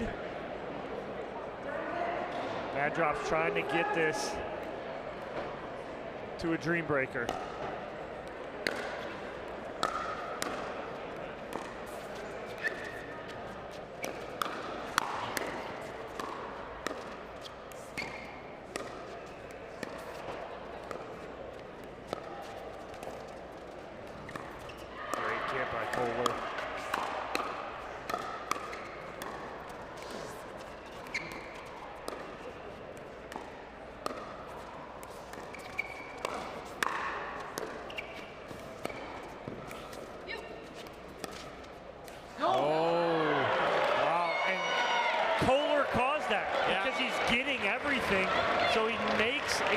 Trying to be perfect with that dink.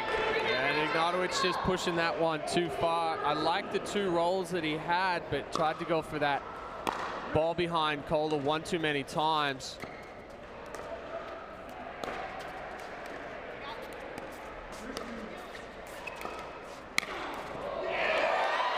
Whitwell not having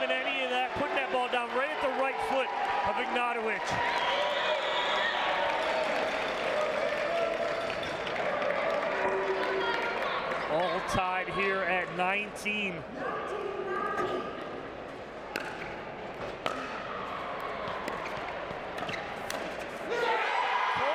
with the big finish. And they will have a match point on their paddle here. Trying to force this one to the Dreambreaker. Ranches getting through the bus yesterday with the Dreambreaker. Look at that reach from Kohler right there, going backside on Ignatowicz. 2019 traditional scoring from here on out. Both teams will have to score on their serve. Was Mary Brasher a cheerleader in a previously? Yeah, she might have been. I don't know. She's all about it here, though, cheering on her team. She's fired up. Now we see Anna Bright talking with Jackie Kawamoto. And Tex. I mean, this is a serious point right here. I mean, we're either going to a Dreambreaker or we're holding off right now.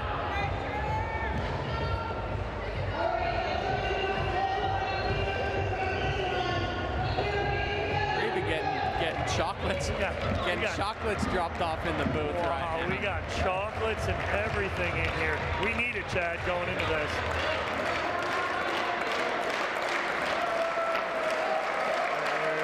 Jackie and Jay Kawamoto's dad watching intently right now. As his daughter, Jackie Kawamoto, trying to fight off a match point here.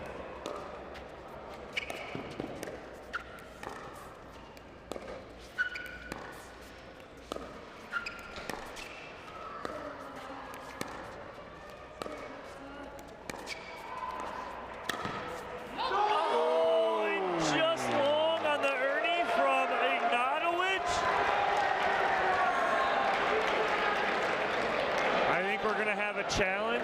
I mean, you're gonna challenge it regardless. Ignatowicz stood there. He knows it was probably out. Oh, it's just out. Just long right there. And it looks like Mad Drops are gonna force a Dreambreaker here. Wow, did you see the reaction? Pressure running across the court, pumping her arms in the air. Going to a Dreambreaker. Mad Drops needed that so bad right here. I mean, Chad, it doesn't get any closer than that. I mean, this place is being so loud all morning. Everybody loves the Dreambreakers, but what a fight from Mad Drops here. I mean, they almost pulled out mix with Arnold and Brasher, and now Kohler and Whitwell step in, forcing this one to the Dreambreaker. And none other than Cameron Blackwood is courtside with our victors, Lee Whitwell and AJ Kohler. 2-2, you guys are going to be heading into a Dreambreaker. Lee, you came out that match stone cold. You were ready. What was the discussion with you and AJ before you came out? You know, it was play our game, trust each other, and let's be aggressive. Knowing you have arguably one of the best resetters in the entire game, how much does that allow you to work the point? Yeah, it's the best. I mean, anyone that doubts this woman is, you know, I'm tired of it. People keep doubting her. She shows up every time. She gets big wins, and we're happy with that one, but we're not done. There you go. Mad Drops taking to the Dreambreaker right now. We'll get right to it. Back to you guys. Well, we're about to see what MLP is all about here, Chad. Dreambreaker here, a lot on the line here. Mad Drops go down in the Dreambreaker.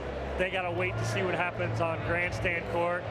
If the Ranchers win, they're punching their ticket. They know they're going. A lot on the line here in this Dreambreaker. What are your thoughts about this one? Well, I mean, Mad Drops were able to take down the bus yesterday in the Dreambreaker. Ranches went against the bus yesterday, beating them in the Dreambreaker. So if you look at just that matchup between the bus, these teams were relatively equal. Now, I would probably say I might give a little bit of an edge to the Ranchers here in the Dreambreaker, but with how intent the Mad Drops have been playing, I think it's going to come down to Arnold and Kohler, how many points that they can fight through on this one. I think the ladies potentially, you know, it's an even matchup. I would say we're probably going to see Brasher against Bright, and then Whitwell and Kawamoto are going to try to bang it out at the baseline, maybe sneak out a few points, come out even. But Kohler and Young is potentially going to be the one where it's going to make or break. Yeah, and I think it could come down to the Mad Drops guys and what they can do against Ignatovich and Young. And then the ladies, Anna Bright, one of the best singles players out there. What can she do? Who's she going to match up against? You know, is it going to be Mary Brasha? Is she going to go against Brasha? What can Brasha do to kind of tame Anna Bright? So a lot of fun matchups coming up here in this Dreambreaker. Yeah, absolutely. And Brasha's got a pretty extensive background when it comes to singles. She's done well in some tournaments, and obviously Anna Bright has done well in some tournaments. So I think that's going to be a really tight matchup. If Ignatovich and Arnold go against each other, that's a tight matchup. So you've got the men with Kohler and Young, and you've got the women with Whitwell and Kawamoto. Those are going to be the two that are going to determine this one and where we go with it. Well, it's going to be a fun one as these players finish their warm-ups here on championship court. We got a lot more pickleball coming for you. Pool C, or Group C, is coming up next after this one. We'll see where that group stands. But right now, all about Group B. Over on the grandstand court, the Buffs are up 14-12, fighting for their life right now, trying to force a Dreambreaker over there as they're down 2-1 to Chimeras. Chimeras trying to punch their ticket to a playoff scenario. First playoff for this MLP season. So, you know, it'd be good to see Chimeras get through, and the Buffs haven't made it through either. So, you know, we're in a pool where the Ranchers, defending champs, Mad Drops haven't made it to the playoffs. Buffs haven't made it to the playoff. Chimeras haven't made it to the playoffs. Something's got to give. So we're at least seeing one new team in the playoffs coming out of this pool. Yeah, something's got to give. It looks like they're about to set their lineup, so we'll take it down courtside soon and see where we're at with our lineups. Marsha Fresso is courtside, about to pick those. Looks like we may be underway here as DJ Young is at the baseline. Almost looks like he is ready to go. Lineups are set. We'll see where we're at here. Young and Kohler leading it off. Chad and I were sitting there, as you guys can see. As soon as we get up, we're standing here. We got I can't sit anymore. This is too exciting. DJ Young, AJ Kohler to start.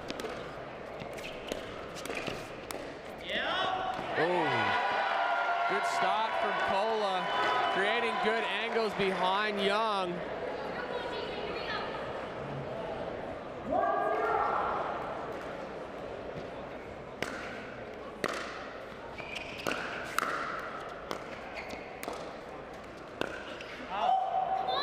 Just wide. It almost seems every Dreambreaker that we've seen, Chad, is the first round through is almost like a feeling out. It's feeling out. We've been like 8-8, 9-7, so it's always been pretty close.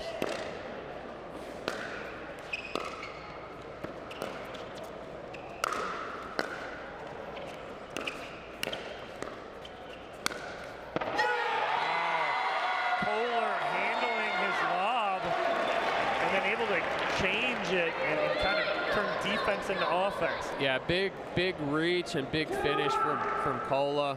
Holding there, able to change direction.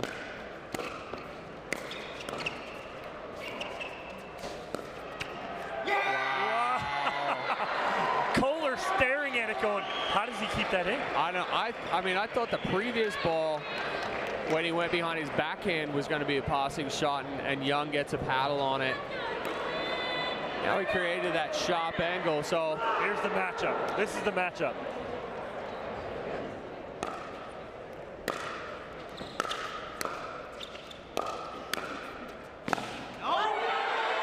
Julian Arnold able to take pace off that ball. Yeah, this is the difference, right? You got two high-quality singles players, so you're already seeing the pace of it switch. Arnold can't force the issue right there. He can't go too big. All tied here at 3.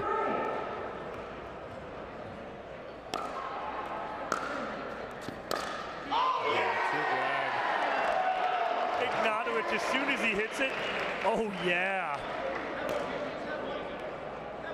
You can see it right there on the replay. Arnold, a little paddle clap, he appreciates it.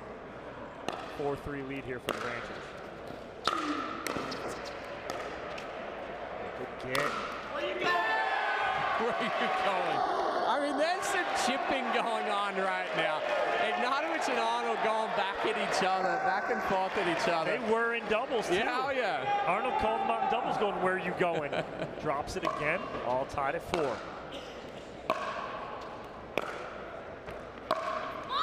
And that's the pressure Anna Bright's going to put on.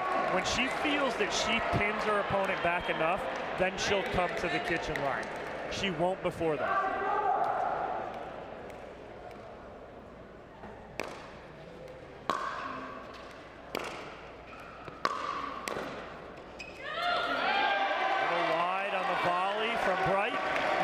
Cleaner backhand from Brasher right there. Put good pace on it.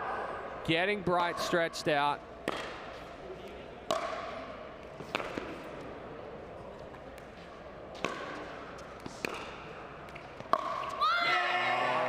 She just tried to push it.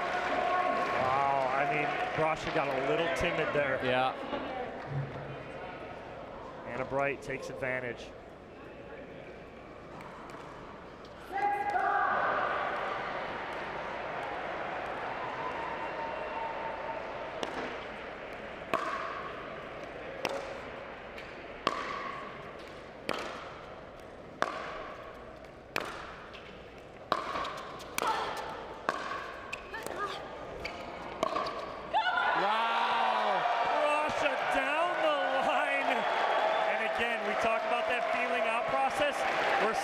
Going into the final matchup here between Lee Whitwell and Jackie Kawamoto. Yeah, that heavy roll from Brasher was an excellent pickup from Bright, but Brasher closing that one well. This is the one that's going to come down to for the ladies here. Whitwell has to try to squeak out a few points. And just an update for you, Chad. Why wouldn't it? Mad Drops Chimeras going to a Dreambreaker on the grandstand court. The Boston Chimeras. This group is insane right now. Everything's going to come down to the last minute.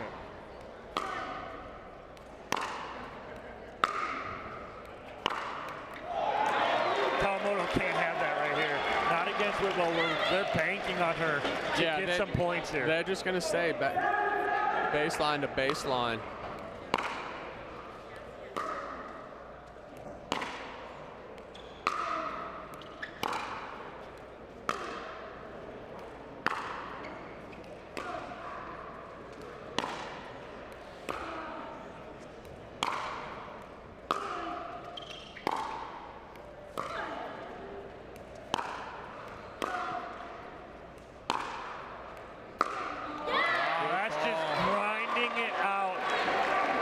Ranchers 2-0 coming into this. They are undefeated.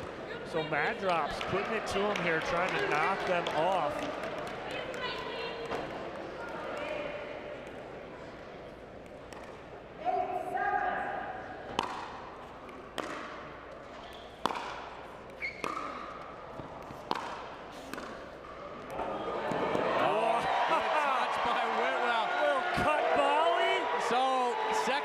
This is where it's going to differentiate, right? We've had the filling out process. We're coming out 8-8. It's like nothing happened. It's like nothing happened. 8-8 here.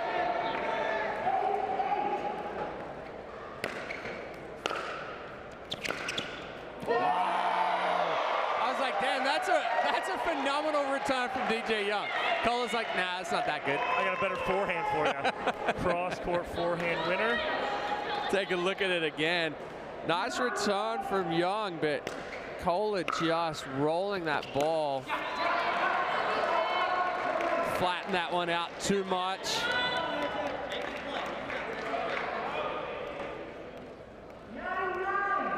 Jade Kawamoto in booth with us now. She can't stand to watch Sister Jackie out there. So she's coming in, hiding in the booth. Wow, great attack from DJ Young right there.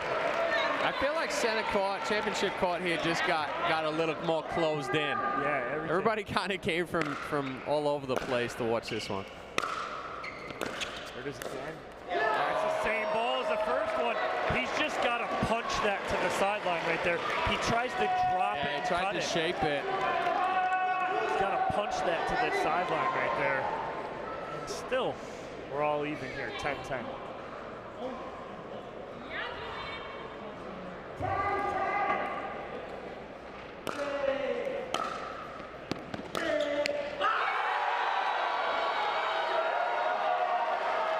Julian Arnold just fired up here.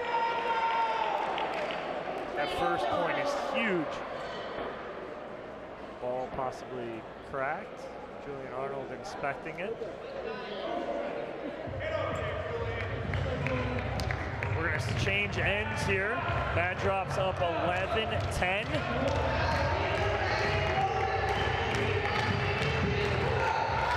And this pool is just getting more and more interesting as it goes along.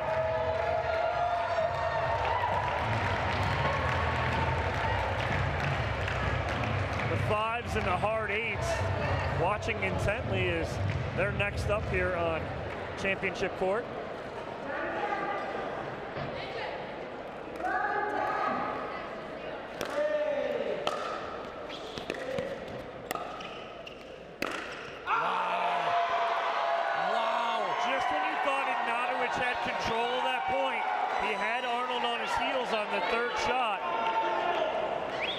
Can't do anything with the fourth, and Arnold rips the fifth. That dropped off the end of the table. And again, Arnold is feeling it right now. Wow. He's going big. He's taking chances, but he's sending this ball so clean and just snapping those wrists and ripping through that ball. Julian Arnold is eyeballing Adam Stone over here on the sideline.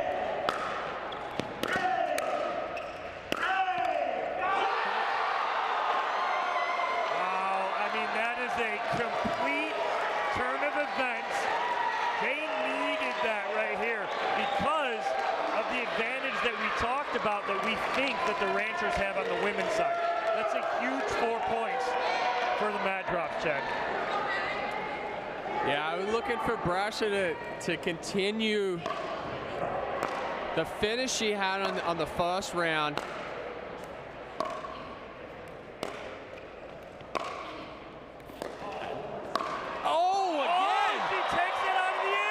She lets that ball bounce, she's beat. Yeah. I mean, again, a good heavy roll. Bright picks up a ball where you're like, oh, that's a win. No, it's coming back.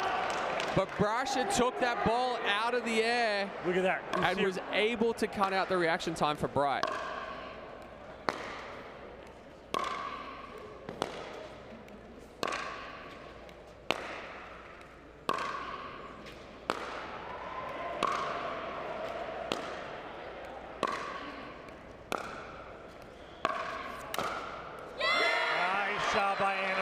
That is a much-needed point for the Ranchers. Yeah, we saw Bright and Brasha going that backhand cross-court rally. Brasha switches it up to Bright's forehand, and as soon as Bright hits that forehand, she closes, puts the pressure on Brasha.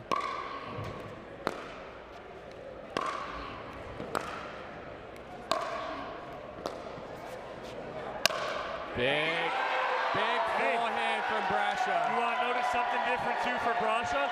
She changed paddles. She went from the Selkirk 003, which is a touch paddle, to the 002 that she's using here in singles. Much more pop, and she can get a lot more on it with that paddle. I'm glad you picked that up because it looks like the same paintwork to me. It is. But I hear the pop and I can see it. Oh, just wide.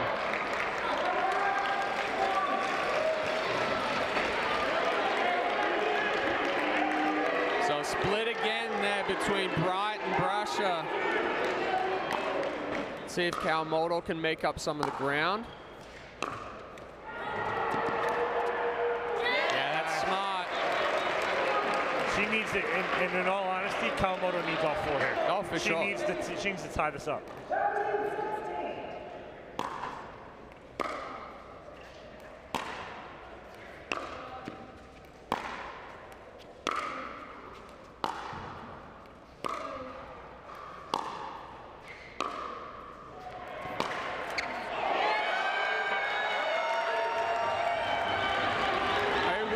Put the pressure on. Kawamoto was set up well. Whitwell came up to the net, closed that off.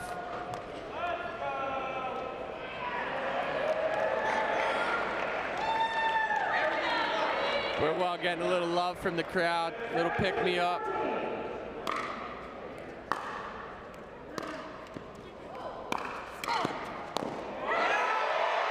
That is big. These are huge points for Whitwell. Drops. Huge points for Whitwell.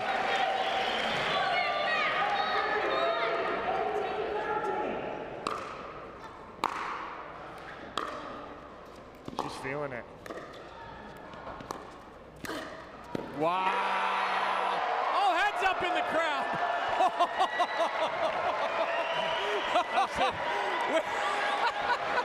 Just tosses her paddle into the crowd. I think it slips out of her hands. Oh, she was throwing it, but I don't think she was throwing it to her teammates. That thing just kept sailing head high. I mean, that's big. Kohler now just only needing to take 2 of these.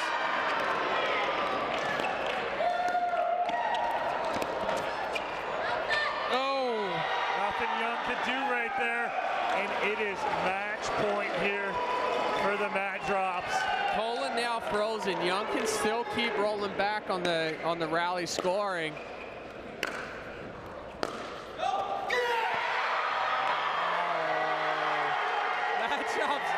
Mad Drops are fired up right now.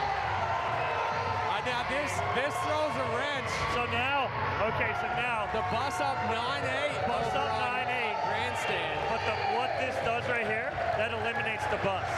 The bus is out now. So now Chimera's the only team that have a possible shot here if they win the Dreambreaker. And we're at 9-8.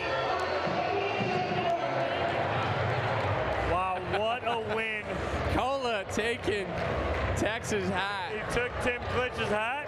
He's bringing it over to the interview right now, and that's a huge win for Mad Drops, Chad. Now, I mean, credit to them. They put the pressure on the Ranches this whole match. Had the potential of taking that first mixed doubles point. Kohler and Whitwell taking the second, forcing it to the Dreambreaker. And the difference there was Julian Arnold taking all 4 points against James Ignatowicz. All right, well, it looks like our sideline reporter Cameron Blackwood is courtside with, is that Tex, Kohler, and the rest of the Mad Drops pickleball team. Let's just start this off by saying I've never seen a two-handed around the neck block. Mary Brusher, you got shot of the day already. How were you able to even do that? You know, I love that shot. It's one of my favorites, so I'm glad I could show it to everyone out here because it's awesome. Doubles up as a modeling pose? Yeah. Julian, you brought so much fire to this. Your shots were incredible here in singles. How are you able to transition from the doubles mindset into the singles mindset? I think the singles just comes naturally. I just harness my tennis days, and I just know it's me, a ball, and one other guy, and I'm just gonna go out there and hit my shots. And if I'm hitting passing shots like that, it doesn't matter who's on the other side of the net. We know you don't play singles at all, except for when it comes to MLP. How are you able to do what you just did out there? Well, Julian told me if I didn't come to the net, he was kicking me off the team. So after staying back for one rally, I'm like, I love this team, so get my butt into net and fingers crossed, close my eyes and find a ball. Did you accidentally throw the paddle or did it slip out of the hand? It was supposed to go up in the air because I was so excited, but apparently I don't know where my paddle is at any time, and it went into the stands.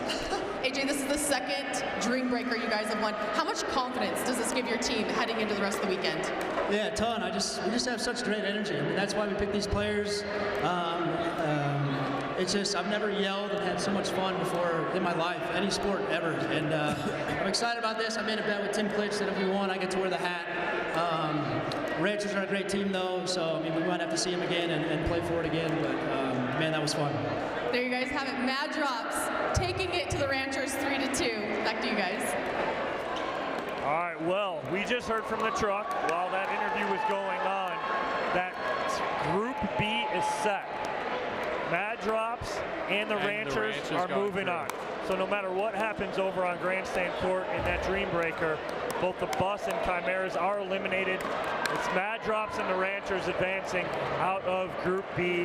What a matchup, what a Dreambreaker for Group B. We still have Group C, one more matchup coming for you. We'll take a quick commercial break. When we come back, the 5s and the hard 8s battling it out here on Championship Court, MLP Columbus. MLP in Columbus, Ohio is brought to you by Pro XR, Aura, Franklin, and Knockaround Sunglasses.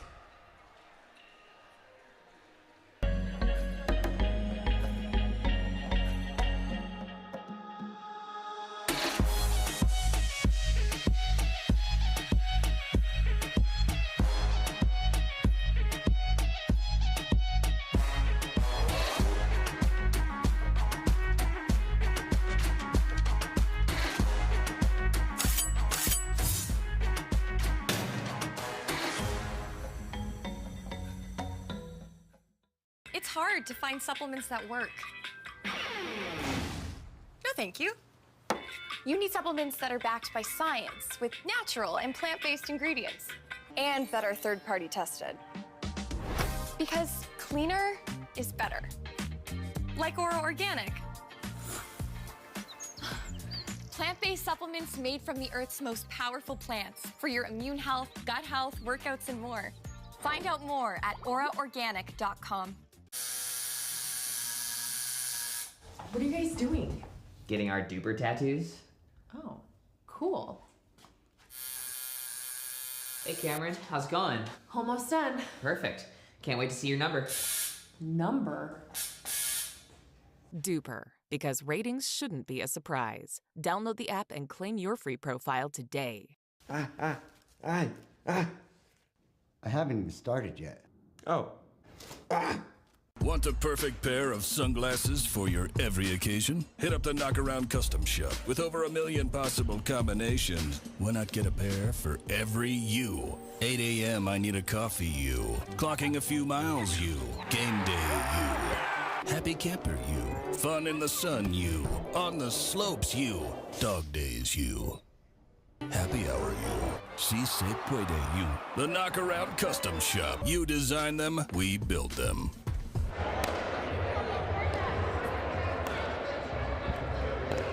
Welcome back to Championship Court here, MLP Columbus. One more matchup for you here to go. Hard 8s and the 5s. Good matchup coming for you here. Ched, what do you got predictions? We start off with women's doubles here. I mean, this is a tough one for the 5s.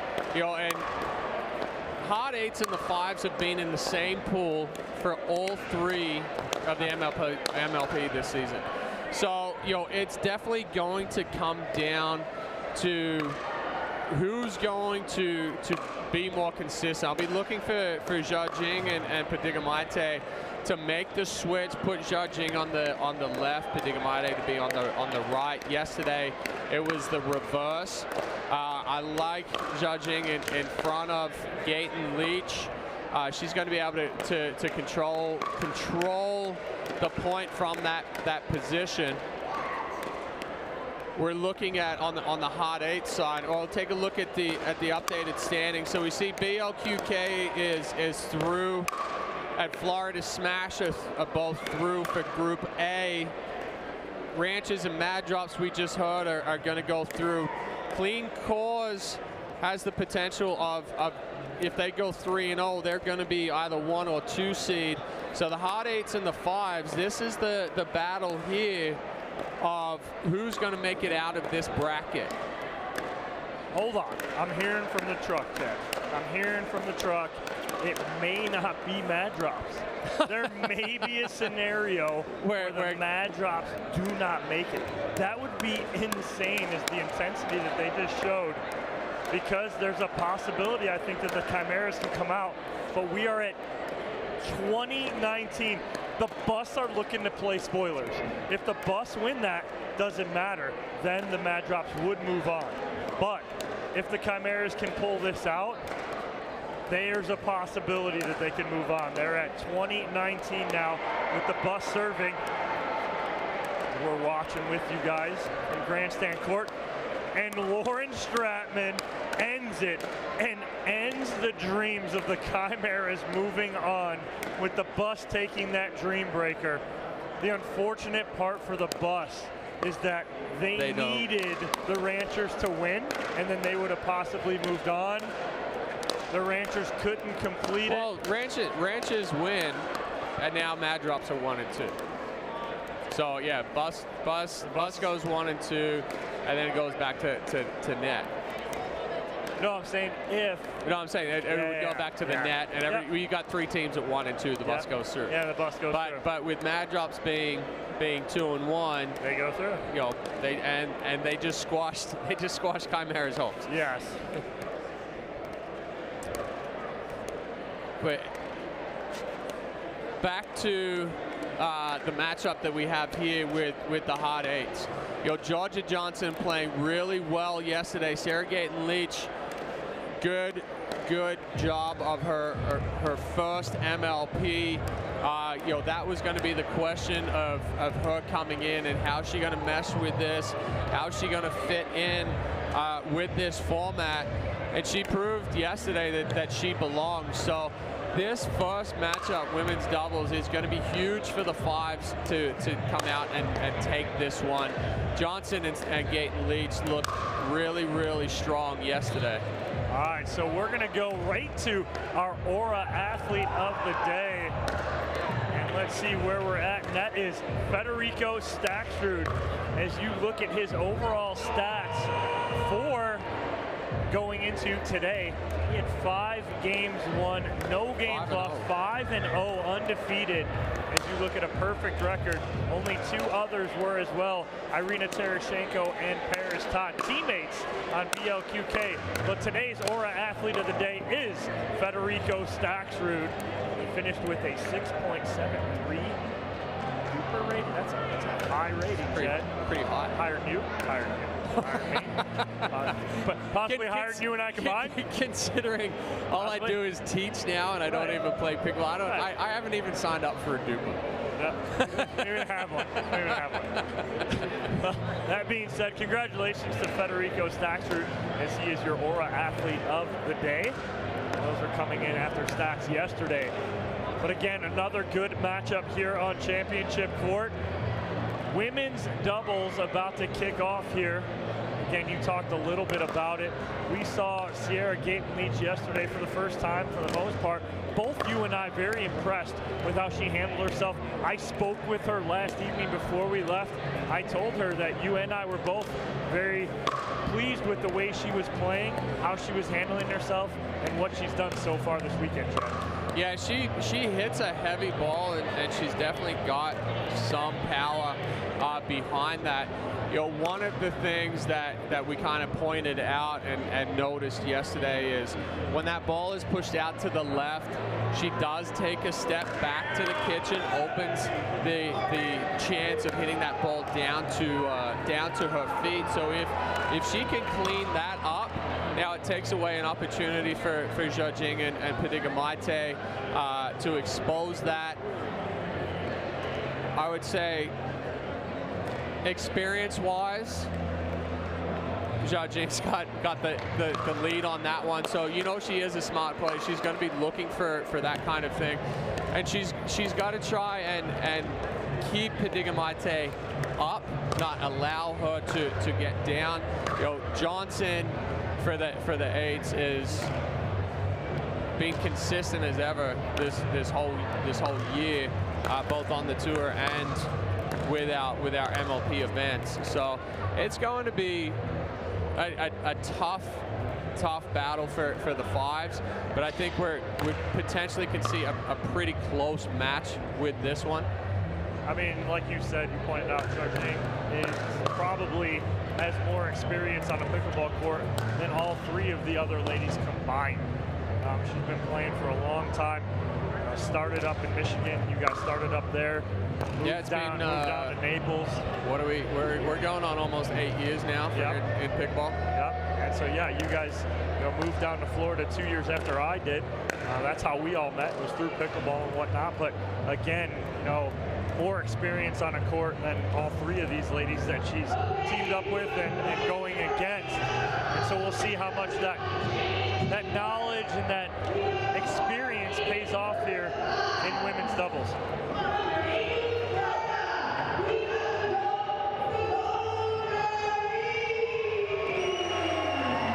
As we have our player introductions, we're going to figure out where we stand. Simone Jargin and Lina Padiga-Maite are introduced. Caitlin Kerr, our MC for the weekend, has done a great job all weekend getting this crowd into it, as we just anticipate larger crowds as the night goes on today and then into Championship Sunday tomorrow.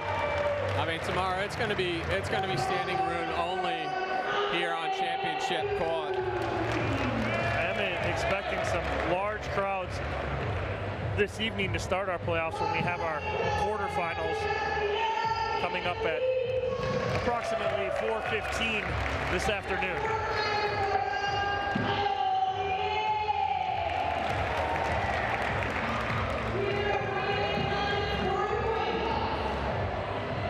And coin toss will be Simone Jargin and Andre Deescu.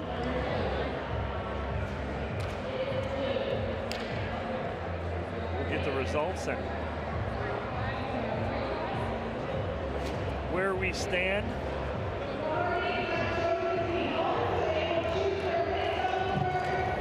The hard eights will be the home team.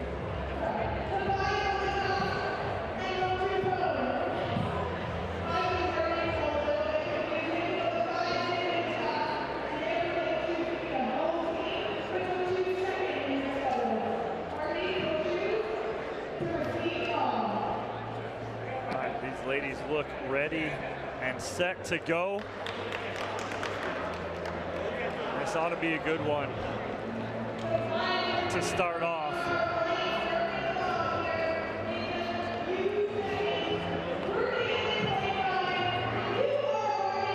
And thank you guys for joining us yesterday and today. We'll be here through tomorrow, Championship Sunday. We'll have the semifinals and finals for you. Are here, strong contingent over behind their bench. See the crowd getting fired up for some free gear, some fives and some hard eights merchandise being thrown out. And same guy caught the t-shirt that caught Whitwell's paddle. The guy's got some good hands over there. He didn't get to keep Whitwell's paddle. He did it.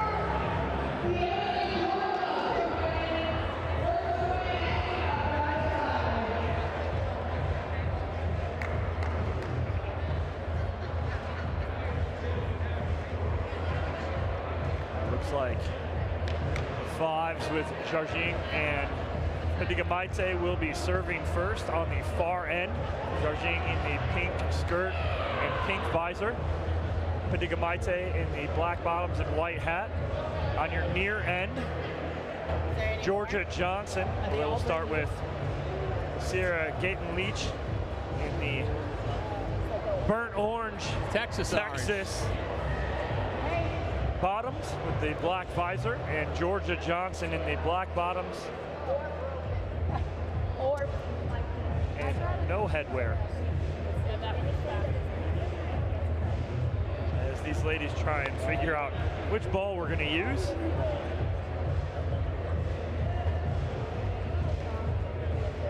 Your lead referee is Courtney Johnson. Your second referee is Bob Swisshelm. Digging through the box of Franklin X40s right here. They don't want to play with a brand new ball because it's going to slide. Yeah. Trying to find up a scuffed up ball that still has life in it.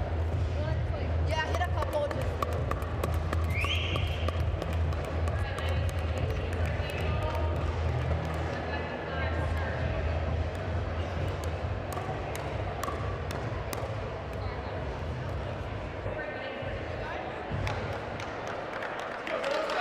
We are all set.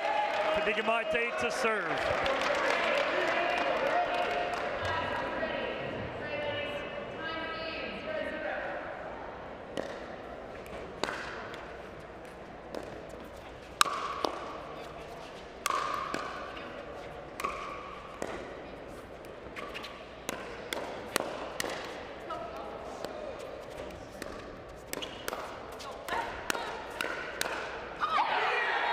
Big finish in the middle from Gaten Leach. So we see Gaten Leach being tested already.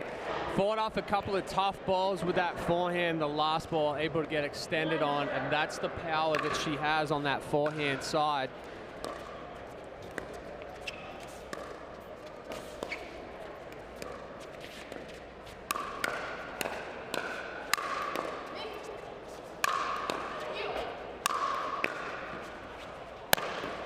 Oh, good catch. Nice catch from Padigamite.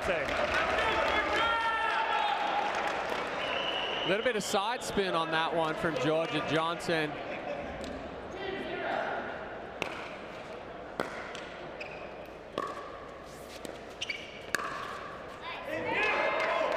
Just long there from Johnson. I like the move from Johnson. Trying to go into the body of Padigamite. Lena able to just get out of the way. Big finish from Gaten Leach right there. Yeah, I think for the fives, they've got to stay away from the forehand side of Gaten Leach.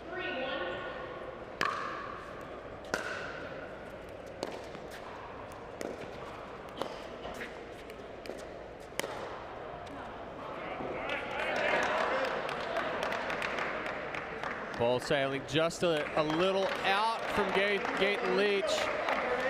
Winner of this one is going to advance through to the playoffs. Yeah, Clean Cause is the team coming out of this one. And then the winner of this match.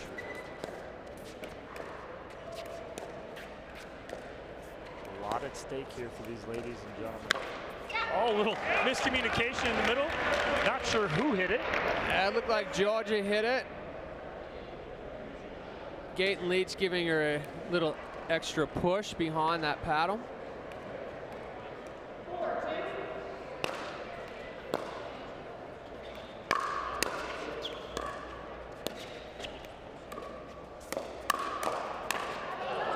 Ball just kept getting higher and higher. I was going to say, that was a battle of who's going to hit a higher ball on that one. It got a couple of, with the pace, both ladies catching that late.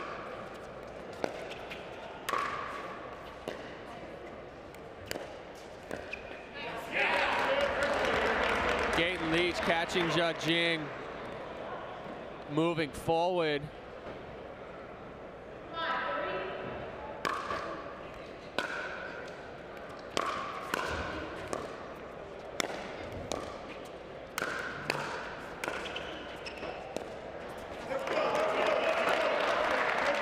Little too much wrist in that drop from Gaten Leach.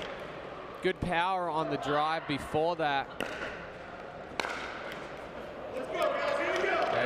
Two quick mistakes from Gaten Leach. Return to serve errors can't happen. Not in rally scoring like this when you're just continuing to give up point after point.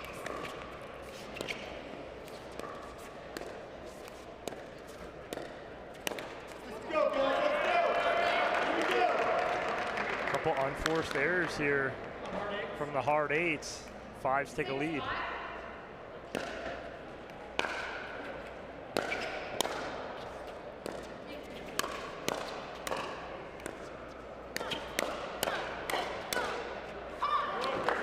ball there from Gaten Leach going backside on Jarjing. Yeah, good change of direction going cross-body. Hard for Jarjing to bring that second hand over for her two-hander.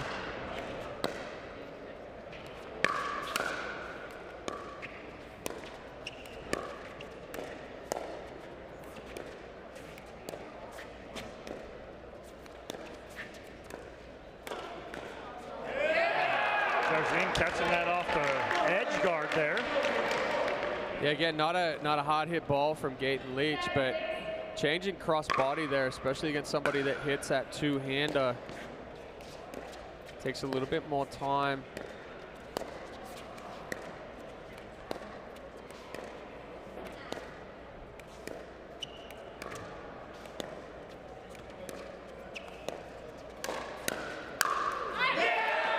Georgia Johnson, a great combo right there. Yeah, that's a good setup, and she was ready for that next one. It was the 1-2 combination of the speed up and put away. When Georgia gets, she's racking the ball. She squeaked as she hit that too. Great ball.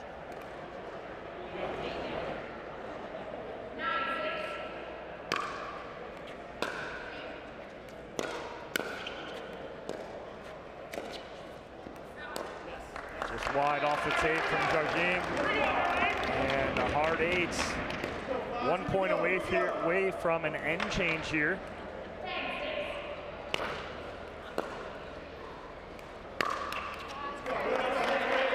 There's that flat drive.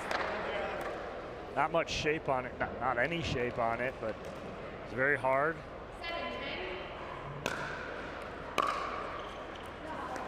We talk about Georgia Johnson's drive as being a heavy ball, where it almost seems to be gaming speed as it gets to you. Whoa. 3 unforced errors, quick unforced errors, 2 return of serve errors.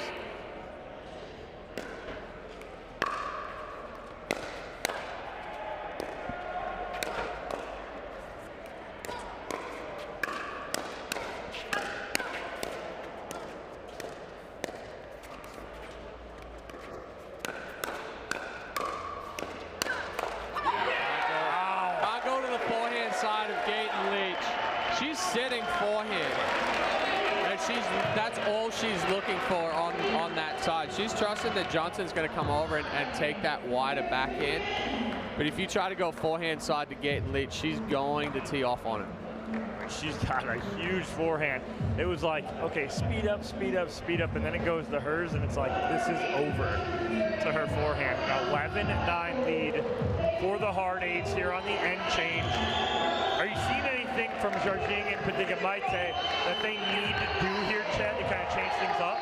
Yeah, I mean, the times that they are speeding up, there's not a whole lot behind it. So I think, you know, rather than getting in the hands battle, again, Johnson's going to be a little bit more aggressive.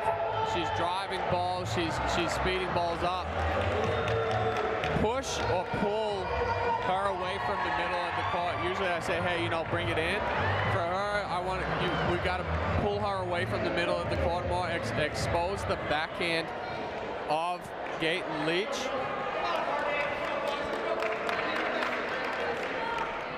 I couldn't agree more. I think they got to really focus on, Chad, like you said, the backhand of Gaten Leach. The problem is don't get too cute with it, because if you do, it's the forehand of Georgia Johnson. And that was a better combination, going backhand, forehand of Johnson.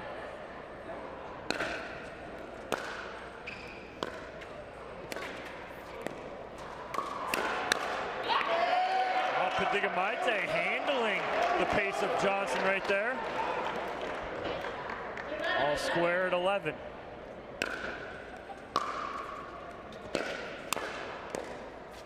Watch. It's the forehand.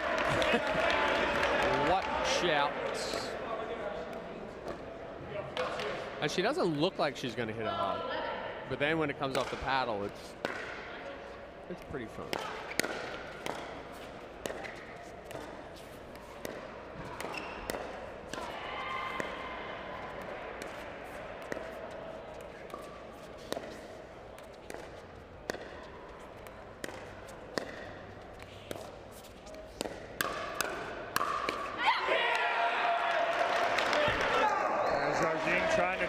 Johnson right there. Nice shot.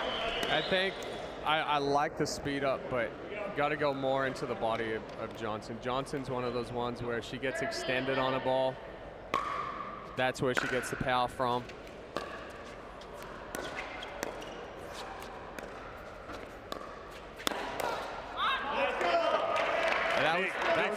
That was a better setup from Judging. She pulled it out wide. Padiga Maite now sits there to put that away. That was a much better constructed point. Again, Johnson and Gaten Leach are going to be looking for those balls through the middle. Good spot right there from Gaten Leach. Pulling the string, throwing a changeup at the backhand of Jargin.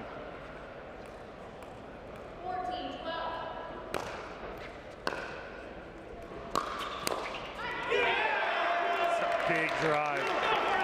It's just such a heavy ball. And Padiga Maite caught with her feet still moving. You got to recognize that Johnson's going to drive that. Even if you stop a couple of steps behind the kitchen line.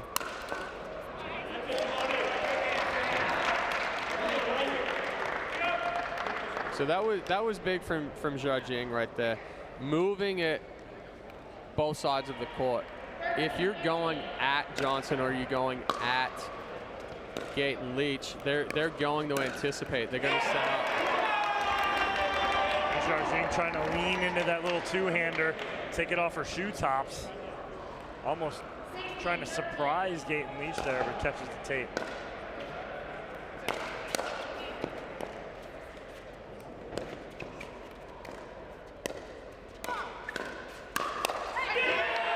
Set up by Gaten Leach's forehand there, Chad. Yeah, good spot from Gaten Leach into the body of Jargin. You're going to get a timeout here from the Fives. Down by 4 here. What's been that difference maker here, Chad, for the hard eights? Yeah, the hard eights are just, they're hitting cleaner balls, they're hitting better spots, they're putting the pressure on the Fives, and we take a look at the last point here.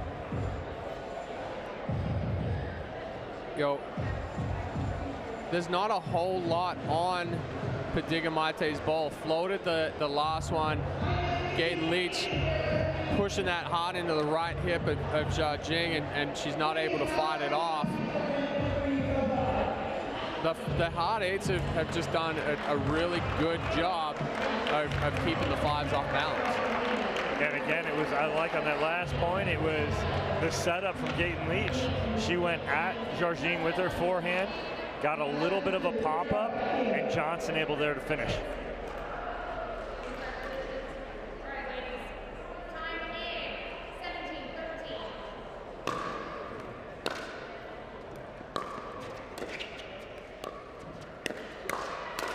Yeah, nice inside out there, and Jargin finds the backhand side of Johnson.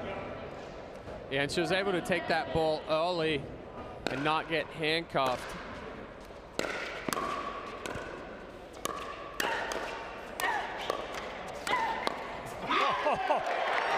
Padiga Maite almost with the little forearm shiver to Jargin a little bit, saying, I'll take this. Just let me finish this. I got it. Even though it's my backhand, I'll take this.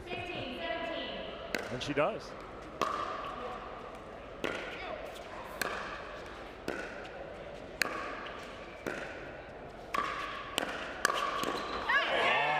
I don't mind the movement there from Padiga Maite. The first one, and the last one, not so much. Yeah, I like the movement.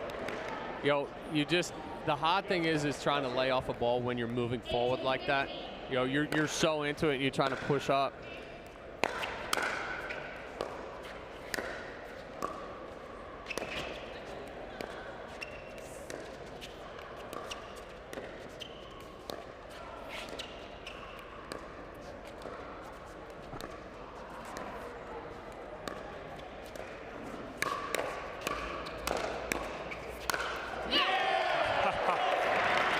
Big finish. Great job by Padiga Maite, handling everything that Johnson had as far as her dinks went.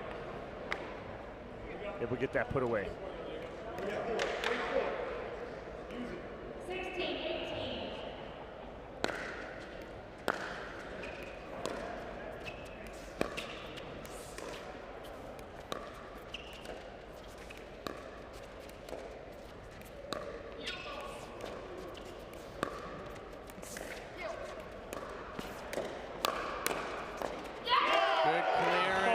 Padigamate. I mean, big thing there. You see her slide the body out of the way. If she doesn't slide with that ball, Johnson's ball is center chest. She's going to get handcuffed. We see the replay there again.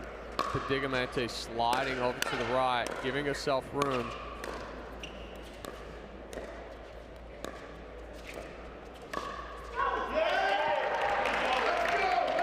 That ball sailing just out. Padigamate able to get her paddle down just in time. Timeout here from the hard eights as the fives are able to bring it back and tie it. Nice run here from the fives. Consistency, the name of the game there. And then some unforced errors, all tied to 18. Again, whichever team gets to 21st will freeze both teams at this point, since we're at 18-18. You're in the huddle of the hard eights. You just had a nice lead there, Chad. What are you talking to Johnson and Gate and Leach about in this huddle? So I mean, I like what they've been doing, but they've been going at Padigamate solely for the last few points. She's handled that. I think you go out wide to Jiajing, pull her out a little bit more, then you can go back at Padigamate, get her to move, and they're going to have balance. Right now, you're going at her, and she's set, she's ready for it.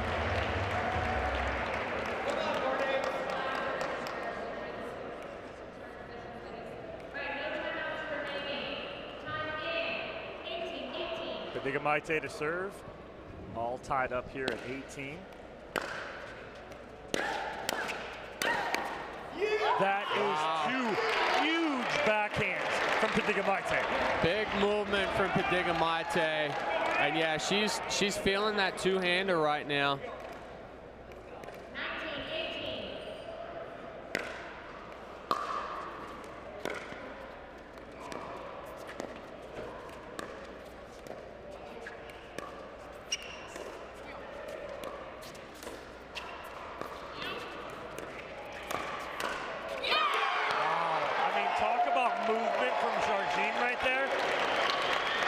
Just plain chess on a pickleball court. Yeah, and she recognized that she's going to try to go, that Johnson's going to try to go back to Padigamate right there, so she pulls her out wide. Didn't see this coming. We're both frozen here at 20-18. Traditional scoring from here on out. Teams can only score on their serve.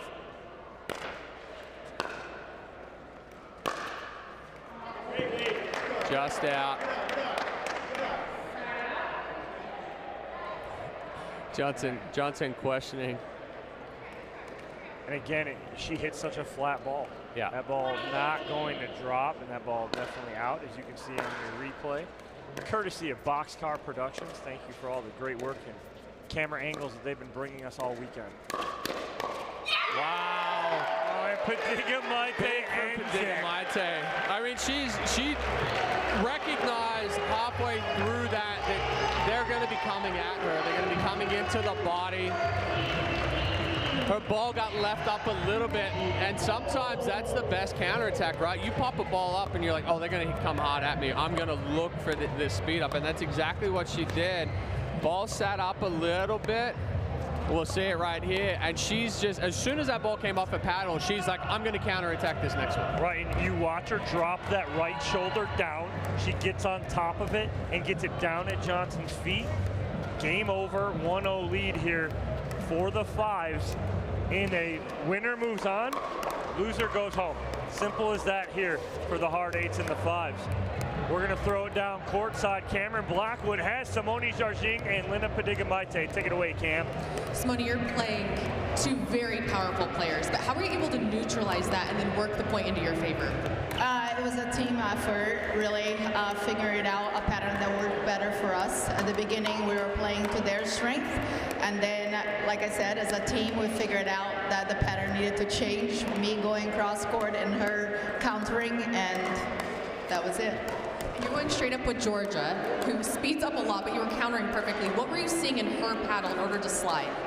I was just looking at the ball, to be honest, and wanted to hit as hard as I could right in front of me. We did just that. Now we're going to head on to men's doubles. Right back to you guys. All right, so on to men's doubles here. Another good matchup we'll have for you on championship court. Again, winner moves on, loser goes home here at MLP Columbus for this Group C matchup. We'll catch you guys on the flip side of these commercials right after this.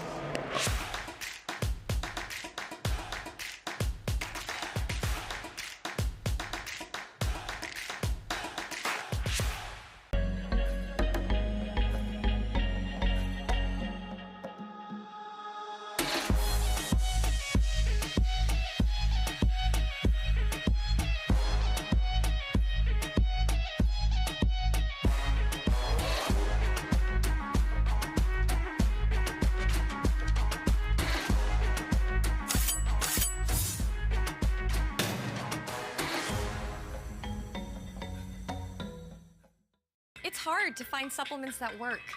No, thank you. You need supplements that are backed by science with natural and plant-based ingredients and that are third-party tested. Because cleaner is better. Like Ora Organic. Plant-based supplements made from the Earth's most powerful plants for your immune health, gut health, workouts, and more. Find out more at oraorganic.com. What are you guys doing? Getting our duper tattoos. Oh, cool. Hey Cameron, how's it going? Almost done. Perfect. Can't wait to see your number. Number? Duper, because ratings shouldn't be a surprise. Download the app and claim your free profile today. I haven't even started yet. Oh. Want the perfect pair of sunglasses for your every occasion? Hit up the Knockaround Custom Shop. With over 1 million possible combinations, why not get a pair for every you? 8 a.m. I need a coffee you. Clocking a few miles you. Game day you. Happy camper you. Fun in the sun you. On the slopes you. Dog days you.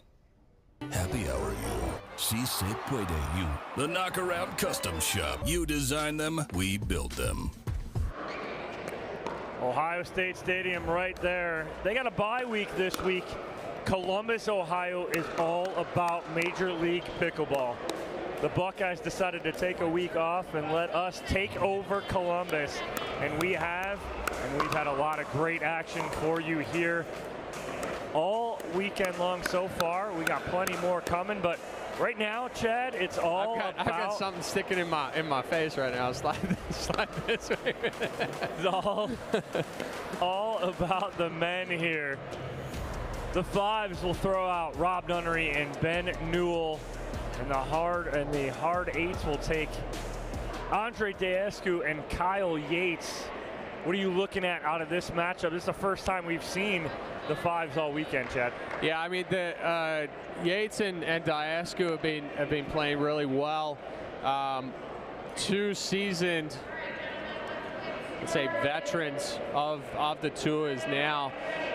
Newer partnership for Newell and Nunnery. Watched them a little bit yesterday. They're still trying to feel some things out.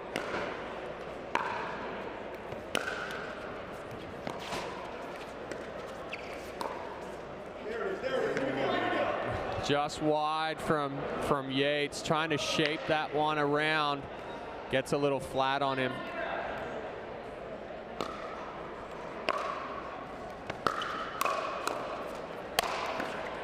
That's over. Oh, from our angle, it looked like it was going over. That's big overhead, though, from the big guy, Daescu.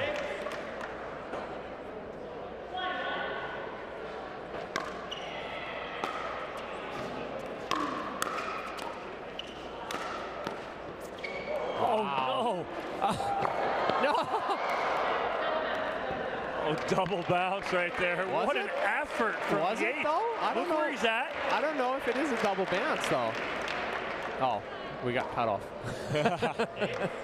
Chad is staring intently I know. at the replay screen. I even got closer to the replay screen to see that one. That's big backhand there from Newell.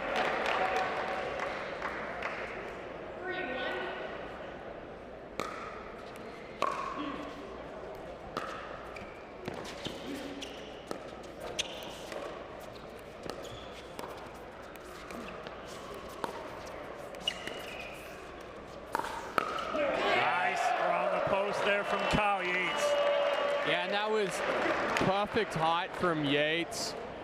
Nunnery a little late to move back and cover that one, but only a couple of inches off the ground of that ball from Yates. You see him waiting for it to get around the post and then bring him back in with that angle.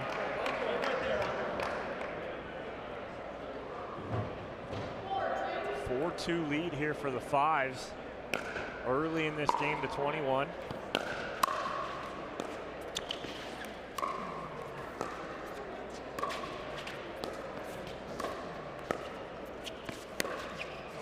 Right into the shoulder. Diascu plays best when he's moving well, similar to the previous matches that we were talking about. Choosing an excellent ball there, setting up like he's going to go back cross court. Quickly whipping that into Newell's body.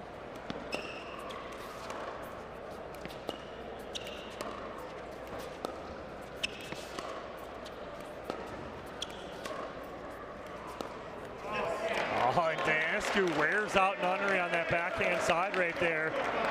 Not something you'll see very often. Nunnery great on that side.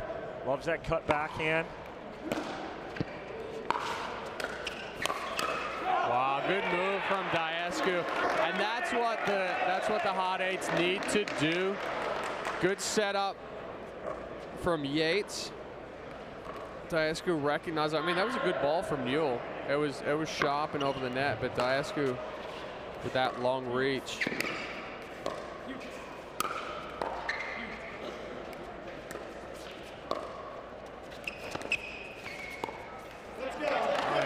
Almost looked like Yates was in between, got handcuffed a little bit right there. Yeah, kind of overran that one a little bit, or over moved.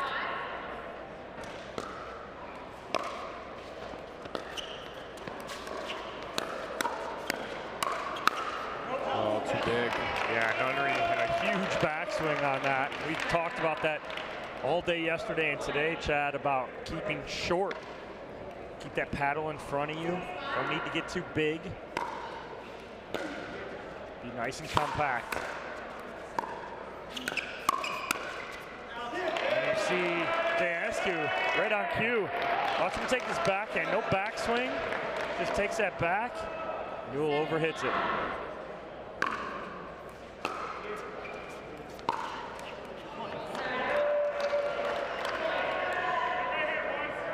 I don't think the Hot Eights need to do too much here, right? They don't need to press for it. They just got to play clean pickleball. They can't give away points, balls into the net.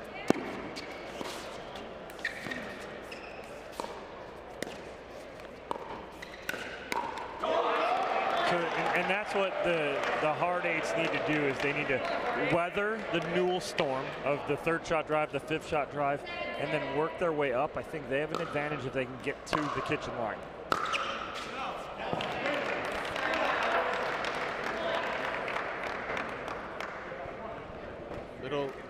Little too flat from Nunnery.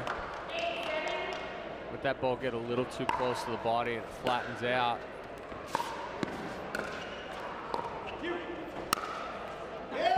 Nice inside out forehand there from Nunnery.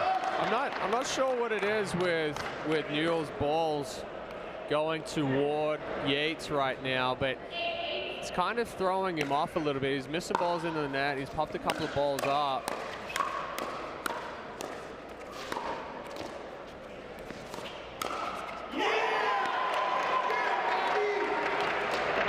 Heavy sliced ball from Newell, again causing Yates to pop a ball up. Nunnery accelerating into the body.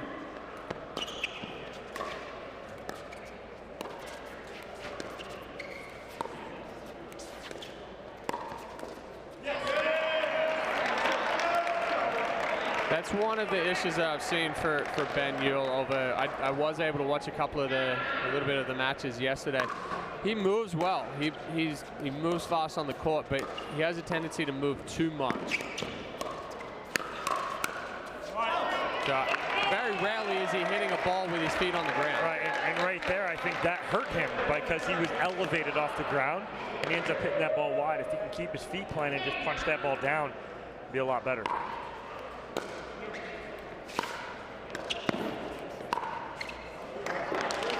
Again, I think it's the heavy slice of Newell that going to Yates's forehand side. It's staying down more. Yates rolls a lot of the balls on the forehand side. So it's just causing the ball to pop up off of his paddle.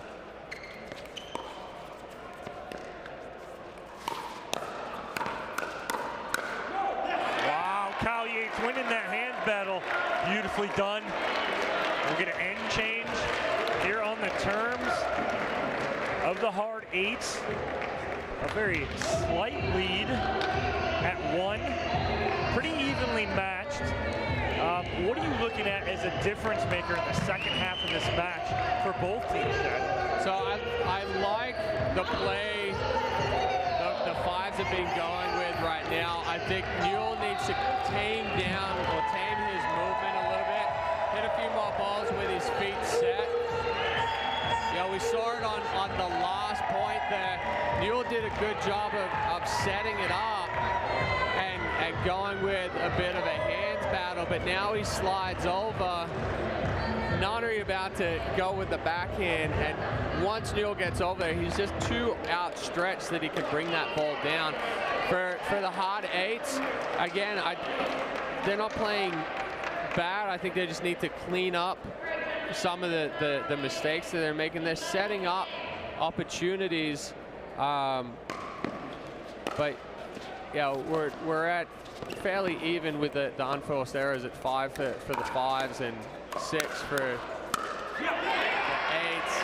And we talked about that, you know, those kitchen points when all 4 players and they're able to get into that kitchen. The hard eights are winning 67% of the points when they can get to the kitchen. So when all 4 players are up there, it's a huge advantage to the hard eights. And they've won the last two points that were up there. And so that percentage is going to keep jumping here. And we said it, it's their advantage to get up there and take that away.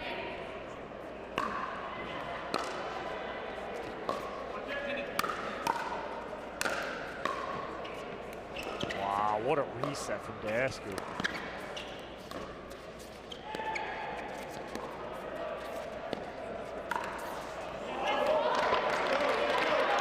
Yates trying to go inside out forehand right at Nunnery, but clips the top of the tape. Yeah, it's a 6 on. That's a 6th error from Kyle Yates right there.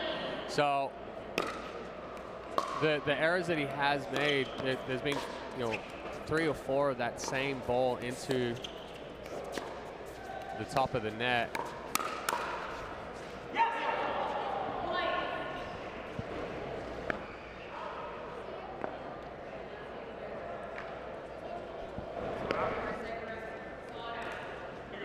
Ball just sailing out. Still tight here early in the second half of this match.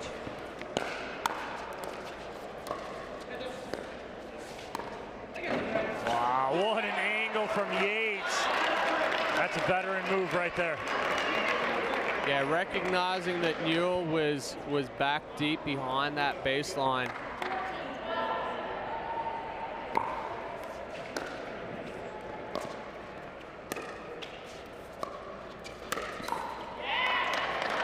Good pull on the backhand side from Rob Nunnery, Chad. Good pull, good spot. For a right-hander, a lot of the times the hardest ball to get to is that right hip, right armpit area.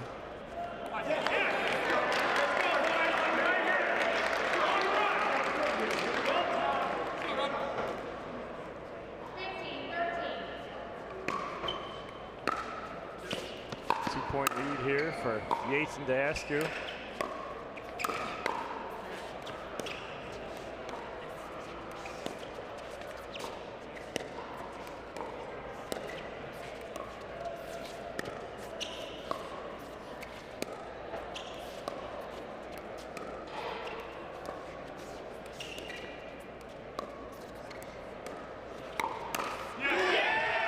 Good little pull there from Kyle Yates, forcing the error on Nunnery. Yeah, and that was a better job from Yates. You saw the paddle head get underneath the ball. He was able to come up and brush it, making the adjustment from those couple of balls that had missed into the net on the same speed up.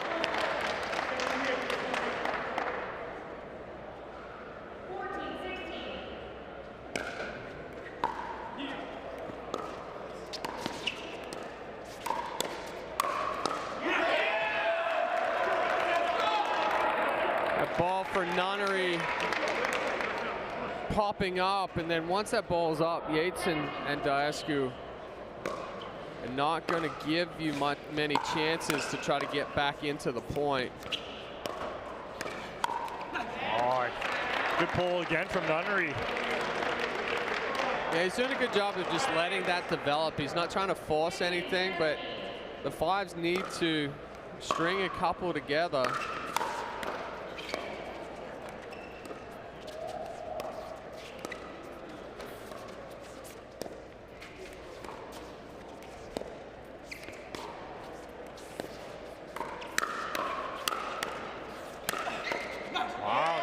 Got Yates on his heels a little bit right now. Yeah, he's hitting the right spots. You see each time that he goes to Yates, he's either going across the belt or he's going into that right hip.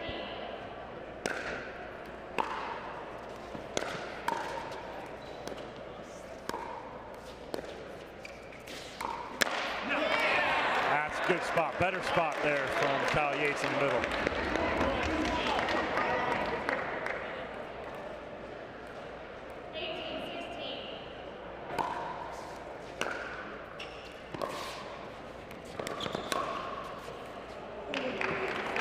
Wide right there from Diascu. I tell you what, that ball's not staying in though from Newell. That's a full slice. There's nothing to drop that back into the end of the court. It's going to continue to carry. Yeah, but it's a hard ball to lay off of.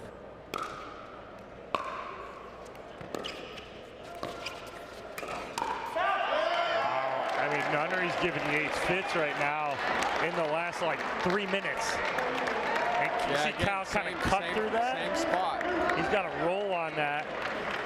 We're all tied here at 18.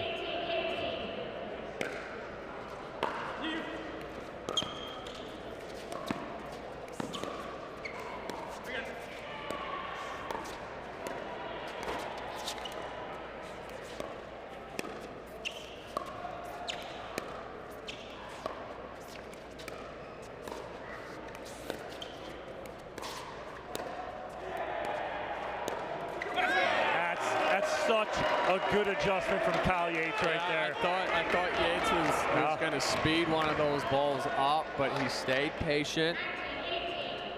2-3 years ago, he does. Oh, yeah. Because he's trying to prove something. Now, great decision. Look at that adjustment right there, even on that ball. But Diascu can't get out of transition area. All tied at 19, going down to the wire here. This is such an important game here for the hard eights. Can't go down 2-0.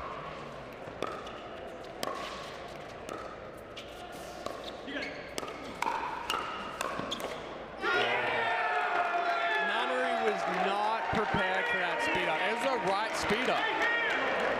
Yeah, but absolutely. He missed an opportunity. And a game point here for the hard eights. 2019. Both teams are frozen now. And that just wide by Newell on the volley. Trying to be perfect with it. Oh yeah, definitely wide there.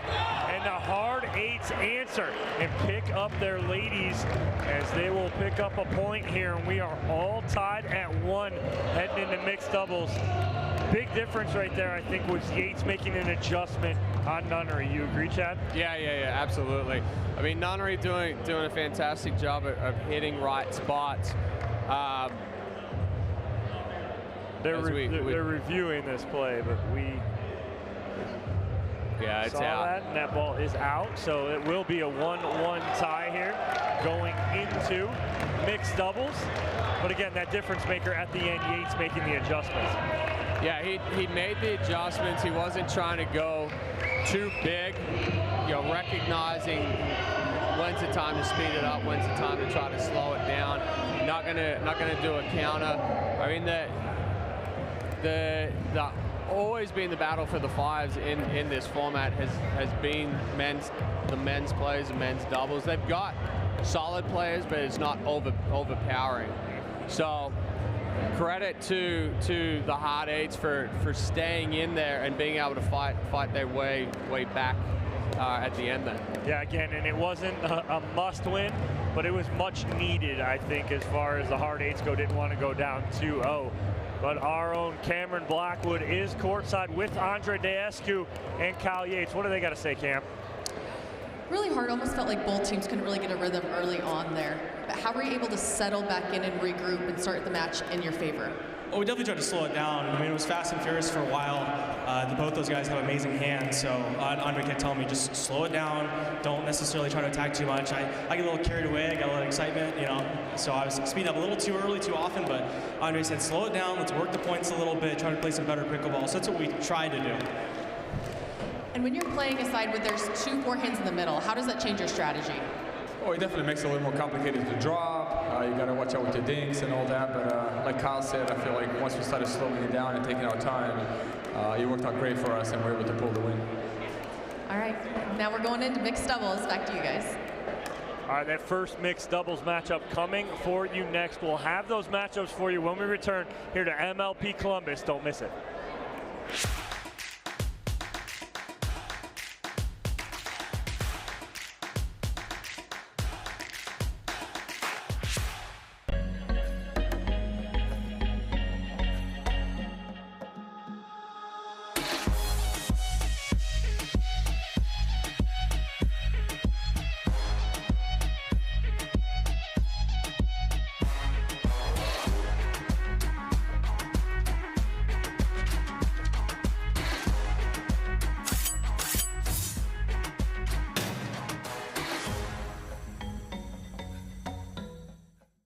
It's hard to find supplements that work. No, thank you. You need supplements that are backed by science with natural and plant-based ingredients and that are third-party tested. Because cleaner is better. Like Ora Organic. Plant-based supplements made from the Earth's most powerful plants for your immune health, gut health, workouts, and more. Find out more at oraorganic.com. What are you guys doing? Getting our duper tattoos. Oh, cool. Hey Cameron, how's it going? Almost done. Perfect. Can't wait to see your number. Number? Duper, because ratings shouldn't be a surprise. Download the app and claim your free profile today. I haven't even started yet. Oh. Want the perfect pair of sunglasses for your every occasion? Hit up the Knockaround Custom Shop. With over 1 million possible combinations, why not get a pair for every you? 8 a.m. I need a coffee you. Clocking a few miles you. Game day you. Happy camper you. Fun in the sun you. On the slopes you.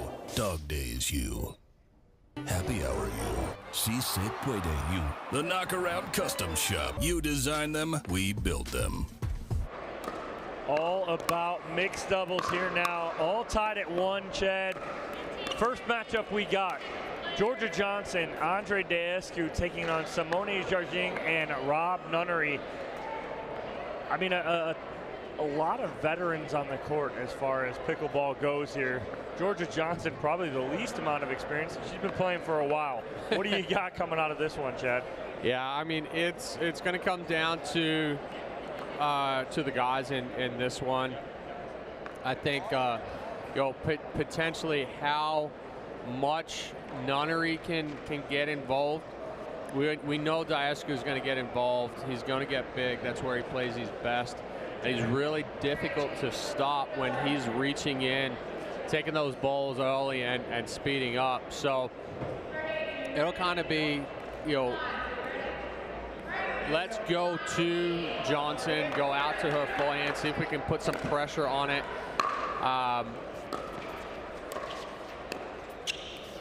It's ultimately, I would say 2 X factors for each team is one for the fives is Nunnery. How consistent is he going? How consistent is he going to stay? And then 2 is for the hot eights is going to be Johnson. Can she weather the storm of she's going to see a steady stream of balls here?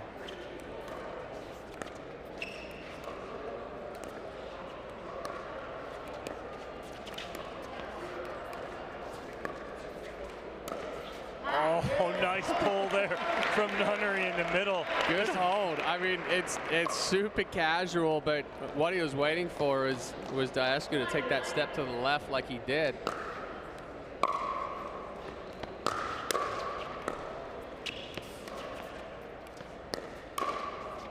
A little long there from Johnson. Yeah, we saw Johnson slide to the forehand side. Again, that's what Nunnery is going to live and die off of, is his ability to disguise what he's going to do. He's not an overpowering guy. Diasco cannot believe he missed that little drop shot. He's got that all day. Almost mishit it.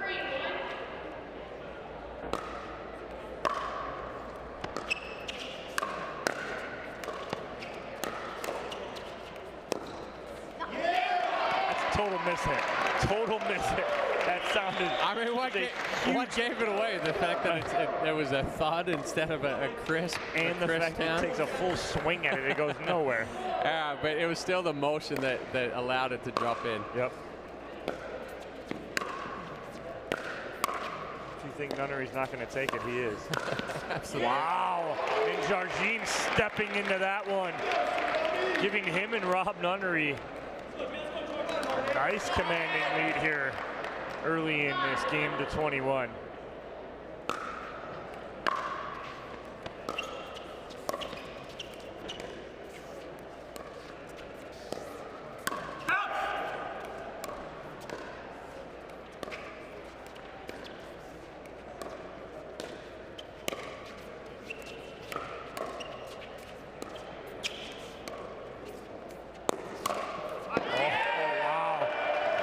Sitting on that pole from Nunnery. Diasco said, yeah, you got me once with it, you're not going to get me again.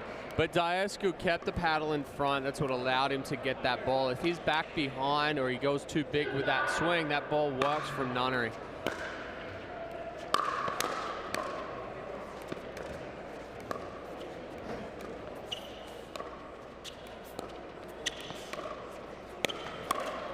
Again, trying to go to the well one too many times right now.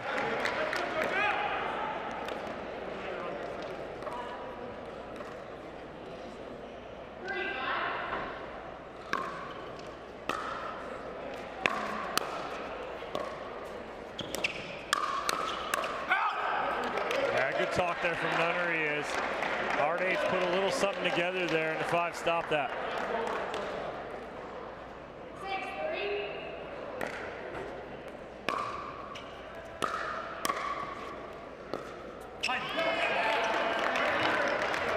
Nunnery telling so bad on that one. Just tried to lift too much. Didn't quite hit through the ball.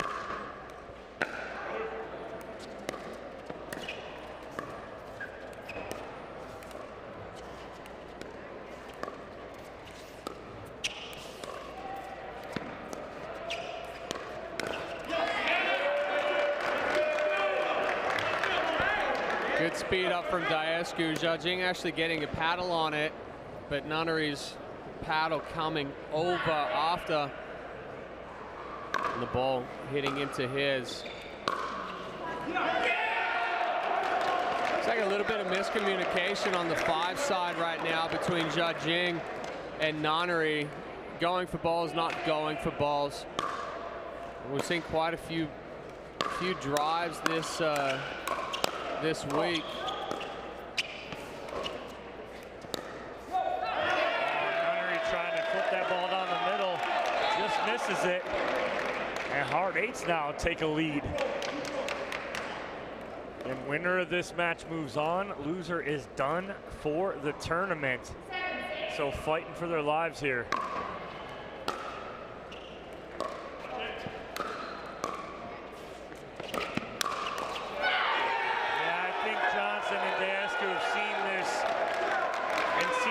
With a little flick pull from Nunnery.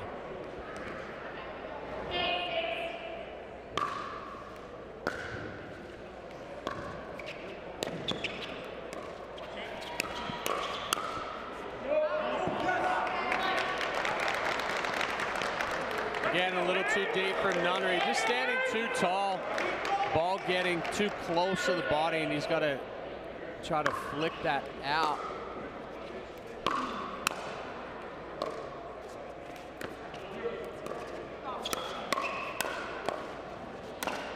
Nice reach in there from Jardim. Yeah, she's not going to overpower you with a lot of those swings, but she will hit the spot down at the toes. Better ball from Rob Nunnery there, stepping in, taking that ball early.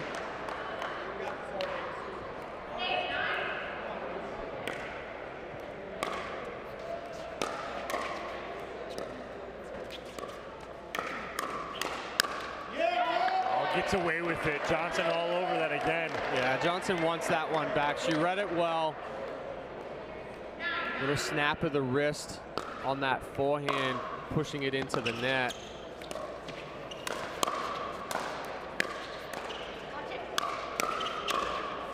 Oh, and Johnson just misses that sideline. She had Nunnery on the ropes. Now he's trying to back up to give himself some time.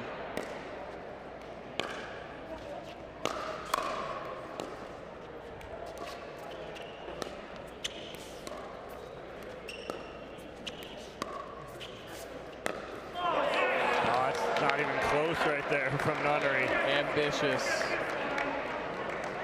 It's tough on the backhand side when you're going to try and cut the around the post. You have to get over the top of that and roll that in. You cut it, it's going to go away from the sideline.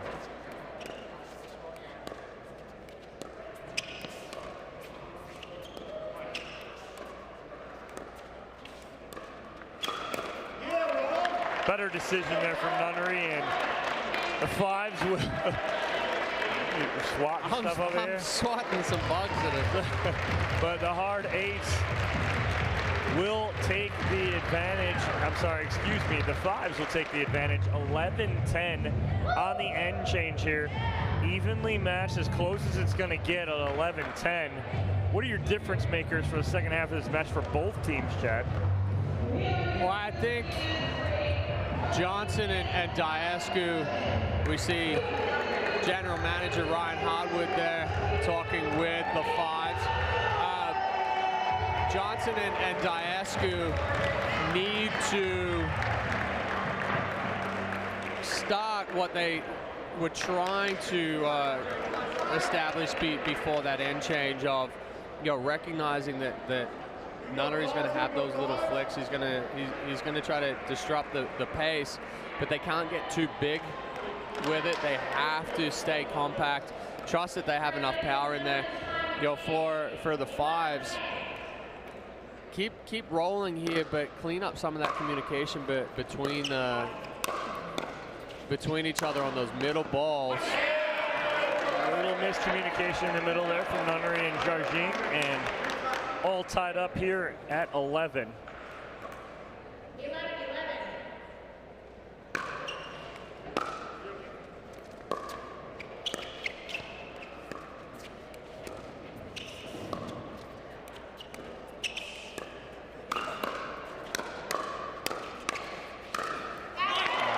Job. And the right speed up at the right time that time from Rob Nunnery. Yeah, right speed up, and then the finish there. I think if he goes hard back at Diascu and Johnson, they get that ball back again. But by being a little bit more compact and just creating the angle.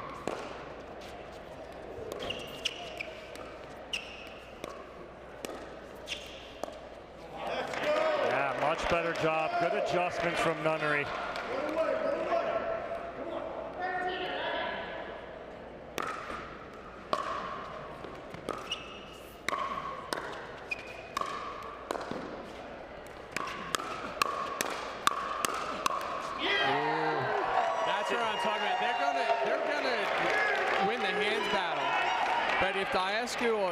Or Johnson get too big, like we saw Diascu get big there, that's where they're going to make their mistakes.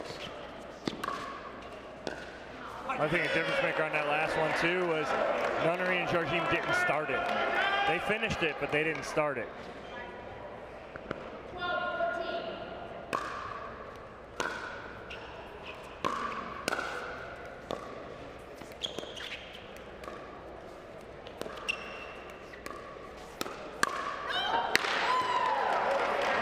speed up from Nunnery at about 50%.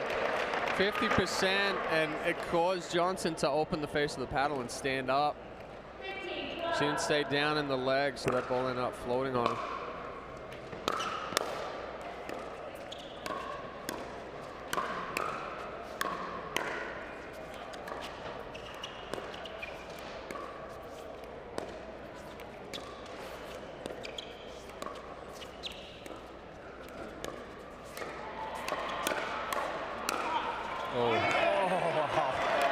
I even thought that ball was going to drop from Nunnery after he hit it. It looked like it was starting to die. Yeah, it wasn't the cleanest from either Diasco or Nunnery on that one.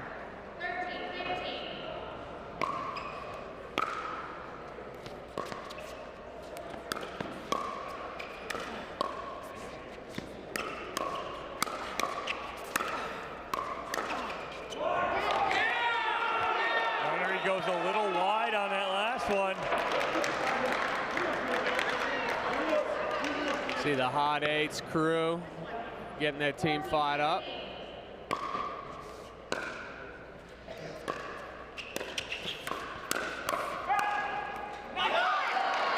Change up from Jardim. The ball was behind her when she caught it, tried to fight through. That's why there was no power on it. It actually worked out in her favor. Oh, little floater from Jardim.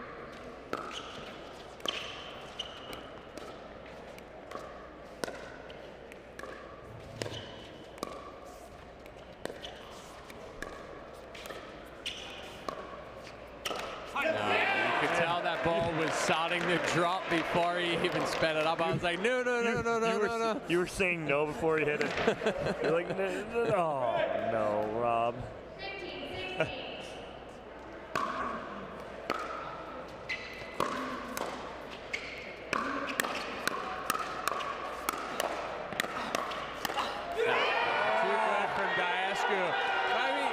He's getting a paddle on it, right? And each time that he gets a paddle on it, gets it back, Nunnery feels like he has to go bigger.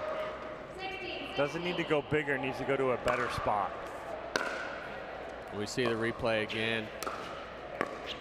Diasco getting good paddle on it.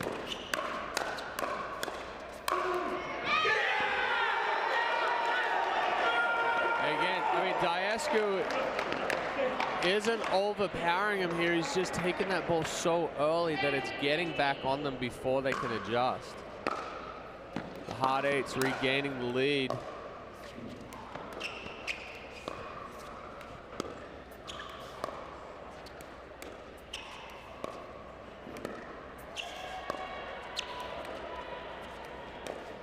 Oh, miscommunication. Johnson thought that Diasco was going to take that, Chad. Yeah, and he'd been taking those balls, so it's understandable why Johnson thought that he was going to. Once the ball's back behind both of them, they're almost impossible to get back over the net.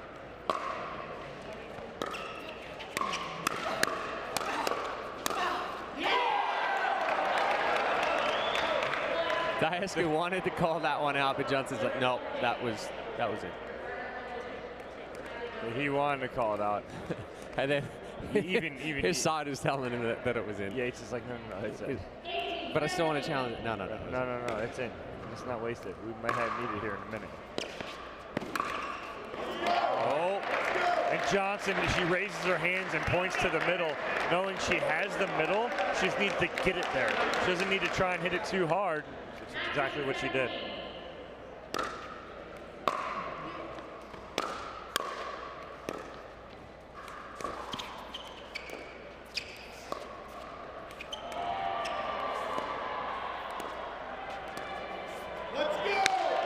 Couple unforced errors from Georgia Johnson in a row here.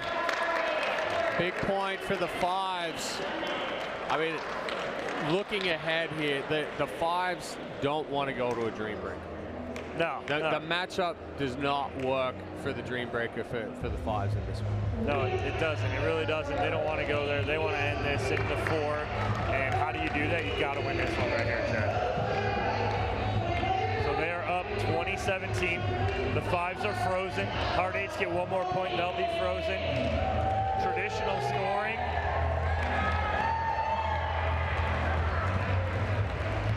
Simone Jargim will have serve as we come back in here. Hard 8s have 0 timeouts remaining. 5s have 1 timeout remaining.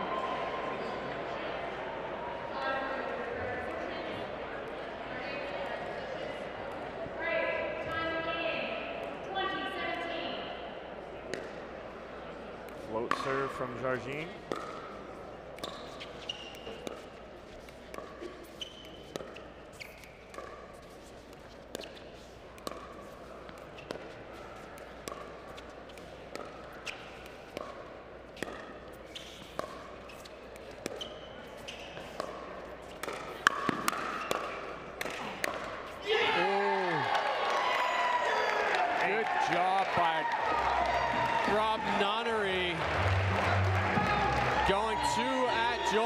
Johnson, good step in, and then changing the look at Diasky. Got a good paddle on it, but just wasn't able to clear the net, and that's a big one for the 5s.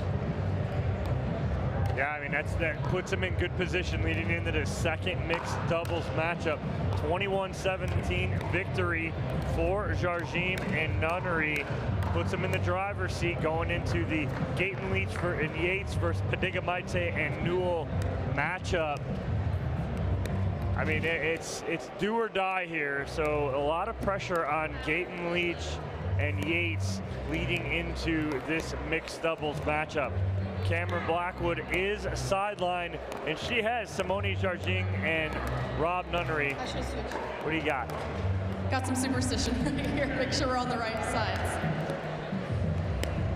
During that point, on the changeover, you guys came out a completely different team. I saw you over there talking to Rob quite a bit. What were you saying? I think, again, at the end of the day, this game comes about pattern setting, and the pattern that creates the best opportunity for your team is the winning pattern. And if you can adjust, it's big, it's so quick. So if you make those adjustments quick, it's hard for the other team to respond. And they were pressuring you quite a bit during that match, a lot of balls to you, but you stayed effective. How were you able to do that? Yeah, I didn't really have much strategy. Actually, I was C-ball, hit ball, it was bad.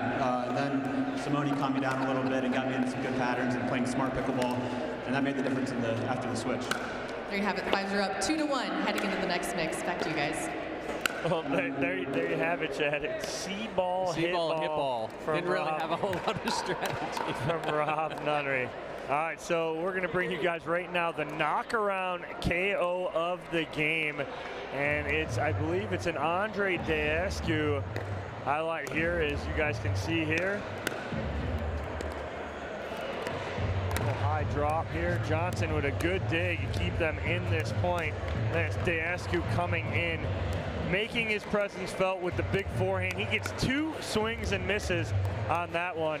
We'll take a quick commercial break. The 4th and deciding game here. It's do or die for the hard 8s going into this. You don't want to miss it.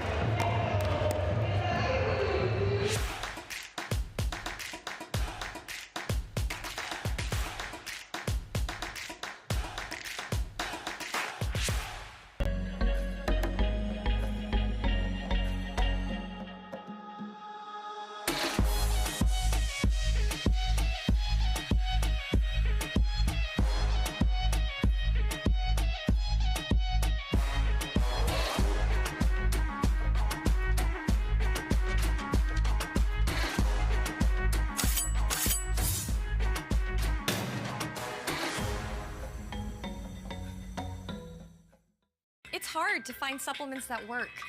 No, thank you. You need supplements that are backed by science with natural and plant-based ingredients and that are third-party tested. Because cleaner is better. Like Ora Organic. Plant-based supplements made from the Earth's most powerful plants for your immune health, gut health, workouts, and more. Find out more at oraorganic.com. What are you guys doing? Getting our duper tattoos. Oh, cool. Hey Cameron, how's it going? Almost done. Perfect. Can't wait to see your number. Number? Duper, because ratings shouldn't be a surprise. Download the app and claim your free profile today. I haven't even started yet. Oh. Want the perfect pair of sunglasses for your every occasion? Hit up the Knockaround Custom Shop. With over 1 million possible combinations, why not get a pair for every you? 8 a.m. I need a coffee you. Clocking a few miles you. Game day you. Happy camper you. Fun in the sun you. On the slopes you. Dog days you. Happy hour you. Si se puede you. The Knockaround Custom Shop. You design them, we build them.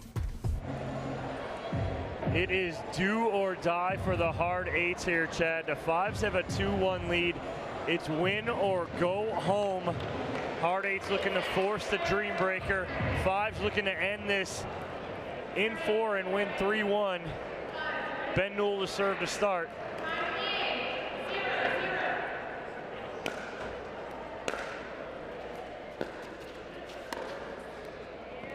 Nice touch by Yates. Always an interesting matchup, Chad, when you mix in a lefty here, where what this does right now is it puts the guys face up on each other and as well as the ladies. So it's going to be very interesting to see some patterns and some strategy between these two teams.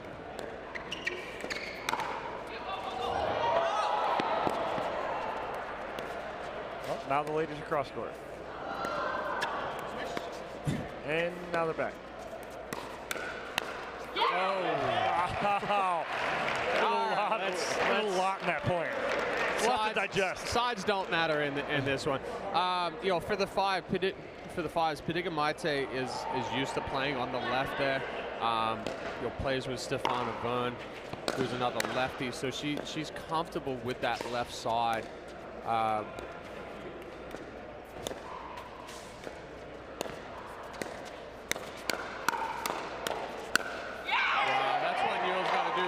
So for both of these teams right here, they're comfortable where they're at.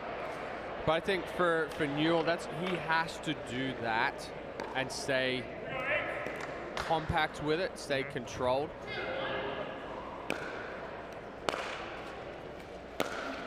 That's good return there from Gaten Lead, putting Newell on his heels. And again, I think it's going to be a game of Pidigamite and Newell may try and shorten this width of the court up to about 12 feet here.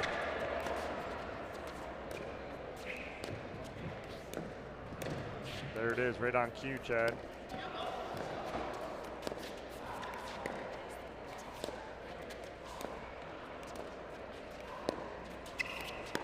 And there's a shot to keep Yates honest.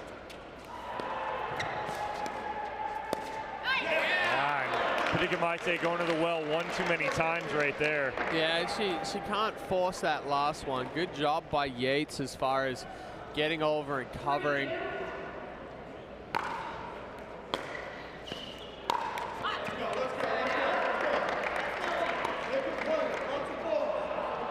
Those missed balls in the net. Always difficult in this rally scoring format.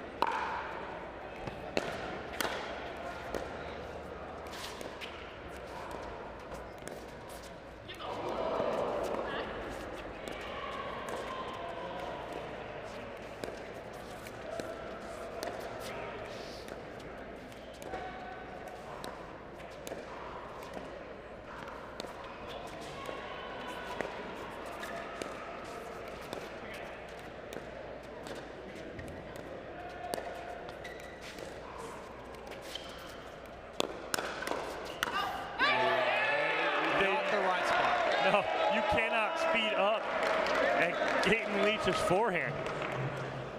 No, she's going to sit on that. We saw earlier in that point with Pidigamite going for the Ernie attempt, swinging, missing. That's okay. She did touch it. The only issue would have been is if her paddle had crossed the plane at the net. It didn't. That ball sailing long from Yates. I'd like to see Yates.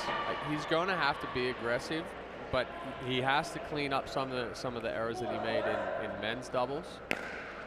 But he can't go for too much here.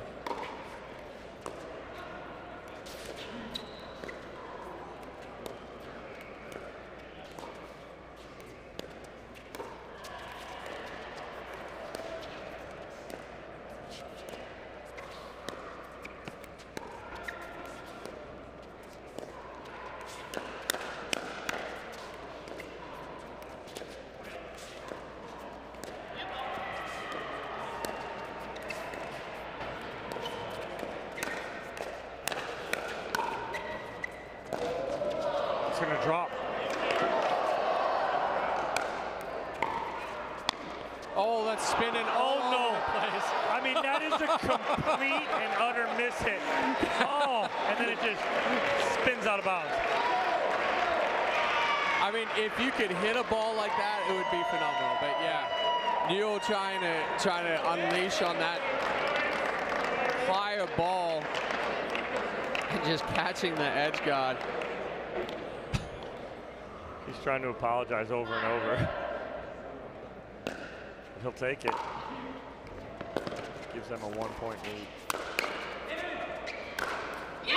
Excellent drop from Digamite, setting that up. Newell recognizing it. Big finish.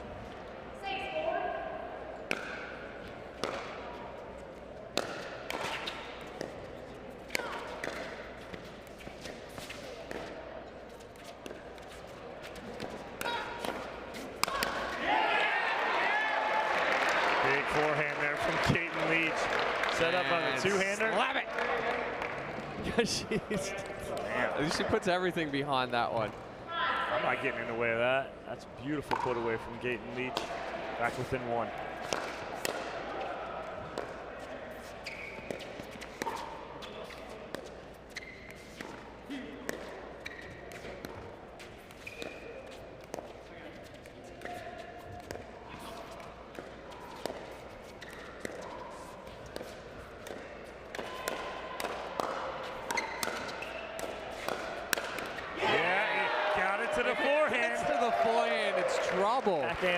Backhand, forehand, done.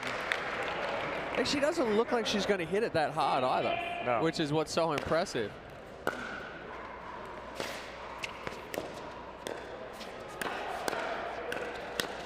Even that ball, even the half reset from transition right there, she gets something on it and allows Yates to come in and clean that up.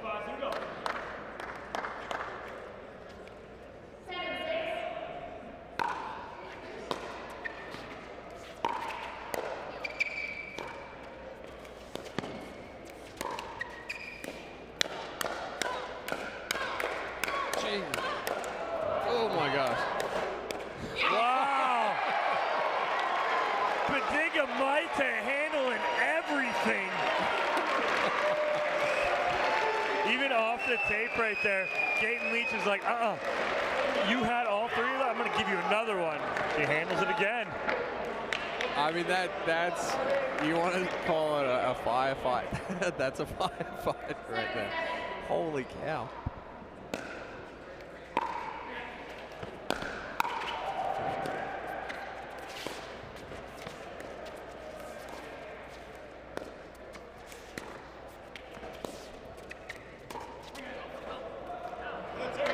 Just long right there, the lob attempt from Kyle Yates will give Digamite and Newell a 1-point lead.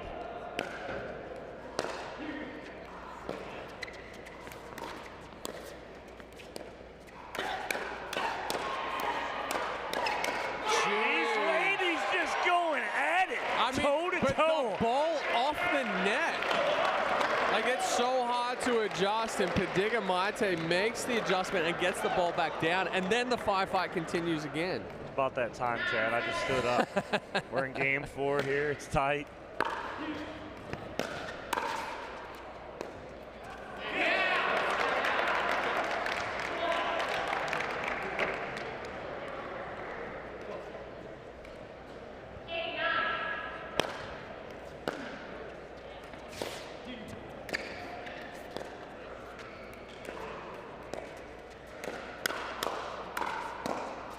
Nice hands there from Digamite in the middle. That ball was almost behind her when she reset that. I mean, she's seeing the ball really well right now, because that ball was past Newell for sure.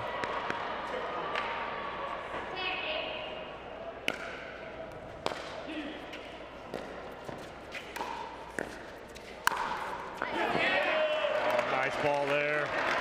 In the middle, finding a hole. And the hard eight's back within one.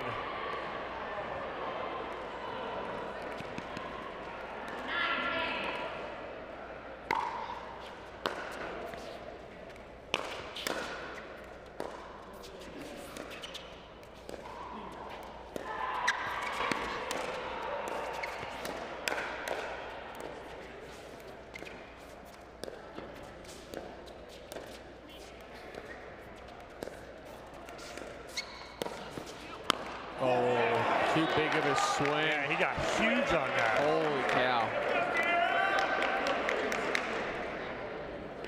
So big. And even if he hits that clean, it's not going in the court. No.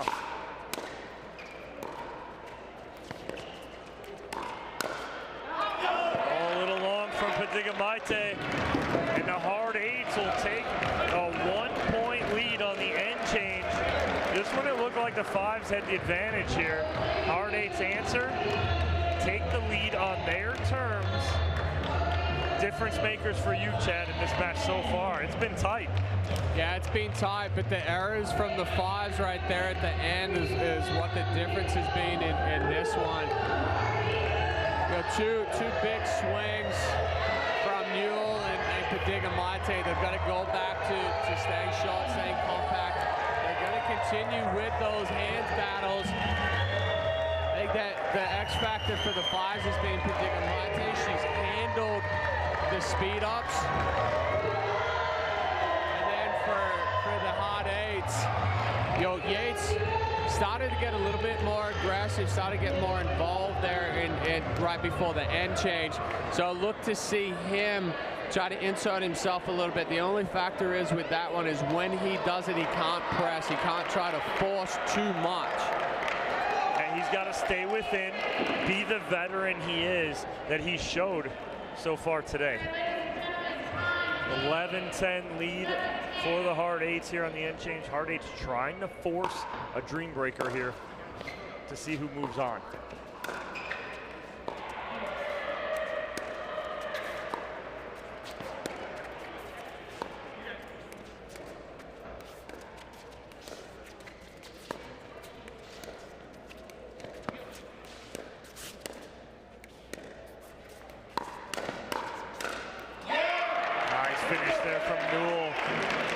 But it was compact. Right, exactly. Nice and short and easy. What I'm super impressed with is the fact that Sierra, Gaten Leach is recognizing every time that Padigamite goes for an Ernie. Yes. Padigamite hasn't had an attempted Ernie. She has not hit a ball on an Ernie, but she's gone at least 10 times. But Gaten Leach is recognizing that and keeping the ball away from that spot.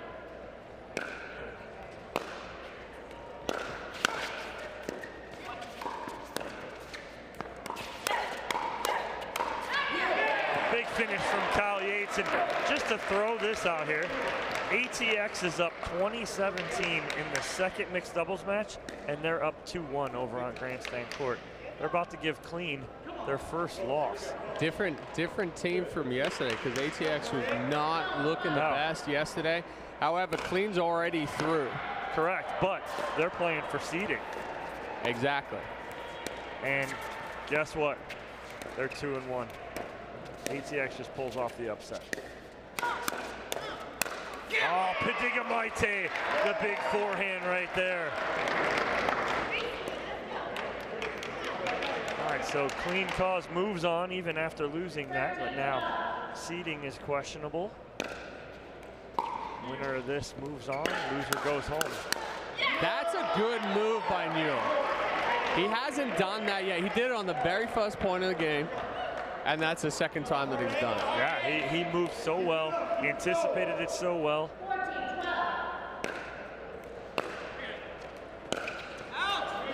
Same guy. Same exact guy. But you see him hit that forehand, he was leaning back on his heels as he hits that, right? And so as you lean back, you're gonna hit up on that ball, and that's exactly what happens.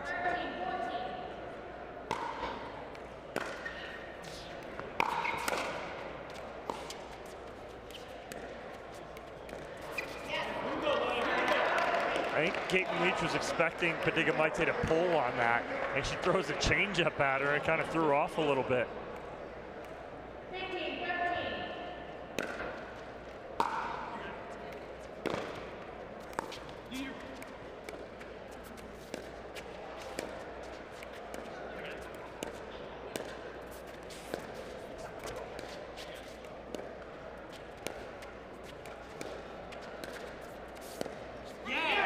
Good pressure dink from Gaten Leach right there, Chad. Yeah, and Newell just when he goes to hit that backhand where he's pulled out there, and Gaten Leach has done it a few times, he doesn't look comfortable going with that. Oh, Kyle Yates, a little slippery two-handed backhand down the line here. Watch him hide this. He had Newell leaning middle right there, thinking he's going to go cross court. He slips it right down that line. Yeah, Newell just gave him way too much room down the line there. Excellent shot by Yates.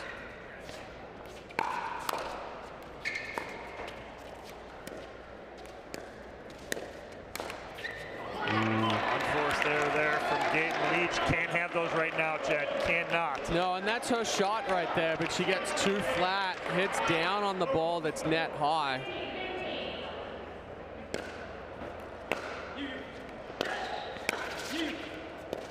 Newell anticipating again.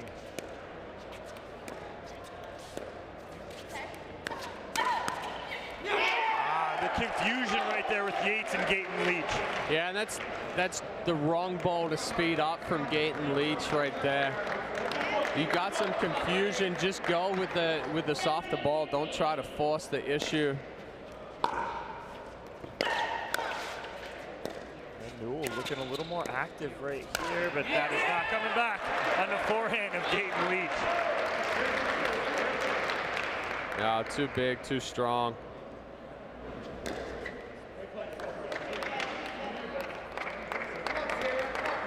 Still a one-point game here. Hard Eight's battling, trying to hold on, force that Dreambreaker. Oh, half an inch more.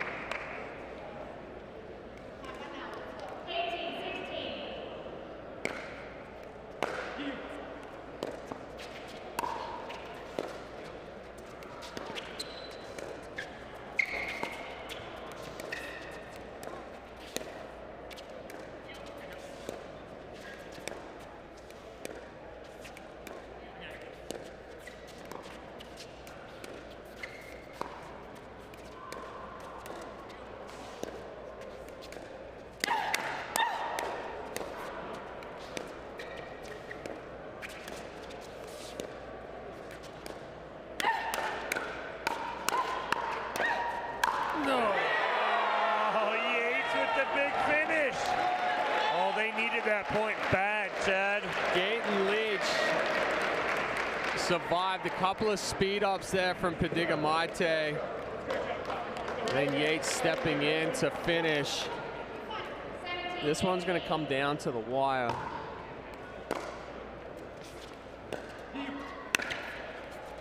Yates almost coming over.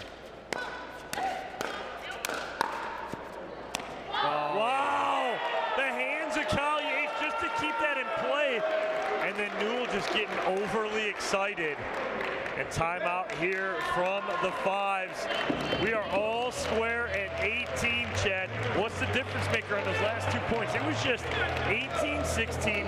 The Fives were in control, and the Hard Eights answered. Yeah, the Hard Eights stayed in the point. They kept getting the ball back, getting a paddle on it.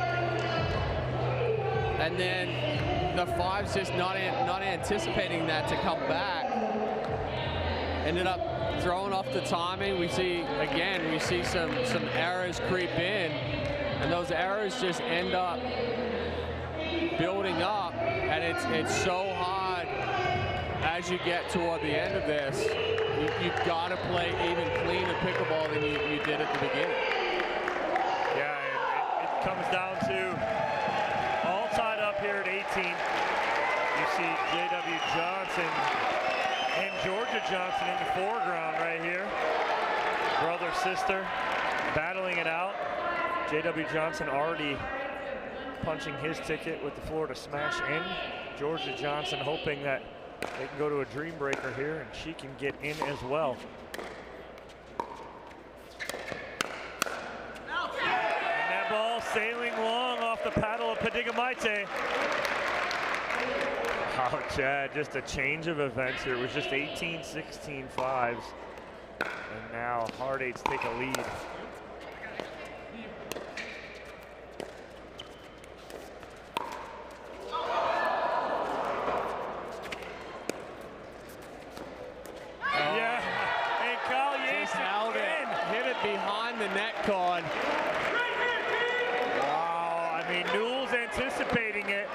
just slips it down the line. And it is match point to force a Dreambreaker.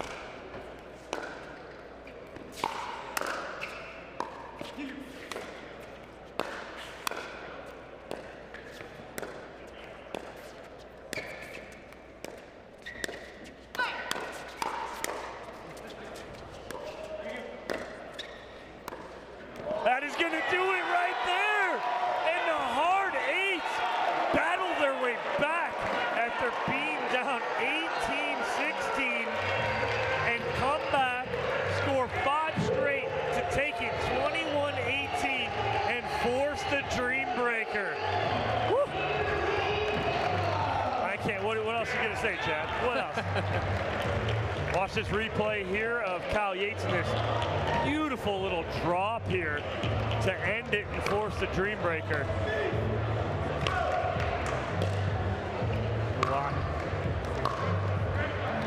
Jaden Lee's trying to work her way up, trying to force her back. She ends up working her way in. The speed up. Both of them, Digamaite and Newell on their heels. They're both behind the baseline. Nothing you can do on that drop from Kyle Yates. And we will go to that Dreambreaker. But before that, we're going to throw it sideline to Cameron Blackwood, who has Gaten Leach and Kyle Yates. What an incredible match. Back and forth almost the whole way there. It's close. They have some match points on you. You're able to battle back. What are you saying to Sierra in those moments? Oh, just keep grinding. In fact, she was really the one coaching me the whole time. Play smart, high percentage, don't get crazy. And so we really try to just grind out a little more and not make too many silly errors. Once we did that, I felt like we were a little more comfortable with the rest of the match. You and Lena had incredible hands battles there. I think your forehand's one of the best in the game. How are you able to set the points up to utilize it so well? Well, I'm working on shortening my backswings, and I think that's helping. And just drills, baby. You did just that. All right, I'll let you guys get back. Dreambreaker up next. Back to you guys. All right, well, it doesn't get any better than this. We're going to the Dreambreaker. You know, the hard eights answer at the end there with a 5-0 run to end it, Chad. I mean, what was the difference maker between Gaten Leach and Yates at the end? No, I think Padigamate and Newell just made a few too many errors at the end there. You know, not anticipating some of the speed ups. Gaten Leach and Yates did a much better job of weathering the storm in the hands battles as well. They weren't trying to go too big and try to hit too hard. So, you know, it always comes down to, with pickleball, of who makes the fewer errors. In that situation, it was pretty close all the way through, but then the fives made more errors in that the end stretch there, and it's so hard to catch back up or once that snowball kicks in, because you've got no room to make the adjustment here. Yeah, and it was just a great job right there by the hard eights. They're fighting for their life. If they lose that, it's over and they're done for the tournament. They fight to get into this Dreambreaker and see what they can do. Now, going to that Dreambreaker between the hard eights and the fives, Jed, who do you give a slight or any advantage to going into this? Yeah, I'm going to give the advantage to the hard eights in the Dreambreaker here. You know, Padigamate and Jiajing, like, they're both tennis background. Jiajing used to be one of the best in the game for singles. Injuries have hampered that. Age has hampered that a little bit as well. Don't tell her that I said that. But yeah, you know, it's tougher. You're playing against Georgia Johnson, who's one of the best on the women's side for singles. You know, you've got for the men, Yates is still relatively active in singles, not playing as much anymore as he was. And then Diescu, tennis background, big reach, really imposing when he gets up there. You've got Nunnery and Newell for the fives. They're not really singles players. And Nunnery's still coming back from surgery on the meniscus, you know, a couple of months ago. So it's tough here. We're getting into it. It looks like we're going to start off with Newell and Yates leading us off and getting into the Dreambreaker.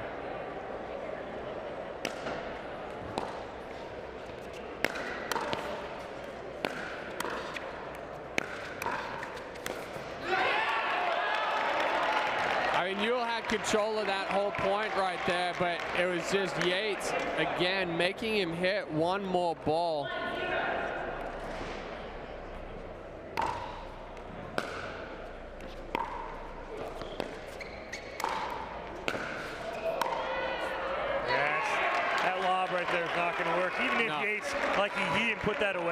but he had Ben Newell full sprint opposite side.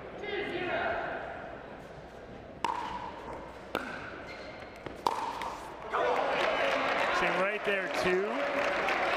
Yates can't have that. You can't give them a point. No. Get it over. No, Make him, or a free point. Like right. that. Make him make a mistake or something. Make him win the point. That being Ben Newell.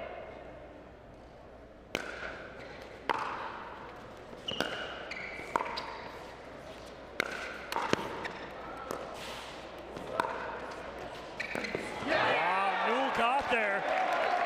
But Yates comes out on top 3-1. Good start for the Hard Eights.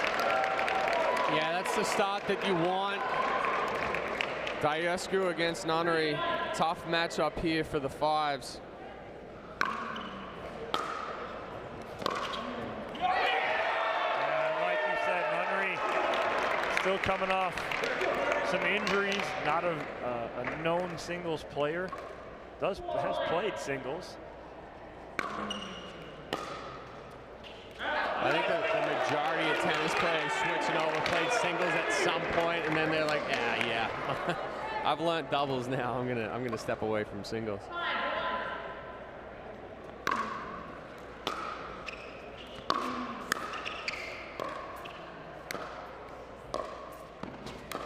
Yeah, nice ball control there from Nunnery. Gets one here. If he can squeak out one more here, that's a huge, huge win.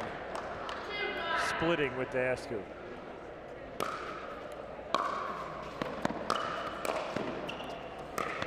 And he does.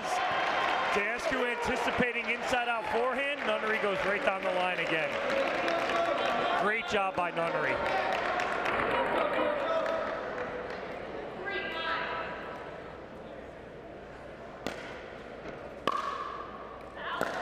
Just wide from Johnson.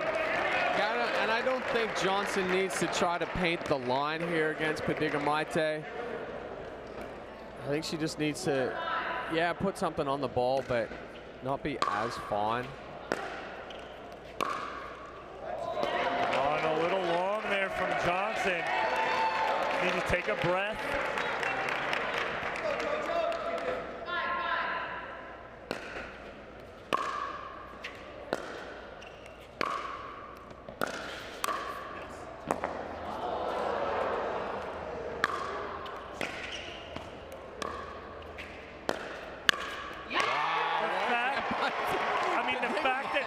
Back in that point, Chad. Incredible. But great job by Padigamite.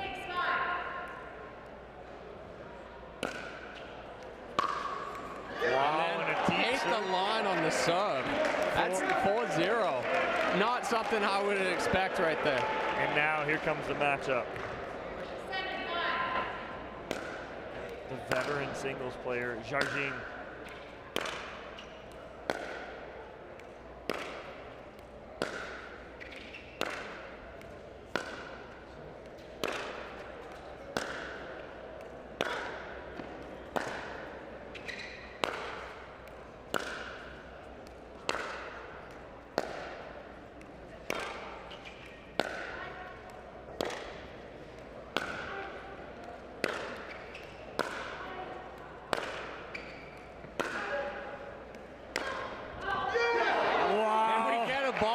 Can we get a shot count on that one? Keaton Leach, we're looking at a 26-shot rally there. Absolutely incredible. Unreal. Tired watching these ladies, Chad. Oh, that's a great ball by Keaton Leach. It's coming over. Oh, just missing.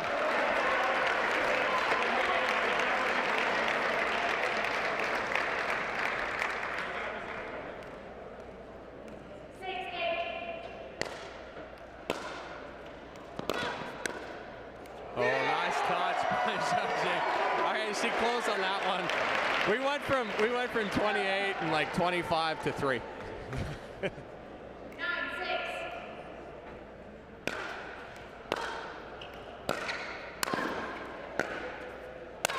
Yeah, that's tough right there with the lob, throwing that up. Yeah, drop that in front. Angle it if you can. Don't throw up the lob. So through round 1, we're close. Again, it's that feeling out round. Yeah. 9-7 lead for the Fives after 1 round through.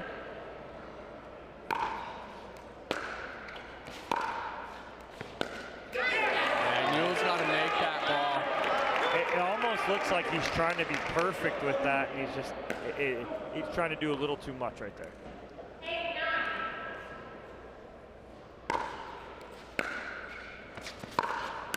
That's a good ball from Yates. All squared up here at 9s.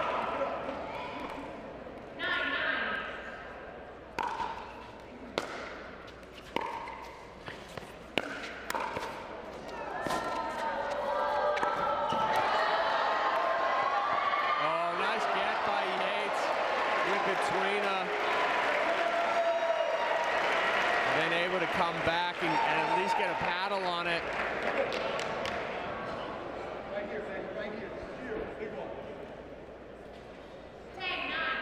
Chad, it's standing room only in here right now. That's big from Newell. That's a huge forehand there from Ben Newell. I mean, that's a win for him right here, splitting. Yep, they go 2 and 2 right there. Nunnery's got to try and do the same thing. You know, two is a win. Yeah, 2 and 2 is an absolute win. But right now, he has to get 2 and 2 is a win. He's got to get 1. Yeah. Can't go 0-4 here, right? So Nunnery's got to get at least 1, and 2 and 2 would be a win.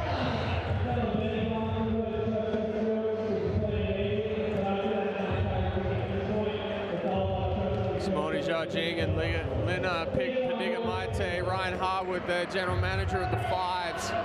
We see Ben Newell again. So all going to start here with the serve. All on Nunnery's serve here. I think it's time to get up. Halfway through, let's stand up.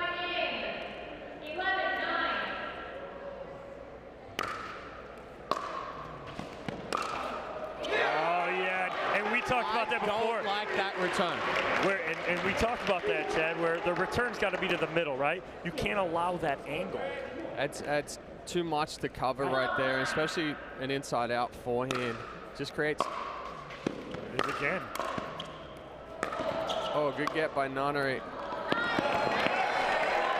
Yeah, but he should have gone inside out again. Correct. And going down the line. Right, and that's what they ask you, has to go middle return here, right? Because the second you go sideline, you're creating that angle, and you're in trouble. And especially from someone like Nunnery coming off an injury, you can't allow him to hit shots like that.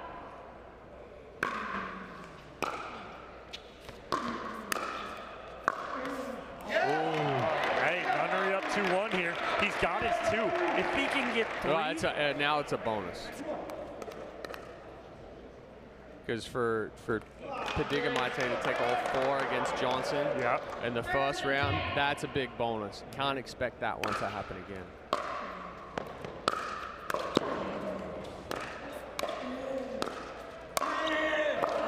It's over.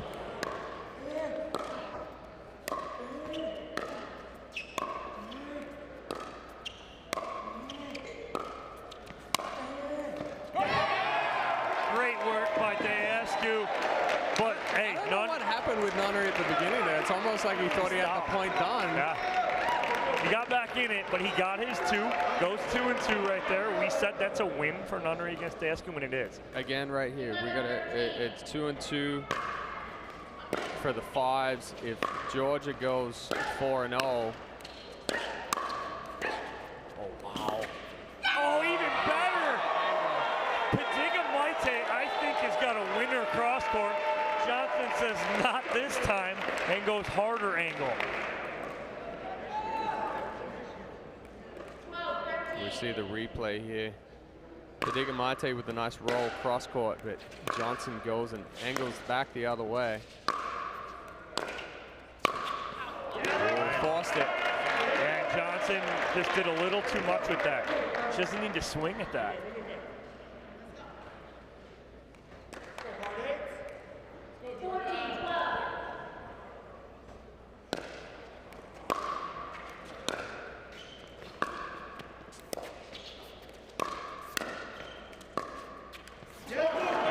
job by Padigamite of controlling that kitchen line. Again, she's up 2-1 here. She can get 3-1. It'd be huge. Not happening, and they still maintain the 2-point lead. Yeah, good ball from Johnson going down the line. So all three in the second time around have gone 2-2.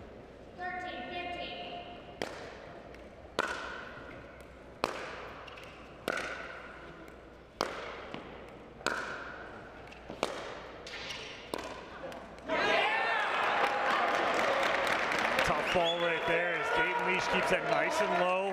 Jargine trying to cut that back. Doesn't get enough underneath it.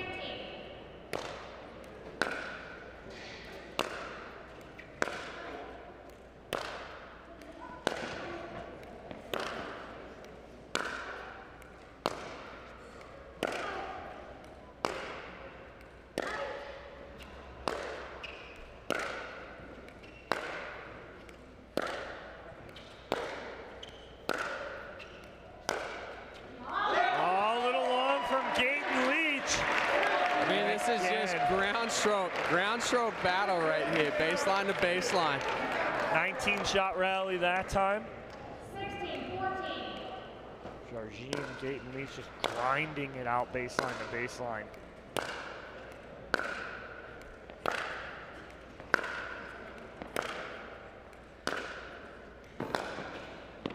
A little wide, Jargine fired up as she comes back in to the corner here. And she's gone 2-1 here. 17-14.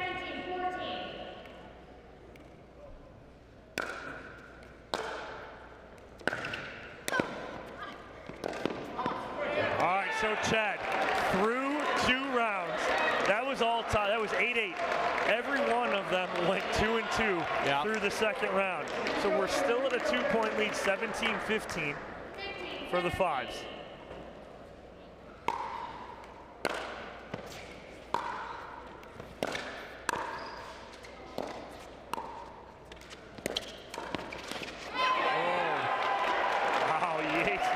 Footing, but doesn't matter because Newell into the net.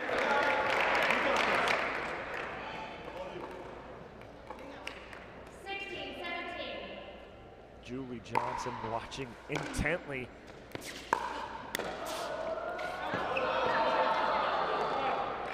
Looks just a little long is the call from Yates. If it is, and Jargine and the Fives are going to challenge here.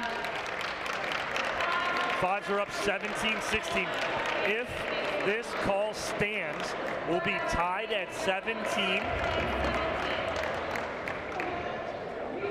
But if not, it'd be 18-16. So we'll see what happens here on this video challenge.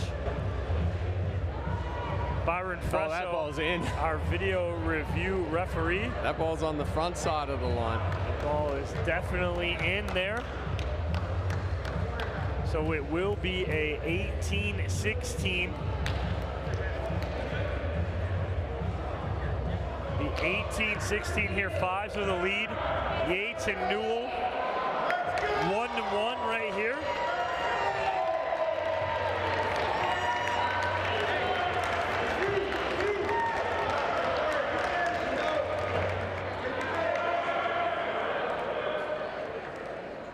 All right, Newell has to take one more. Yates has to take both of these. Yeah.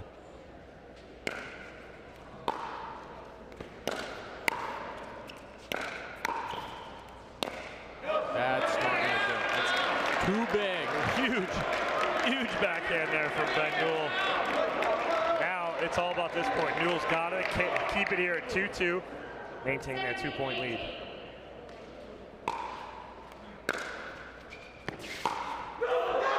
It's a little too big on that side now. And so we are still at a 2-point lead here for the Fives. And this is huge. Coming down to Rob Nunnery. Hurton Newport back full time here with the Fives to see what he can do.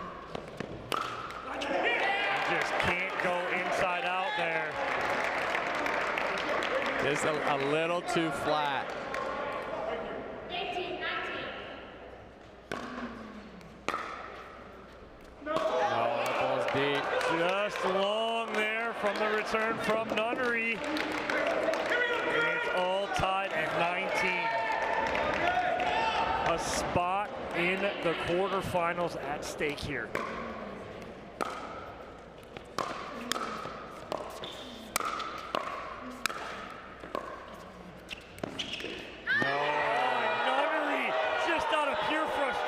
Tosses his paddle down. He's got this all day long. Into the net, Dayascu, the hard ace, 1 point away from moving to the quarterfinals. 20, 19. Nunnery has to hold. And he does. What a return from Rob Nunnery right there. That's big time. Both teams frozen here at 2019. Traditional scoring from here on out.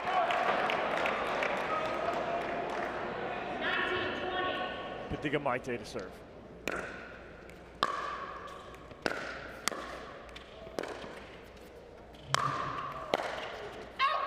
That ball going long. Georgia Johnson will have a chance to put her team in the quarterfinals and send the Fives home.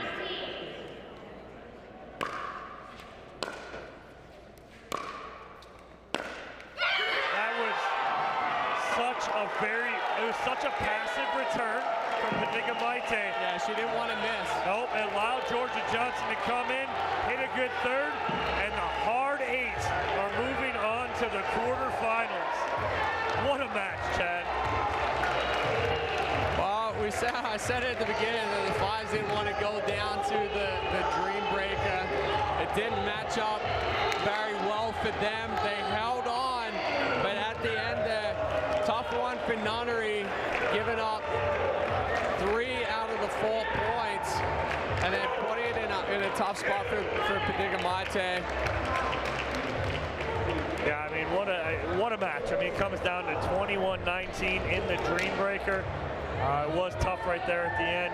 It looked like Nunnery had a ball that he could handle, and that two-hander hit that in the net. Big difference maker right there. Georgia Johnson ends it. We got Cameron Blackwood courtside. She's got the whole team of the hard eights. What do you got, Cam?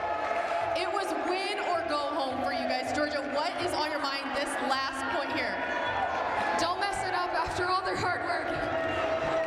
Going into the Dreambreaker, you guys have to switch the mentality from doubles to singles. What do you talk through your team about? Stay aggressive. Stay aggressive. MLP is no time to get nervous or tight. You got to swing away. And Andre, you came in clutch. Not that you play singles on the tour very often, but how were you able to stay in this mindset and get those points on the board? You know, I didn't start the tiebreaker too well, and I kept trying to get my focus in the zone, and I felt like I did a pretty good job of it. Not as good as Georgia, who came up absolutely clutch here at the end, but I was glad to be able to get those 3 points and kind of flip the momentum a little bit in the scoreboard. And thanks to Georgia for taking it home. Thanks to Sierra and Kyle for keeping us alive in that mixed doubles. It's been great so far, and we'll keep going. You guys are moving on. How much confidence does this give you guys heading into the next match?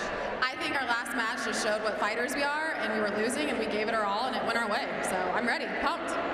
There you guys have it. Hard eights moving on. Back to you guys. All right, Chad. Well, that's going to do it for pool play today. I mean, and yesterday. And some incredible matches all the way around. Absolutely incredible.